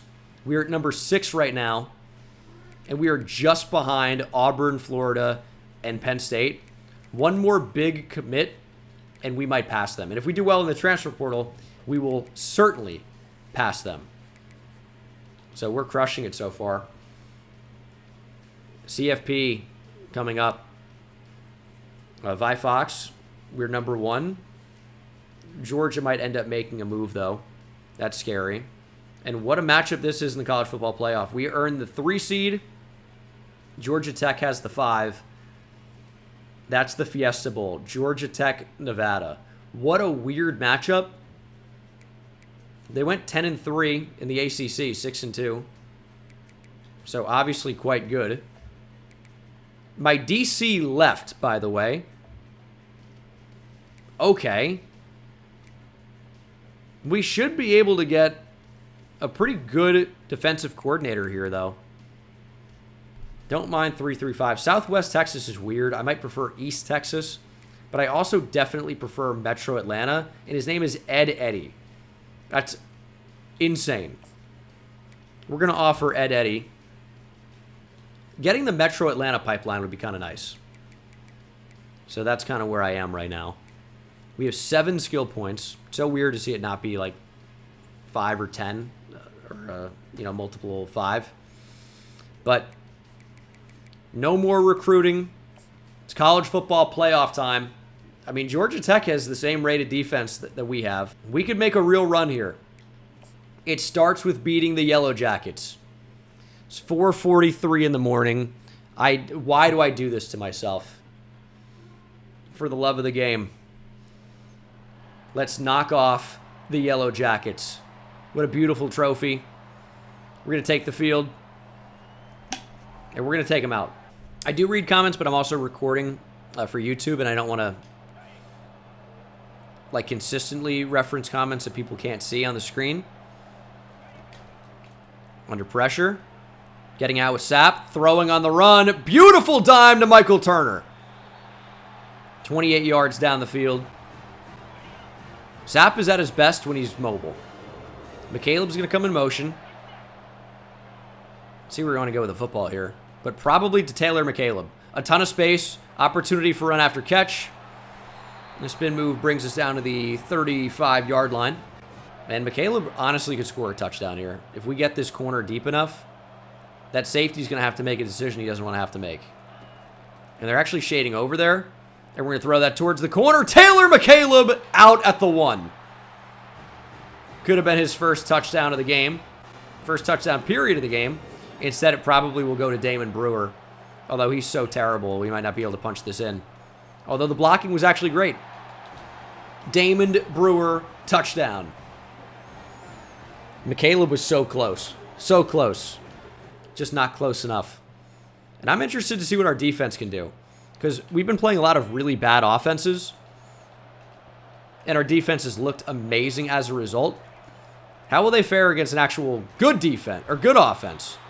Maybe not great. That's the true freshman safety, the 5-star Marcus Keenan, flying into the backfield, making a play. And he's been a menace so far this year. This has been a great, great player for us. He's had a great true freshman year. Not a great cover player, but he's getting multiple TFLs a game, it seems. He's had multiple sacks. He has been nothing short of incredible. By a true freshman, you know, you got to keep your standards low. Even if they're a 5-star, 78 overall is obviously quite good for a true freshman. But he's played, like, if I said he was a 90 overall, I don't think it would be that weird, right? I don't think it'd be like, oh, he doesn't play like a 90. He's been one of our best players. And we have plenty of higher rated players. And he's just that guy. Now Nick Neighbors brings it down to the 1. And McCaleb might benefit. Of course, it was Damon Brewer before. McCaleb up the middle. He's fighting to get in, and he can't do it. Usually we just utilize that speed, get to the outside. Try to cut up the field, go power. They're going to double Taylor McCaleb. 3 down linemen.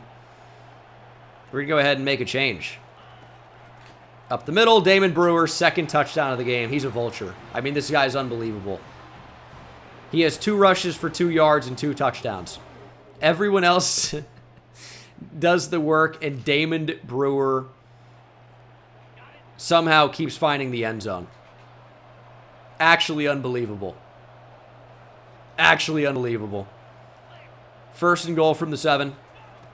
Turner in motion will get the give and will outrun everybody. Turner puts on the burners. Touchdown. Georgia Tech is getting mopped. They are getting mopped. It is 21-0. 3rd and 4. What can they even hope to do? And we dropped it. Okay. They can't get points on the board. They can't do it. A minute to go in the half. We might be looking for Taylor McCaleb's first touchdown. Let's see. Oh, I wanted to throw it up the seam so bad to the tight end, Hayden George. Probably better that we didn't. I don't think it would have been a successful play. Actually, kind of like the same look here. Oh, we're under siege. Jabari Sapp puts the ball on the ground. It's recovered by Georgia Tech. And they're going to end up getting points before the end of the first half. That's bad. That is bad. That kind of puts them back in this game a little bit. 1st and 10. Let's go play action. Kind of worried about that safety. We're under pressure again. Jabari Sapp trying to outrun the blitz. Jabari Sapp trying to get to the end zone and is out at the 1. Please do not bring in Damon Brewer here. Give it to somebody else. Up the middle. Nick Neighbors, touchdown. And somehow we have 3 rushing touchdowns and a jet touch pass touchdown. Usually we're such a vertical offense. And we just can't seem to find the end zone that way. Yeah, can't throw that. I mean, this is a close game. 4th quarter. Georgia Tech going for it on 4th down. I think we're going to shade inside here. We are blitzing. We got to be aware of the slant. They love the slant. They're throwing outside. Vajrawale makes the tackle. But Georgia Tech is very much not out of this game yet. No, they actually might be. They just turned the football over. We have it now. Okay. Check down Connor Jones. And you can actually see on the ticker, Texas Tech beats Bowling Green. What an interesting group of games so far. Clemson beat number 19 Georgia. And this is not college football playoff anything. These are all teams that are out of it. Wide open, Nick Neighbors. Got a little bit more interesting than it needed to be with a bad throw. But we are that much closer to ending this one. Touchdown certainly seals it, but we want to take time off the clock. Up the middle, Neighbors looking for space down to the 4. We can bring this close to 2 minutes. I'm not sure if we're going to bring it down quite that low. Might just score a touchdown. Or not. Nick Neighbors trying to get over 100. 3rd and goal. I'd love a speed out for McCaleb. They've covered this well when you've run it before. Jabari Sapp takes off, touchdown. Was not going to throw it to Damon Brewer. He does not deserve another touchdown. Jabari Sapp needs one. He gets one. There you go. 35-20. They're going for the onside. I don't like when it gets close at the end. These Georgia Tech uniforms are very nice, by the way. Okay, always very scary when we have something happen like that. We should be able to just run the clock out. 3rd down alert, though. Georgia Tech calling their timeouts, obviously. But I just don't think it's going to be enough for them. 1:10 to play. Is that a false start? Not a good time for it. Like, why are they pressing? It's so stupid here. If we just have the time, McCaleb's going to cook. Over the top, dagger. It's done. Thanks for playing, Georgia Tech. You're going home. Taylor McCaleb, touchdown. I don't care if you go for it on 4th down. I don't care if you go for it on 1st, 2nd, or 3rd down, or 5th down. Doesn't even exist. This game is over. Big hit from James Marquez. They get it. Congratulations. There's no time. 16 seconds to play. Miracle doesn't even begin to describe what they need. Simply no chance. Ooh, nice, almost a touchdown. Nice. They actually do score, and they're going for an onside. Stop trying. The game is over. There's 5 seconds. You literally have no possible way. What if I flipped it? Oh! 1 second still on the clock. Victory formation. Let's get it over with. We are Fiesta Bowl champions. Georgia Tech got smacked. They kind of make it look a little bit close at the end, but they got smacked. We are moving on. We have won the Fiesta Bowl. Jabari Sapp continues to play well, and that's the lifeblood of the team right now, other than, of course, Taylor McCaleb. Nick Neighbors had a lot of production, but only averaging 3.7 yards per carry. McCaleb goes over 100 with a score. And then defensively, we had a sack for Marcus Keenan and Daniel Ndukwe. 3 TFLs for LeVar Talley and a pick for Marcus Keenan. I'm telling you, this guy's going to be a superstar. What a performance. What a game, and we're moving on. But we have won the quarterfinal game, or a quarterfinal game. We are moving on in the college football playoff. That also could really upgrade our level here. We could be flying. And as Joel Sprinkle's going to end up committing, which is excellent. Marcus Keenan, Mountain West Player of the Week with a pick, with a sack. It's a great game. Love to see him getting some recognition. Jabari Sapp is your Offensive Player of the Week for the Mountain West.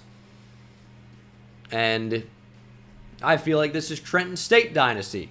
So we are playing our biggest rival in that series, the Florida Gators. They're ranked number 8. We are ranked number 3. They went 12-2, 7-1 in the SEC. This might be a bit of a tougher matchup. Pitt is making a run, by the way. Okay. Gators aren't messing around. This is going to be a really big test. There's no way around it. We did bring in the new DC, Ed Eddy. Level 20, Metro Atlanta pipeline. What is his talent tree? He's a motivator. I'd love to get an architect. Is he an elite recruiter? He's not. He is quite a good recruiter, though. No, that's me. Hold on. Is he an elite recruiter? He's not also. But he's got like everything maxed out, including specialists. Not offensive line, though. Not linebacker. Or not DB, I should say. But everything else is maxed out. Would be really nice if he was an elite recruiter. What about motivator here? All right. Quite a few things here for our defenders. Bonus XP when players are drafted in the top 3 rounds. And the guys stay hot through timeouts, quarter change, and across games. No, that's Titus Tyree. Can I look at our new DC? There we go. God dang. We can basically say the same thing about him, though. Or why does it keep going away? I don't know. We'll find out another time. It keeps sending me to different screens. I don't know. College football playoff semifinal. Florida, Nevada. They are very, very similarly rated. In fact, they are exactly the same everywhere. This is going to be the toughest team we've played since Alabama. And obviously, we are undefeated right now. So, we beat Alabama. We are potentially unstoppable. We are playing for the Orange Bowl. Florida with a bit of a home field advantage here. I get that Orlando and Miami are not especially close, but it's within the same state. It's central down to south, and it's a whole heck of a lot closer than Nevada is. But it's like, what, probably 5 hours down from Orlando, Miami? Maybe slightly less. I guess it could depend on how you get there. But Gators take the field. Again, biggest rival in Trenton State. We're going to get real used to playing this team, but we'll try to beat them with the Wolfpack today. Let's go. Thrown to the flat. Connor Jones getting the first catch is not something I would have bet on, but it seems like it worked. And McCaleb might have, or might not have, otherworldly speed compared to that of the Gators. Well, I mean, maybe a little bit. Taylor McCaleb into Gator territory. Hard Rock Stadium's in Miami. Yep, that's true. That's kind of why I was talking about Orlando down to Miami. Very perceptive. 2nd down and 9. Yep, need to just get that out earlier. Not to McCaleb. It's got to go to the tight end probably. 3rd and 9. Who wants to get open? Nobody. Not in time. We get sacked. And not the start we were looking for. We were moving the ball, and then we stopped. We just started staring down receivers, not getting the football away. It's a good punt. Just something I still do pretty well. Not anything else, though. Yeah, drinking a Twisted Tea at whatever time it is, 5 in the morning, is kind of unhinged. It's good sleepy time juice. 1st and 10. Here we go.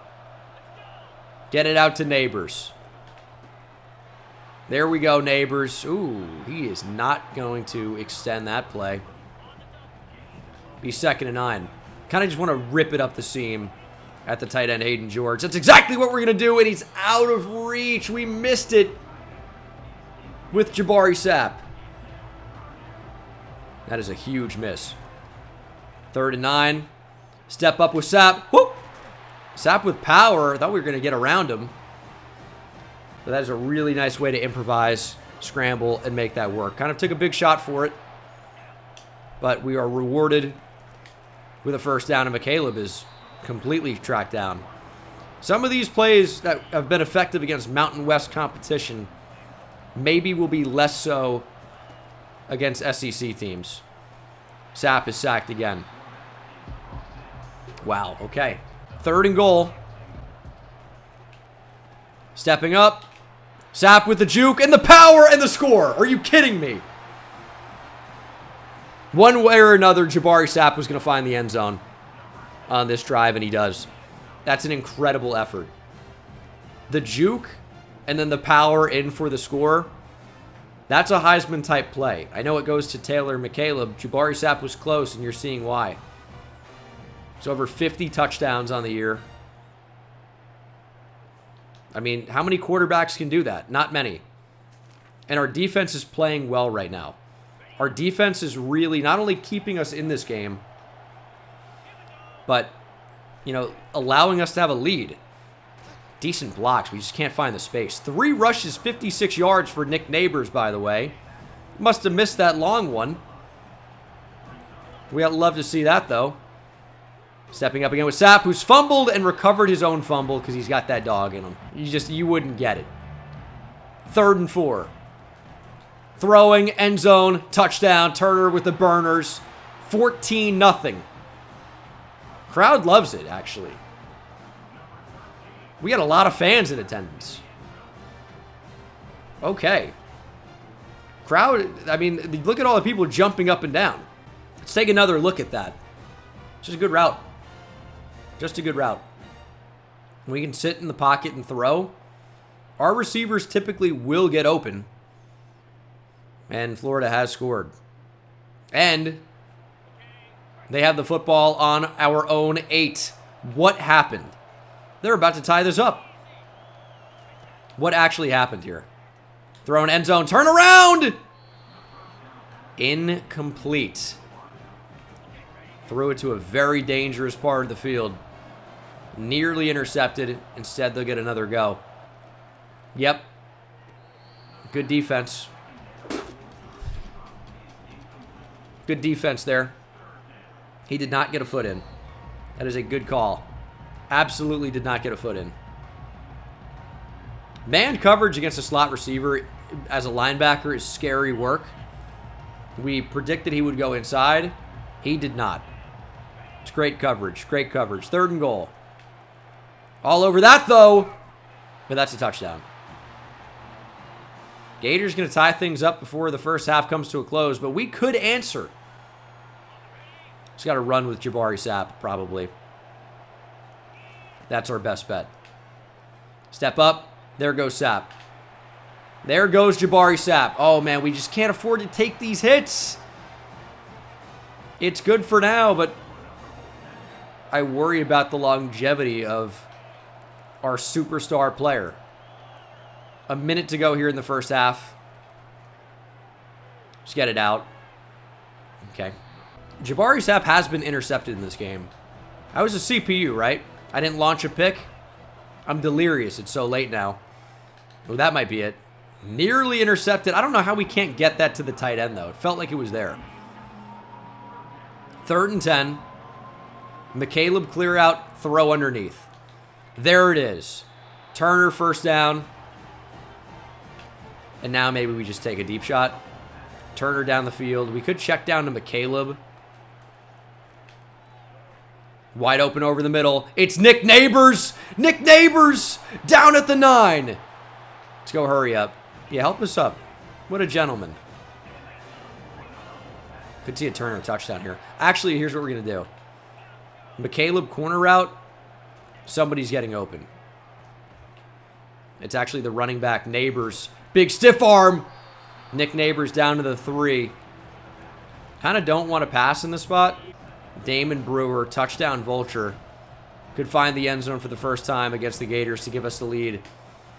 And that's exactly what he does. This guy is just a big game player. College football playoff, Damon Brewer is a different animal. He's got about 11 yards and probably 8 touchdowns. It's unbelievable. But it's 21-21 in the 3rd quarter. The Gators are not going away. They are battling. And so are we. Throw into the end zone. Thomas Woods cooked. Touchdown Gators will take the lead.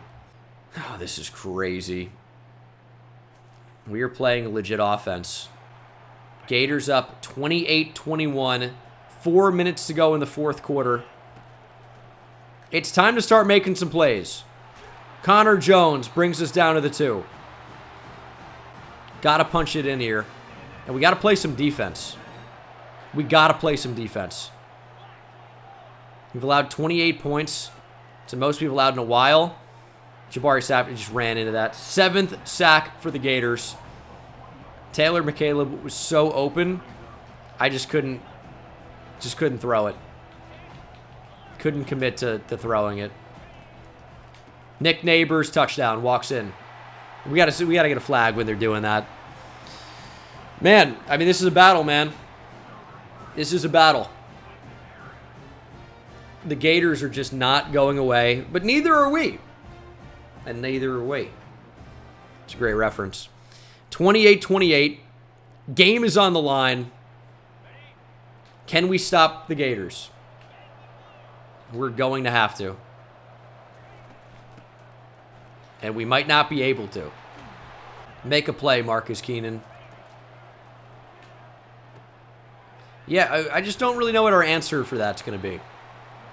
4 touchdowns for Javier Smoker. Of course, DJ Lagway transfers to TCU. Both of them have exceptional years. Why do the graphics look so bad here, by the way? Has anyone else noticed that? It looks so weird. I noticed it from the jump. It looks like Madden 07. I mean, it looks really, really awful. The player models are just so bizarre. Big hit. Gators are driving. It's got to be something about the lighting here at Hard Rock. The players just look shiny. It looks like just a low-budget football game that people hype up. Big hit, drop. Like one of those. I don't know, maximum football maybe. Looks like something like that. 2nd and 10. Receiver in motion. Let's play action. Throwing to the end zone. Touchdown Gators. Back of the end zone. It's Mizell. Aiden Mizell, I want to say. Could end up being a really good player in real life for the Gators. Should be a senior here in the game. And that might be the dagger. Might have put us away here. Unfortunate. It's a great throw. Taquan Carter, Thomas Woods just not there. And we got great field position here. We'll need a touchdown to tie it and force overtime. Jabari Sapp looking for space. At this point, if we have to take hits, we're going to take hits. Like, we can't lose Jabari Sapp, obviously, but every yard here is absolutely critical to winning the game. Stay in bounds. Taylor McCaleb, let's go. Look at him go. It's the craziest 2 yards gained I've ever seen. Would we go for 2 if we got it? It's a good question.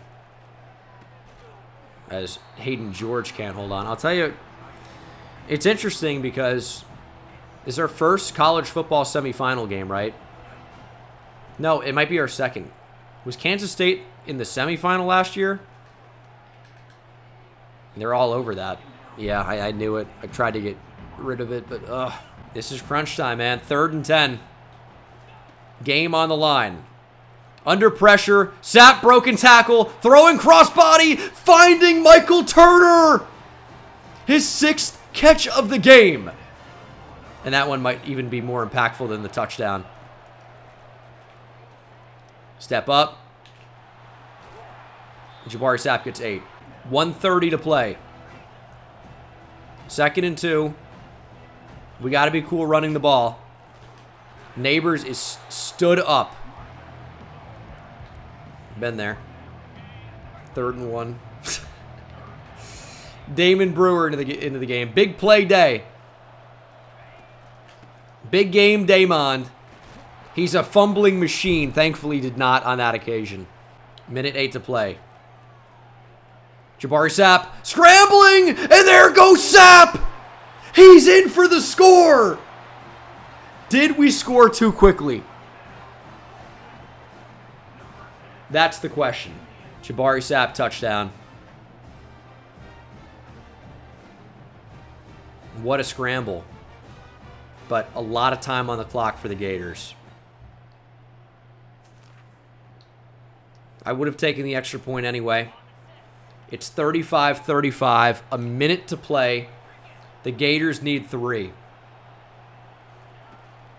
Make a stop. Nice hit. That's KZ. I don't want to press, but I don't want to just play deep and play off. I'm conflicted. We played deep, we played off. Touchdown, Aiden Mizell. We're in cover 4 and we get torched.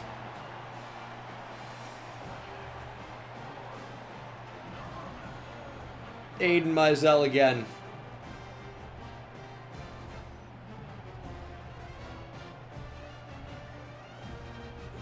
What do you do against that, dude? Safety's not deep enough. 35 seconds from the 34. See if we can put together a big drive.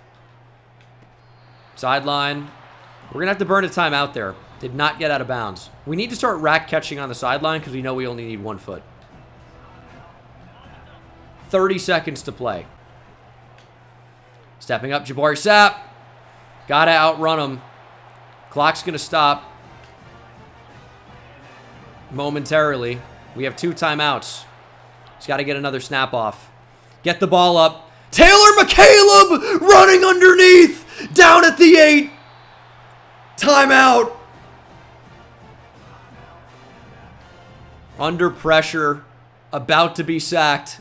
Lobbing it up. Great speed from the Gators to save a touchdown. How many times have we seen that happen? Not many.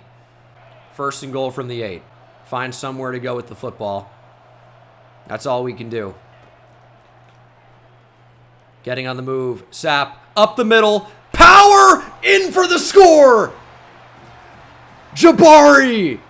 Not going out like that. What a drive.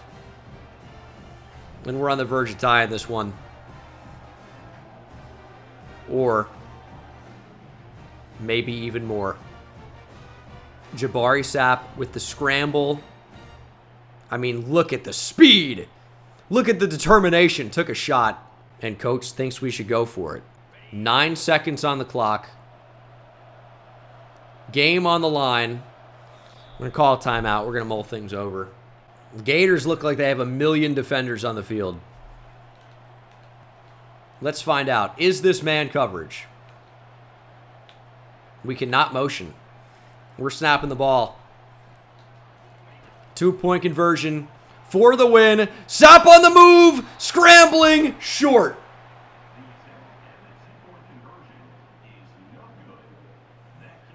An inch short.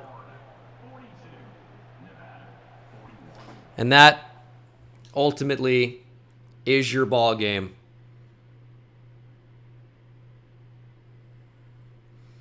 It was our best chance. He just didn't quite have the speed. Unbelievable tackle made from the backer on the blitz. Saves the season for the Gators. I think we know Sapp was about to score if not for this tackle from behind. How close was it? Inches away. Inches away.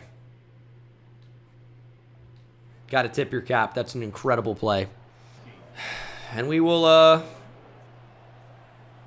go for the onside. The only thing we can do. It's a low kick. It's recovered by the Gators. And it's game over. Florida ends our season. I don't think we would have stopped them on defense. I think that much is obvious. I think we did all we could. We just lost to the better team right now. Quite an effort, but just in the end, not enough.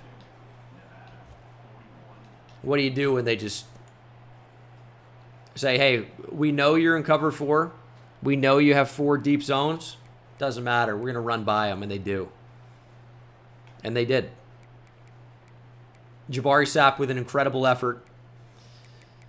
But in the end, not enough. Not enough. Only 1 receiving touchdown for the boys. No sacks. Interception for Marcus Keenan. I mean, he's unbelievable. He should be like a 90 overall when he gets upgraded. But yeah, unfortunately, our season comes to an end. Another very good effort, but we will not be playing for the national championship in 2027. DeMar Tootin had 4 tackles, 3 of which went for a loss. Jabari Sapp, Mountain West Offensive Player of the Week. Yeah, it makes sense. But yeah, just unfortunately, it's a really, really good Florida team, man.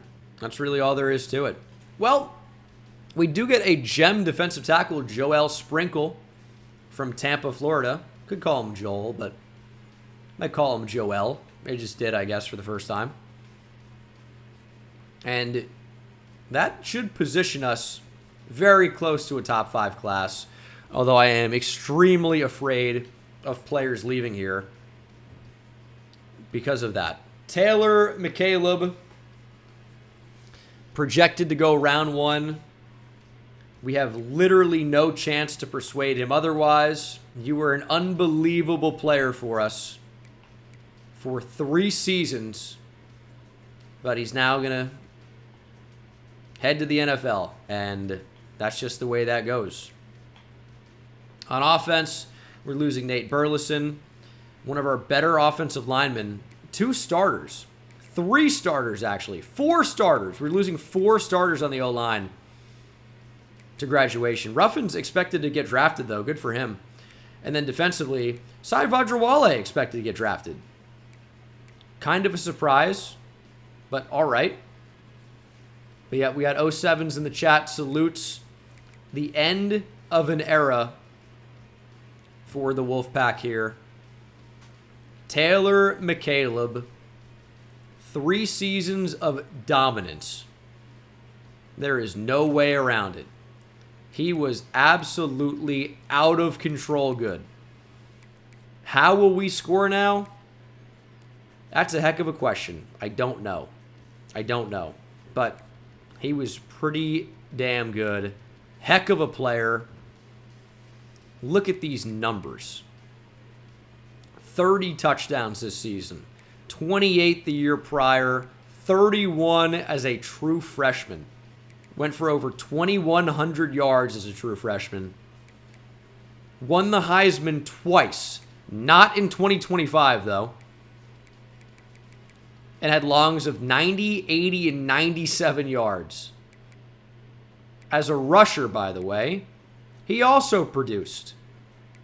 We never let him throw, though. And it's just unfortunate. We lose out on really the heart and soul of this team. But we'll put a statue out there for him. What else can we do? What else can we do, man? I might cry right now. That's an incredible loss. It really doesn't get a whole lot worse than losing Taylor McCaleb, but we have. Draft results. I wish we could see specifics here, but actually, you know what? Sai Vajrawale went a round ahead of where he was projected, round 4. Tyson Ruffins was a 2nd-round pick, and of course, Taylor McCaleb was a round 1 pick, because obviously they would draft him in the 1st round. He's probably the best player in college football history in 3 years. He did more than what multiple players will do in a combined career. Sprinkle, of course, has 76 power moves, 85 strength. The natural is platinum on him. And he's only a 3-star fringe top 1,000 prospect, but is a very good player. And in regards to top classes, we are number 6. We are so close to jumping Auburn, Florida, Penn State. Can we get a monster in the portal? Most of these guys will not even consider us. We do need cornerback desperately, though. Teamy, okay. Seems like would be a very good fit. From London, transfer junior. We're to that part of the stream. We could upgrade on the D-line. Always need more corners. And replacing Taylor McCaleb sucks. Is this White Lightning? Devin Downing? I don't know.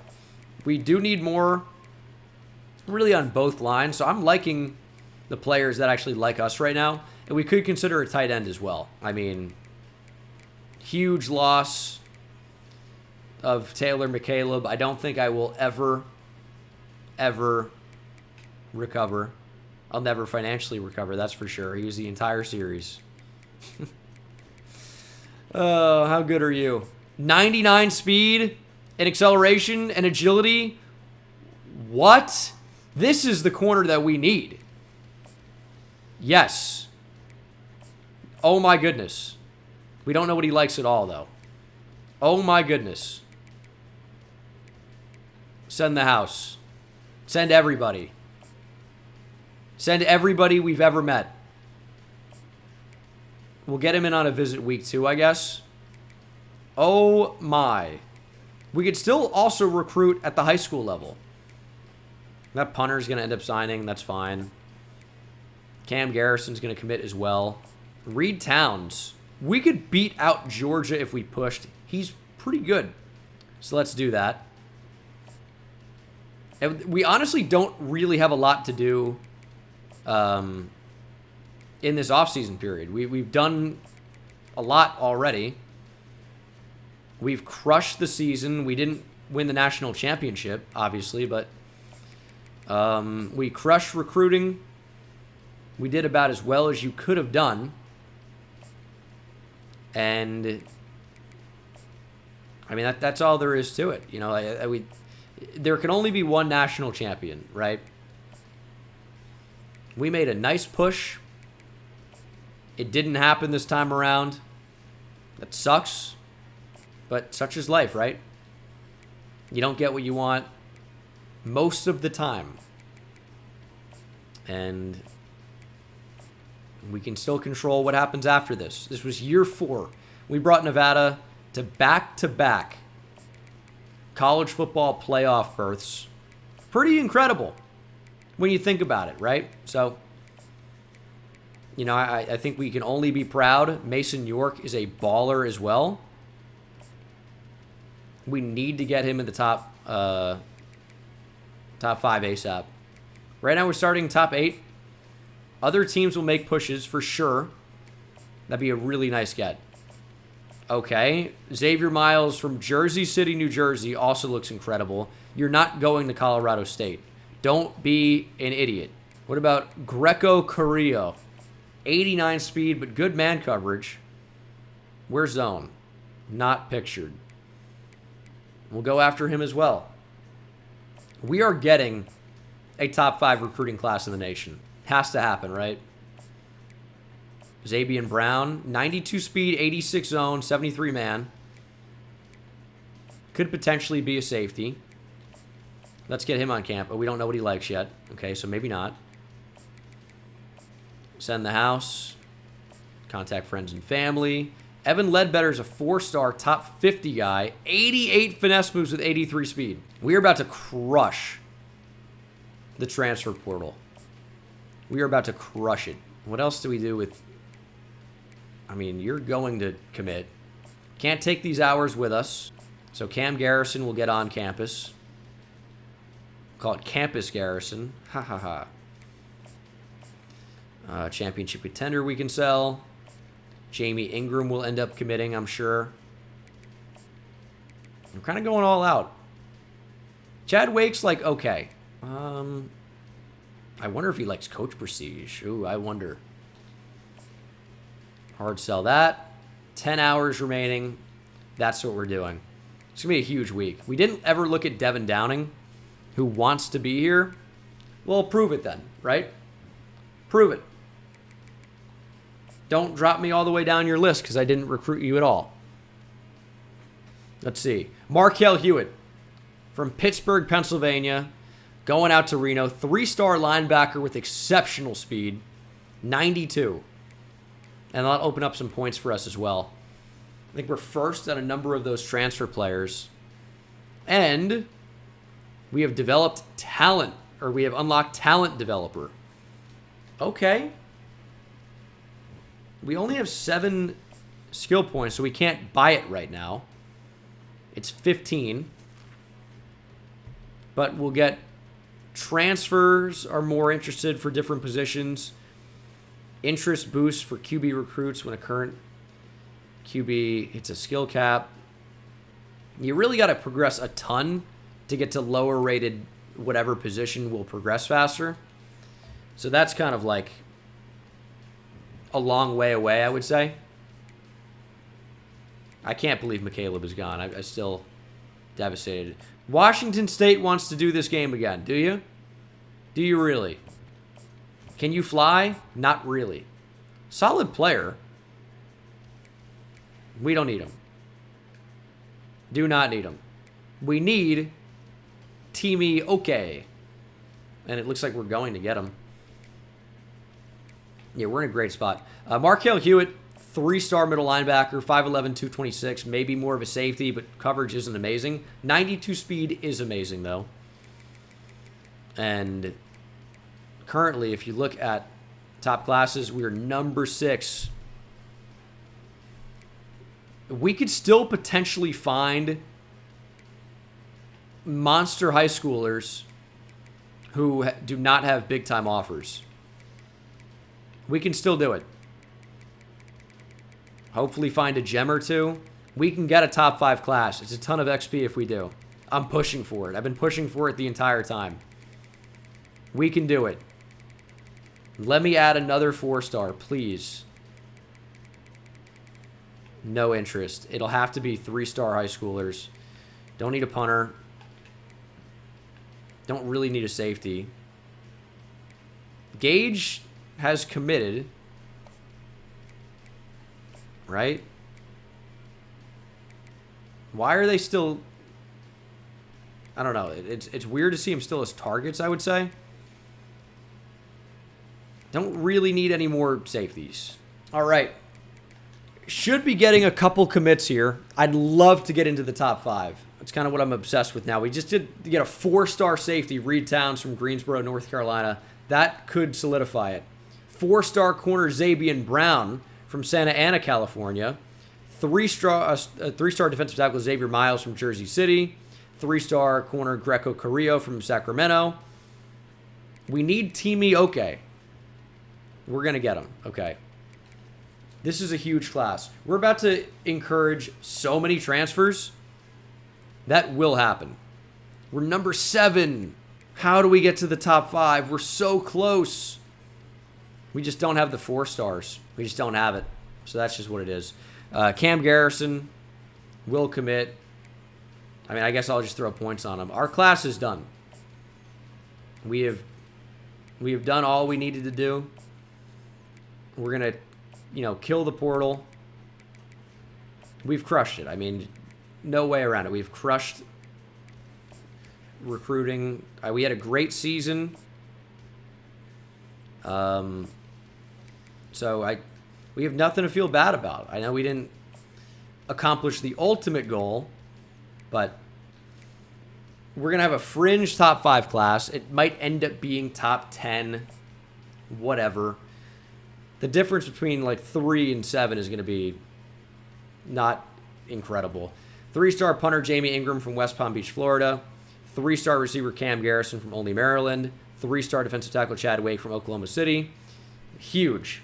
Teamy Okay is nuts. 4-star corner from London with 99 speed, agility, and acceleration. 4-star defensive end Evan Ledbetter from Westlake Village, California is insane. Got Mason York at left tackle. And again, we're probably not done. I'm pushing so hard for a top 5 class. That might have put us real close. We're at 7. And I just don't think we can get to where Auburn is. We were not supposed to sign a massive class this time around, and we have. We're going to have to encourage a ton of transfers. A ton. But it is what it is. Out with the old, in with the new. I can't add any more players to our board. I can't sign anymore. We got the kicker, Conrad Thorne from Berea, Ohio.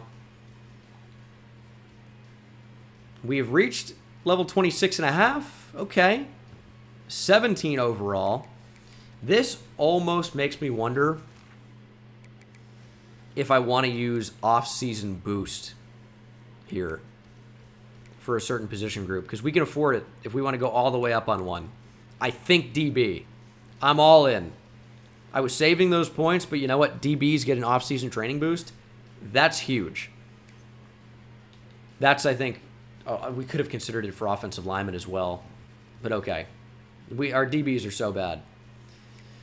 Conrad Thorne, Mason York, everyone we went after has committed to us. It's an incredibly wild class. And we finish at number 6. So close to top 5 over Tennessee, dude. But we stole a 5-star from them, so we did all we could. We did all we could. We are going to have to encourage so many transfers. First, look at our class. Tony Tolson's a 72. Alex Gage is a 70. Cam Garrison's a 68. What else can Tony Tolson do? He is a defensive tackle, and he'd be an 80 overall? Well, I think that decision's been made for us. What? Let's take a look here. 83 finesse moves, 80 block shed, 86 tackle. We don't necessarily need defensive tackle right now, but are you kidding me? He's an 80 overall true freshman. Yeah, that's a 5-star, I guess. He loses his physical abilities, but 77 speed, 82 acceleration, 92 strength, 76 power moves, 83 finesse, 80 block shed, 86 tackle, 83 hit power, 83 pursuit. He is an absolute freak. You just don't get to be a center anymore. I think that kind of goes without saying. 80 is definitely the highest overall true freshman I've ever seen. Trent Conklin is a 75 overall fullback. Let's just put him there. Why not? We could use a fullback. He's got 90 speed. Not really much of a blocker. He was a receiving back. We'll stick him at fullback for now. We can always change that later. Cam Garrison, 6'5", 189. I was curious what else he could do. It does look like he could upgrade to play corner. A 6'5" corner feels insane. We have so many corners now. I mean, look at it. But I am curious. 75 man, 71 zone, 41 press. Maybe we make him play safety. Probably a better fit. And we need more depth there anyway, for sure. And then other athlete position is Alex Gage, scrambling quarterback who could also play running back, which is something we already knew. Let's put him at running back. We're getting a lot of depth there now. He's got 93 speed. Agility's pretty good. He's not really that great with the ball in his hands. Looks like he'd be an okay receiver, but the route running is just not quite there. We probably... I don't know. Probably he's never going to play a quarterback. Let's be real. He will never play. So I think we'll just leave it as is. A lot of these really good players that we brought in are going to transfer. And I'm going to make them probably. The president goes up to an 80. Elite dev trait. Really excited to see him play. He'll be a starter this year probably, but 92 speed is a pretty electric start. Middle linebacker. Cam Tuttle has majorly surpassed James Marquez. And Marquez, by the way, has star dev. Cam Tuttle is up to an 88 overall with normal.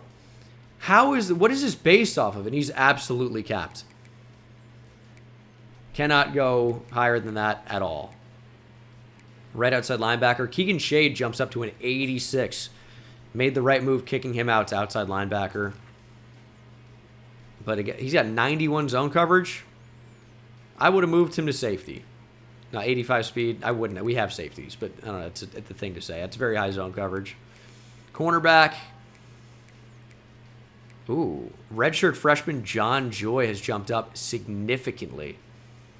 He might start. 88 zone, 74 man isn't terrible for that combo. Corner is such a weird position for us. I was hoping Korea would be higher overall. We have so much depth. It's insane. Taquan Carter up to an 86 overall. Redshirt freshman has 99 zone coverage. Okay, that's pretty good. 99 catching. I'd love to see run support go up. How nice would that be? He can't get better, and I mean, this is insane.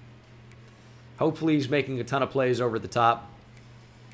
We have really good depth. So many of these guys are going to transfer. Next year, we actually really need to not recruit a ton of players. Marcus Keenan barely got a boost. He's got elite dev trade. Is he capped? He's not. He just didn't really get a boost. Coverage did not go up at all. He played so well. Why did he not get a boost? He's up like 1 overall, or maybe 0. And we got the DBs get a boost in the offseason thing. I didn't really see that very much. It's kind of disappointing. We have 107 on the roster. It is out of control. Anthony Walter, goodbye. DeAndre Marshall, later. We cannot afford anywhere near this number of players to be on the roster. We actually don't have that many receivers. At tight end, I mean, Alex Bias from Reno feels tough to let go. Brian Lamar is 75 speed. These are tough decisions, but when are some of these guys ever going to hit the field? Henry Sellards is an 80, but he's a senior. I know that seems crazy. He's gone. Alton Kafka, gone. I know we recruited you guys, but you got to fly away. Go somewhere else. It's just never going to happen. Courtney Fowler, thanks for nothing. We just got to let so many of these guys go. Preferably like the older players, but I mean, are we really going to send an 83 overall to the portal? I mean, I think David Payne, I'd rather have McChristopher, and we might send away both of them, by the way. It seems wild, but this is what's happening. Bradley Harris. Getting under that, or getting to that 85 threshold is going to be very tough. Henry Lanier has great speed. I don't want that to be my first instinct. I'm probably just going to ditch both of these outside linebackers. Sorry. And then I wanted to develop Denzel McNabb. He's never going to play. I remember recruiting all these guys. Fernando Francisco. Never going to play. Silas Uche has 94 speed, so he can stick around. I mean, DeAndre Casey was a starter, but is he even good? We have too many corners. We have too many players, period. We have so many safeties. Goodbye, Jackson Barton. Goodbye, Damian Fehoko. Goodbye, Taylor Martin. And we still have a lot to go. This is why it's tough, because George Little, I like. He's developed really well for a normal dev player, but he is buried on the depth chart behind players that are younger and better. Had to happen. We are close. Matthew McChristopher, I remember recruiting. He's never going to play. It's just we got to make these tough decisions.